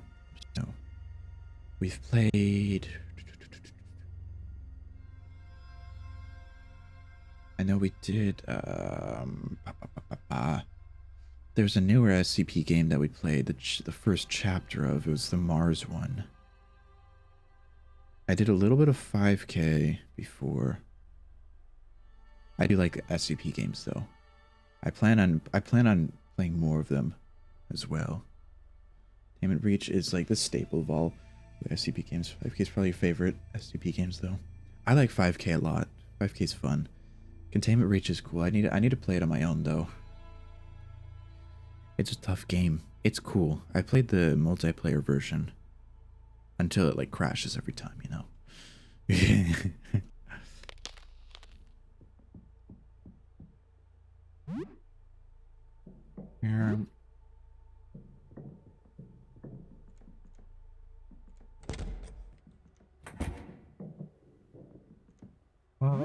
Bandages.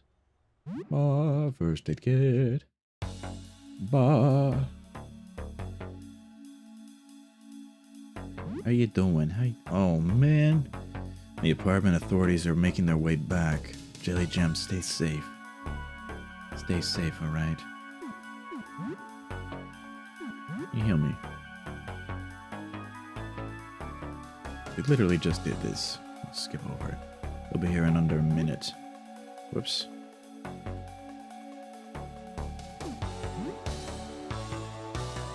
Okay. Oh, I bet he could probably heal more if we fight the voices. I think he's the one I want to stay. Item. Oh, up. Elixir. Antidote.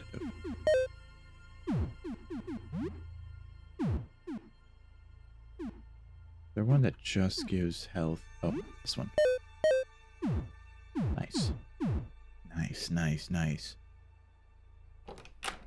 Yeah, I've been, my friends and I have slowly been, like,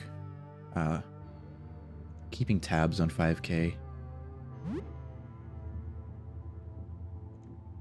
It's gotten a lot of updates. I had to check it out again. I know it's changed quite a bit.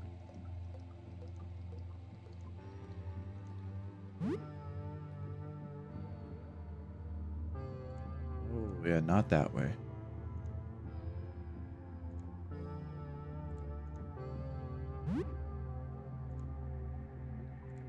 The weird thing there. Wait. There wasn't a door here. Oh, there's a door here. No, when the authorities are here, this is the rats.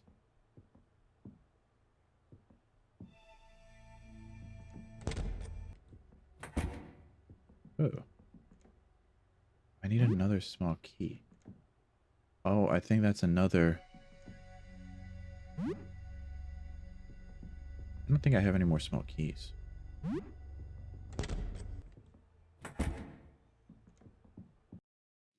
Rud. Fight, special, cleave, attack. Ow. Wow.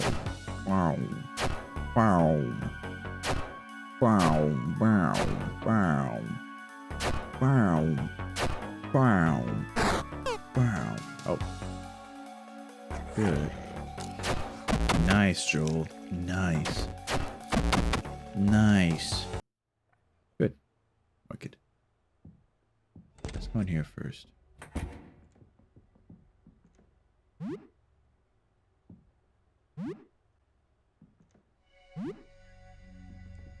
There's also a turpentine.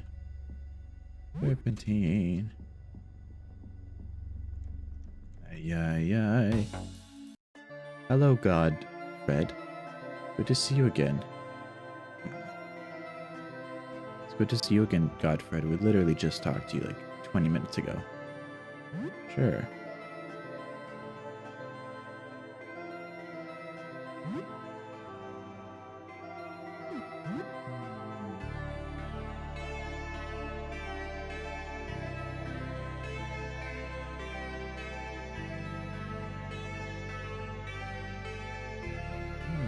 Wait. No, I guess I'll wait to say anything until after the authorities are gone.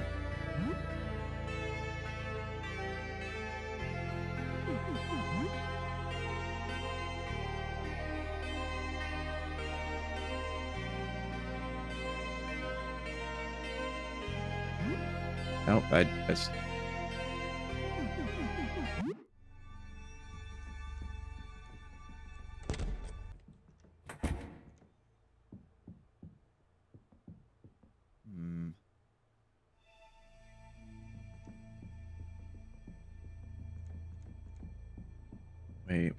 Wait. I remember what to do. I'm a friend. We need to calm him.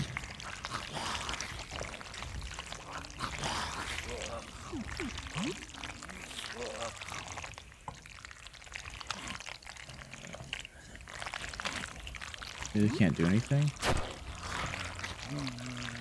Keep talking. Good news, the authorities are gone. All the jail jams are safe. If you had to sit through any interrogations, I appreciate you. I thank you. You're free now. Also, I just realized something about the paintings. If all the fake Freds are wee, then we just have to fill the paintings with wee until there's the last one standing, you know? You're the real Frederick. Talking. No, you're the original.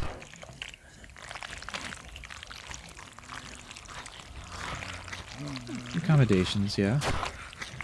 Some accommodations. But there's, because I remember there's like the divine painting that was empty. There's agony, there's like rage and whatnot. And if we find all of those, then the outlier would be the real Fred. Because there's also the faceless one. A knife in the neck. There's some warning signs.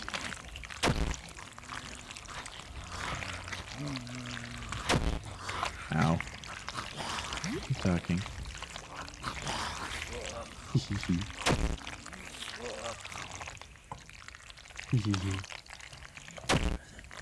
Ooh.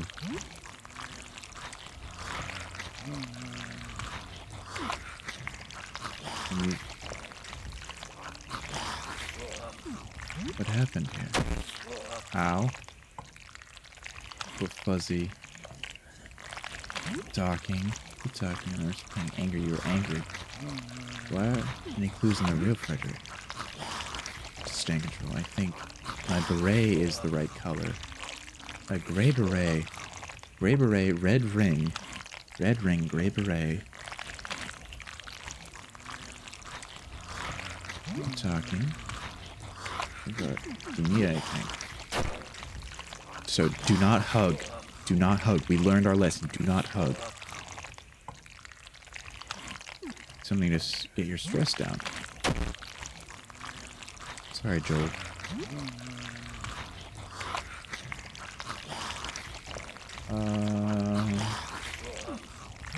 It's tonic. Oh.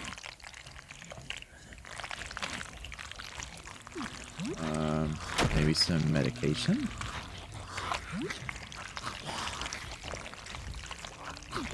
Take these meds.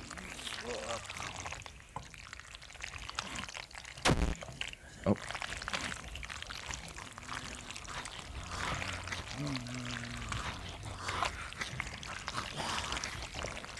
Are you in pain otherwise? Keep talking. I'm saying just the way I look. You mostly feel weird. No, I'm not in constant agony or anything. Just the way I look. This mostly feels weird.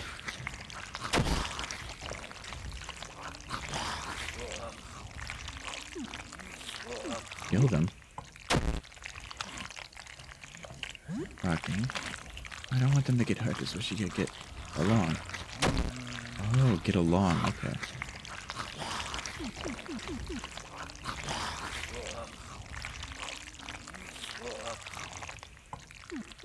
Kill you. Keep talking. How does he react to this? That's you to ask, I suppose, but no thanks. Okay. Leave. Ouchie. Ouch. We survived. Huzzah. Barely. Barely.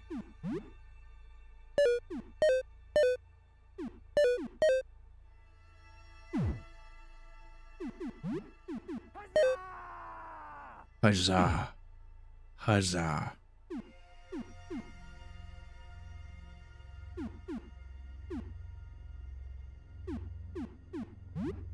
Voila.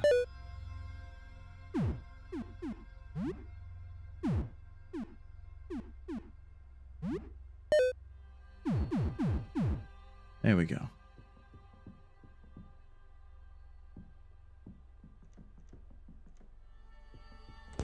Okay, I guess it's back through here. Oh, I can't see. That's nice. Can't see. I can't see. I can barely see. I guess we have to go to this weird monstrosity over here. I know the only way forward.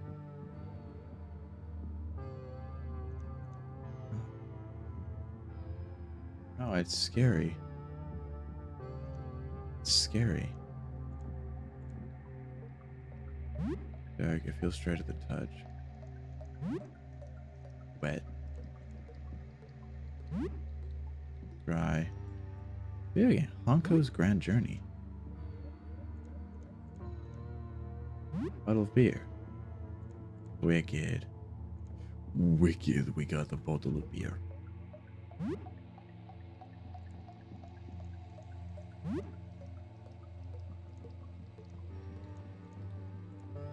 Here on the other side. What's this one? Wet. The door won't open. Oh, that's not good. What is the creature over here? I don't want to, like...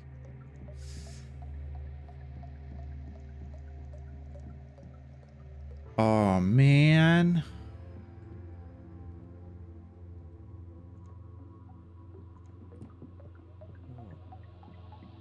I don't know what the hell that creature is.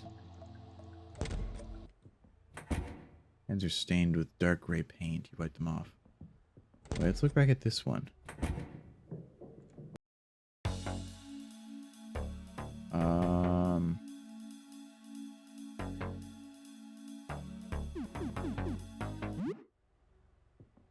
I cannot tell. Let's see. Okay, let's read the labels. Faceless. So that must be the one that's standing in the living room. Rage. Rage must be the one that keeps attacking. Darkness. Oh, maybe Darkness was the one wandering around in the dark. Divine is obviously God Frederick. What's this one? Small pieces visible. Treachery. I think we saw a bit of him. Blinding light. What's this one? Faceless. Faceless is there. Fear. Fusion. So wait, maybe... Ah, I can't see. See the paint though. So maybe this... Hello? This is this. Okay, this is a Frederick. Don't look at me. Don't look at me.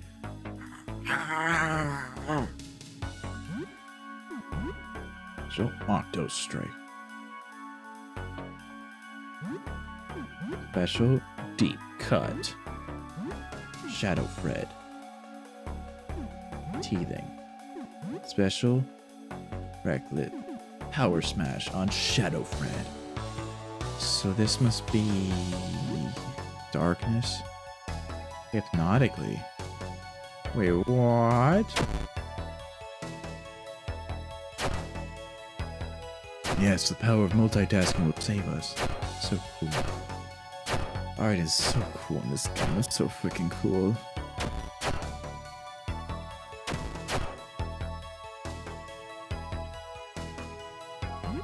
Rah! Good job, Joel. You ate him. Holy crap.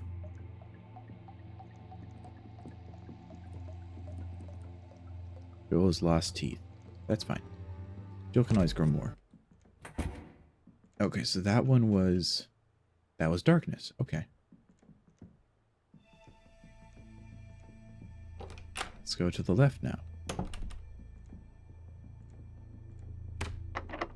It's locked. Oh, yeah. Oh, this is... Okay, this is...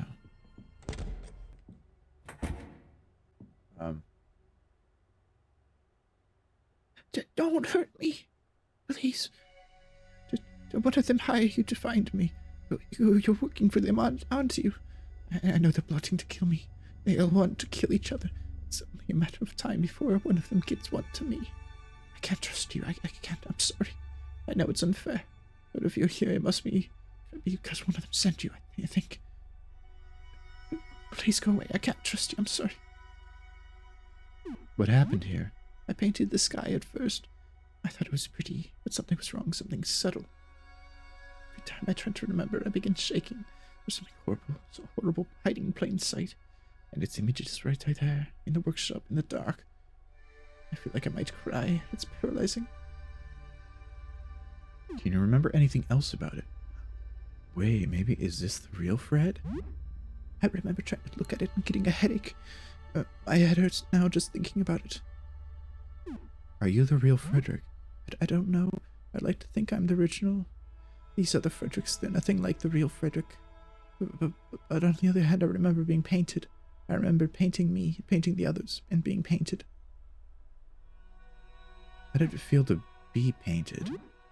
It felt like I was being pulled out of him. The painter was losing something as he painted me. Maybe I can. Wait. Let's... Anyone in particular you remember painting? I remember painting the one that looks just like the real thing, but without a face. Faceless. Oh. That one scared me the most. It radiated with malevolence. Maybe I can get you something? It's something that would be nice. A kind of cola? I have a can. Oh, really? Thank you. I haven't had one since...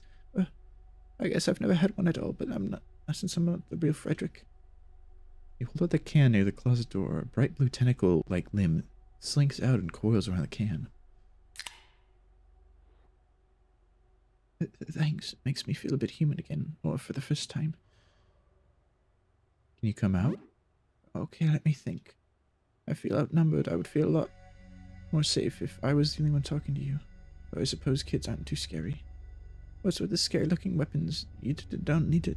No, so talk to me, right? Can you put them away, please? No, I'm sorry. I just feel so vulnerable out there. Okay, hold up. What if we...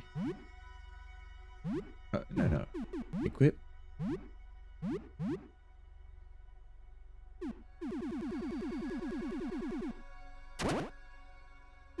Alright.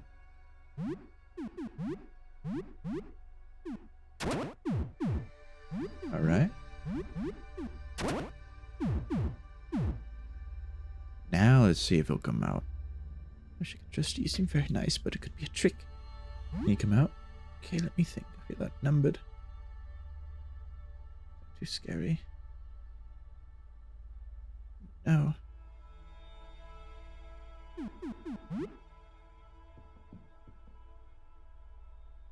Okay, we'll come back. For now, I should equip weapons. Again, a bottle. Good damage and sturdy. Thick glass. Oh.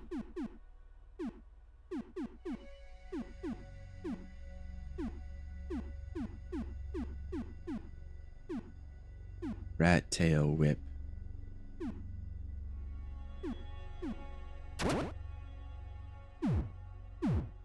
My arm was not off.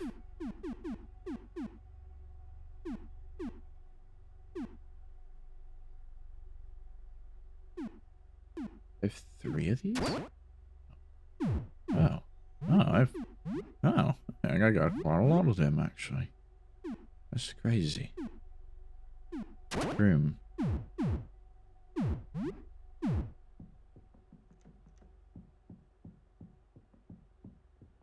Wait, am I...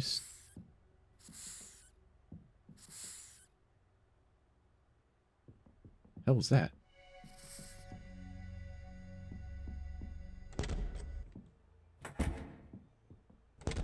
Oh, shoot, there was another door.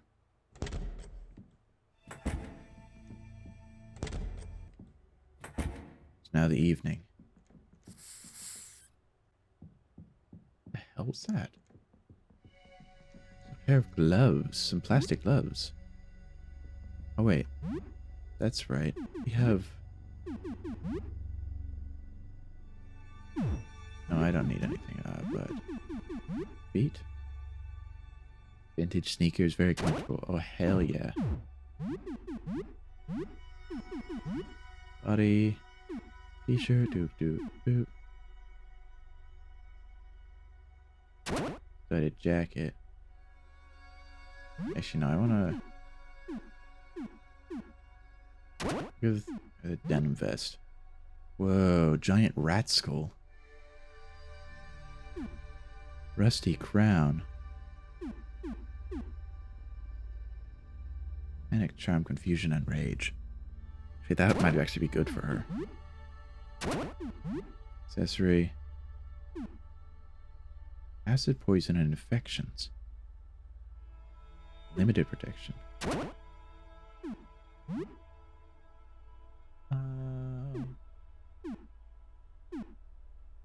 Cold to the touch. Jade earrings. Alright. Ah, yes, we can give monstrous rat. Grotesque, you can hear squeaking in your head. His attack goes up. It's a factory. Protects from stun. Side protection and an agility boost. Cowboy hat.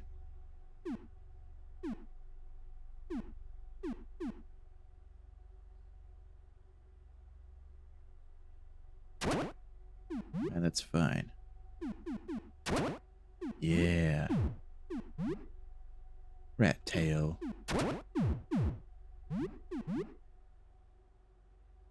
That's right, that's right.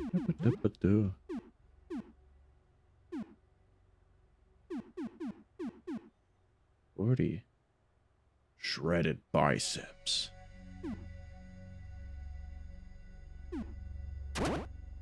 Hell yeah. Oh yeah, now we're all good. Ooh. Feel movement in your bags.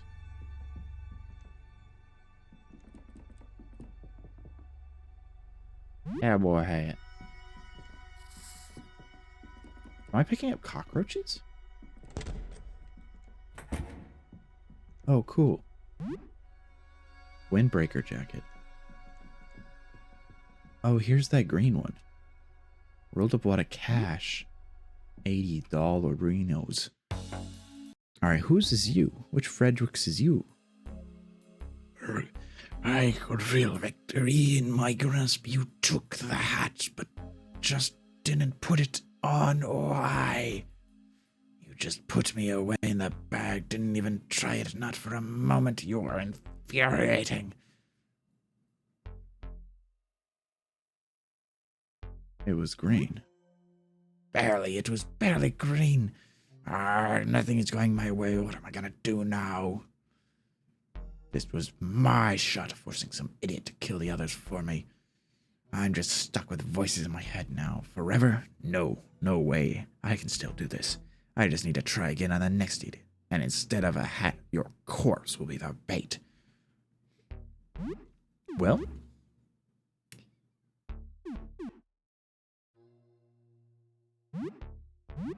Toxic Fred. Oh, Toxic Fred. Uh-oh. Deep cut. Item. Gas pop. Wait. Very strong paint thinner. Oh. That's what turpentine is? Oh.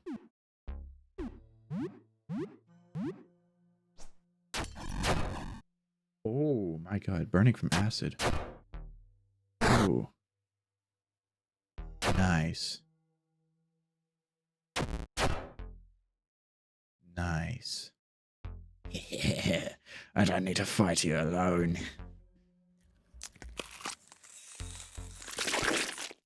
Oh. Yeah, much better.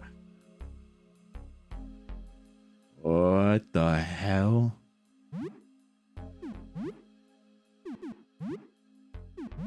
Special cleave.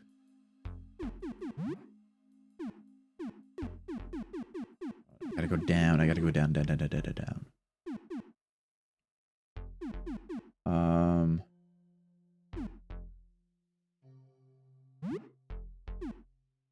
Special power smash. Left Fred. Oh my goodness. They're blinded and stunned. Brutal smash. Multitasking. Let's go.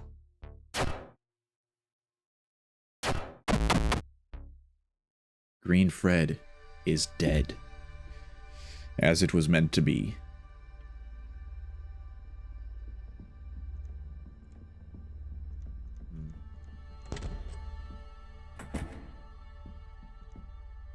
Feel a bit itchy.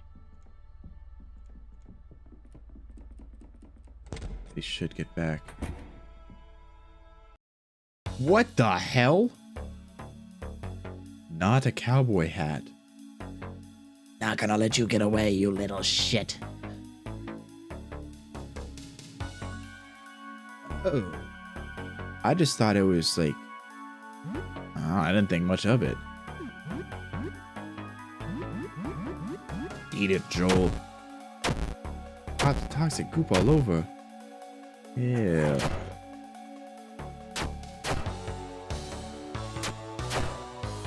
Nice. Alright, Joel, can you eat it this time? Oh, no. No.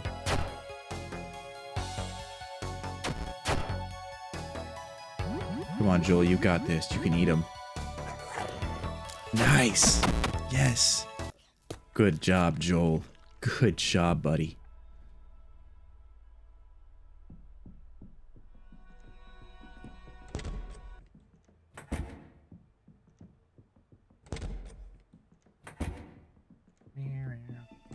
I do want to see...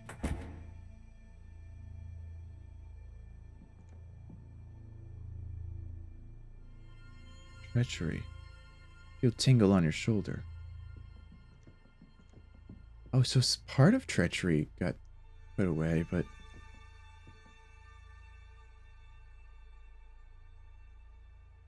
not all of it. I see. Will it feel a bit itchy?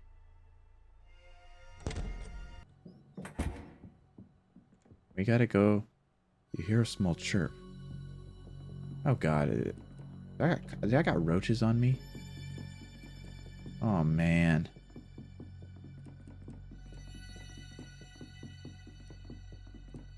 Where's the stairs again? Yeah, here's the stairs. Okay, let's get back up the stairs. No need to do any weird things.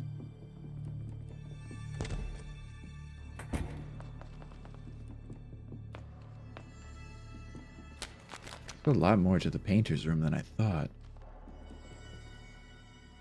No movement in your bags. Oh.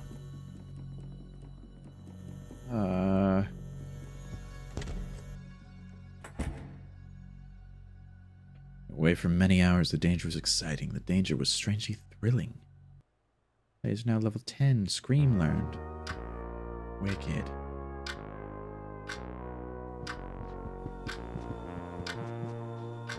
Babbling nonsense words. It looks hungry. Care. Feed blood. Give beans some of your blood. What's this? Naughty pulls out a lighter and flicks a flame. He hovers it above Beans, who watches curiously. Watches the flame dance. Pretty badass, huh? The curious rat cautiously creeps closer to the flame until its little nose just barely grazes it. It squeaks in pain and scurries off. Guess I learned a lesson.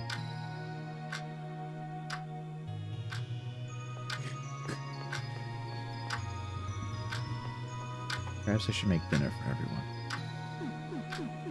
Rice.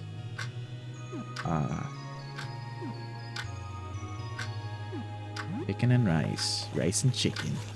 Chicken rice. Ricken. Chice. Share with friends. Bonesy, I'm gonna run next door and get some of my games, okay? What do you want to get? Oh, just some of my super jump lads. I should have bought them when I came. I just want to check my family, let them know I'm doing okay. Joel doesn't seem to know. We have Super Jump Lad here. Well, I guess I've already played it a bunch. Say some more. You sound just like my mom.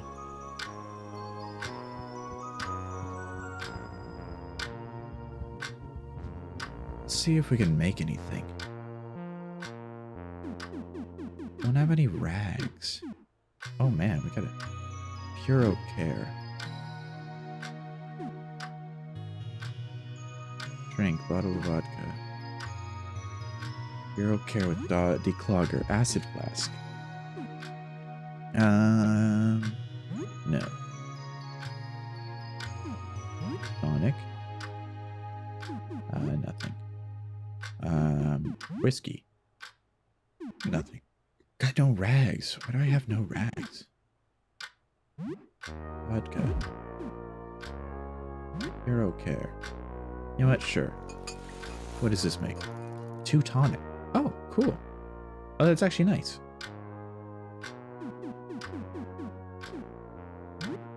Eye socks. Nothing.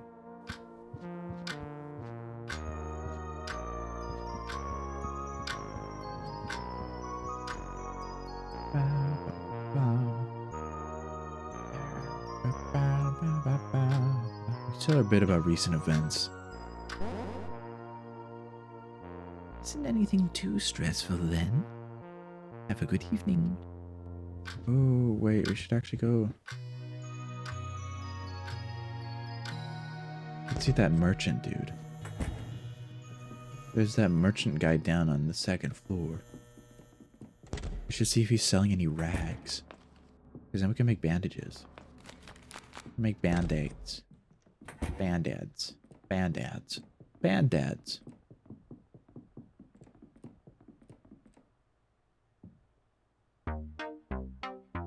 Again, I have new items. Take a look.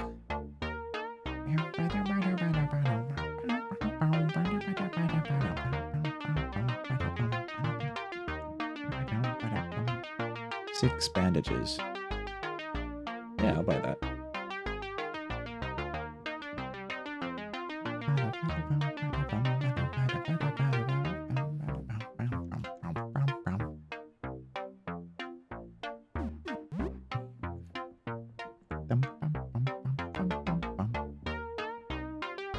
Fireman's axe. Oh yeah, I'll buy that.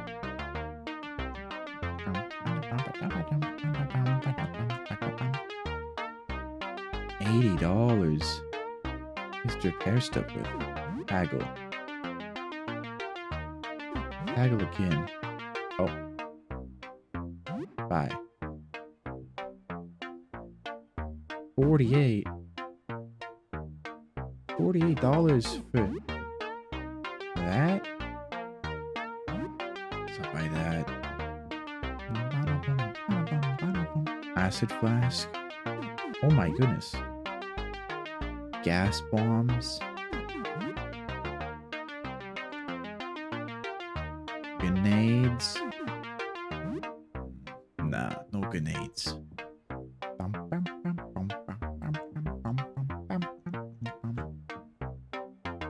Three antidotes. Should probably buy some of those. Don't have many. Tonics.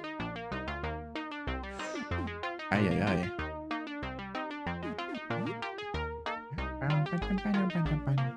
Come back again. I get new stuff every day.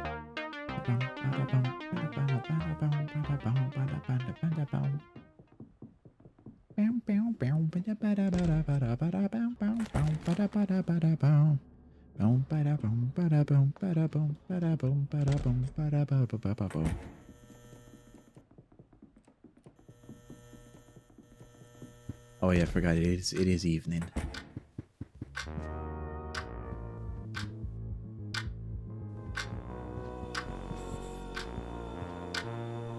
Cockroach. Maybe I should take a shower. Yeah. I feel like I got roaches on me. You think back on that little projection room in Vincent's apartment. Maybe you could use photo paper with... Use photo paper...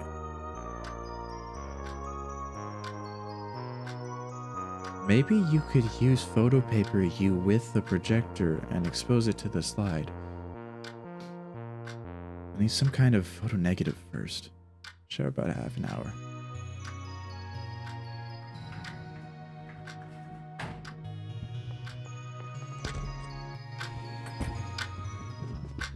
Let's see, we got 2 more games. Uncle's Grand Journey. First-person shooter. Puzzle game. List your many cute, forgetful little frogs.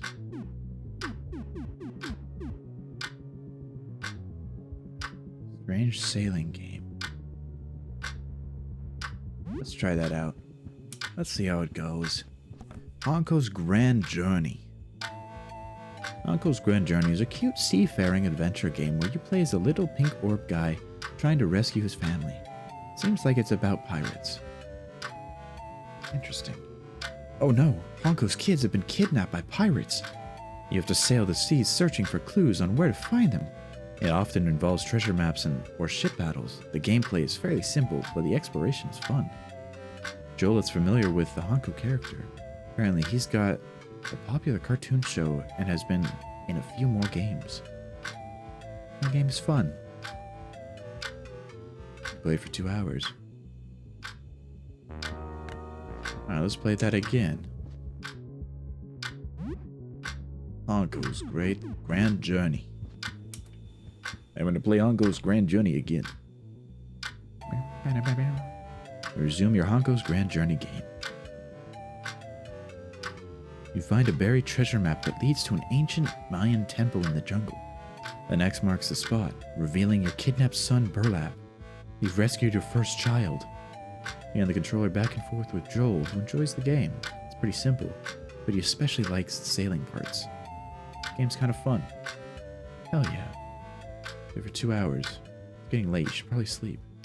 Hear a knock at the door. It's not night. Flap. Just blink. Hello?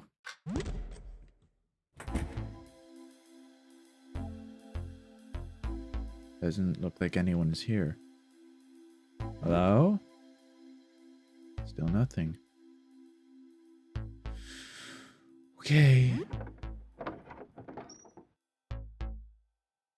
Nobody's here. Oh, there's something on the floor. Pick up batteries. You pick up batteries. Cool. Don't know what those are used for, but awesome. Item. I saw a guinea pig. Cute little guinea pig in a cage. Seems to have plenty of food and water in there. The guinea pig is sleeping. I guess I should sleep too. Will you turn in for the night? Yeah, I think that's a good idea. Monty brewed a Monty special. Now early morning. 5:30, only 7 days left.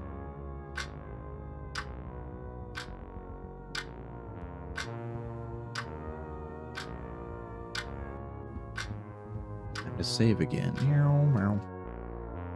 Ooh, I wonder if it was the masked guy who left the batteries. Hi, how are you doing today? I get such terrible sleep now. The dreams, I think I told you about them. Now I feel like I'm falling into a bit of swirling colors. I look through the colors at these little points of light. They're like stars, and I reach out for them, but they're not stars, they're eyes.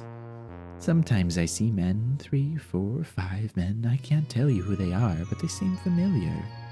I don't know, Bonesy. I haven't gotten much sleep in a while, I'm sorry. So, what's new? Anything interesting happened since we last spoke? You tell her a bit about recent events. Wasn't anything too stressful then? Sorry, I spaced out for a second. I should try to get some sleep. Stay safe out there, Bonesy. Talk to you later. Yeah.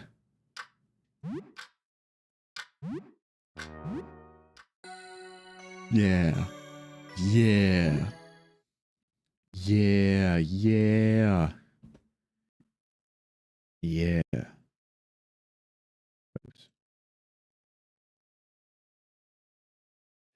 Yeah. Yeah. Ooh, big stretch. Oh, there we go. Today was fun. A little shorter stream than usual. Just a little bit. You know, I'm glad that we got to get through Joey Fricknuts. I enjoyed reading his story a lot. I think his story is fun. He's a fun character. I want to read more about him. It's not fair. I want to read more. I want to read more. It's just not. It ain't fair, you know. It ain't fair. Oh well. I wonder what stories we'll read next time. I wonder. I don't know who. I don't know who we'll look at. Who we'll look at what we'll read next time. I'm sure it'll be fun. I'm sure I'll enjoy it. Thanks for stream. You're welcome. Thanks for hanging out with me. It was fun. It was fun.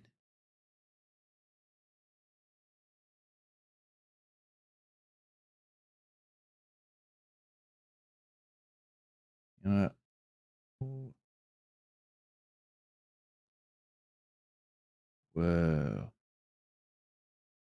We'll wait into someone else playing Look Outside.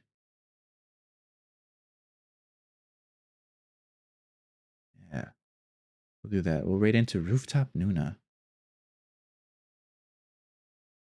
I don't know a lot about them, but they seem cool and they're playing Look Outside, so I'm sure it'll be fun.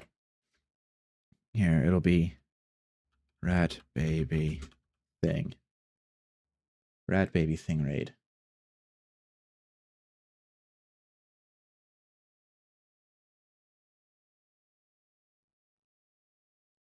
Rat Baby Thing Raid. Rat Baby Thing. Chat, there we go.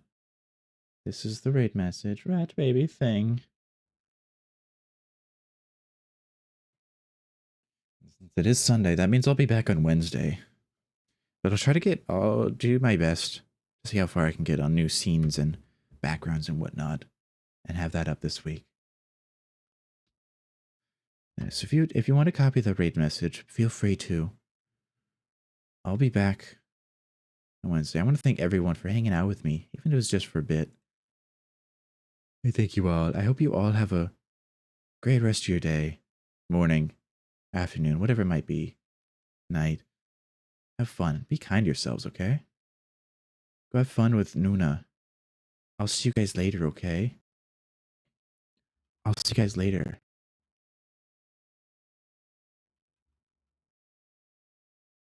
Alright, bye chat. Bye. You'll be mean? No!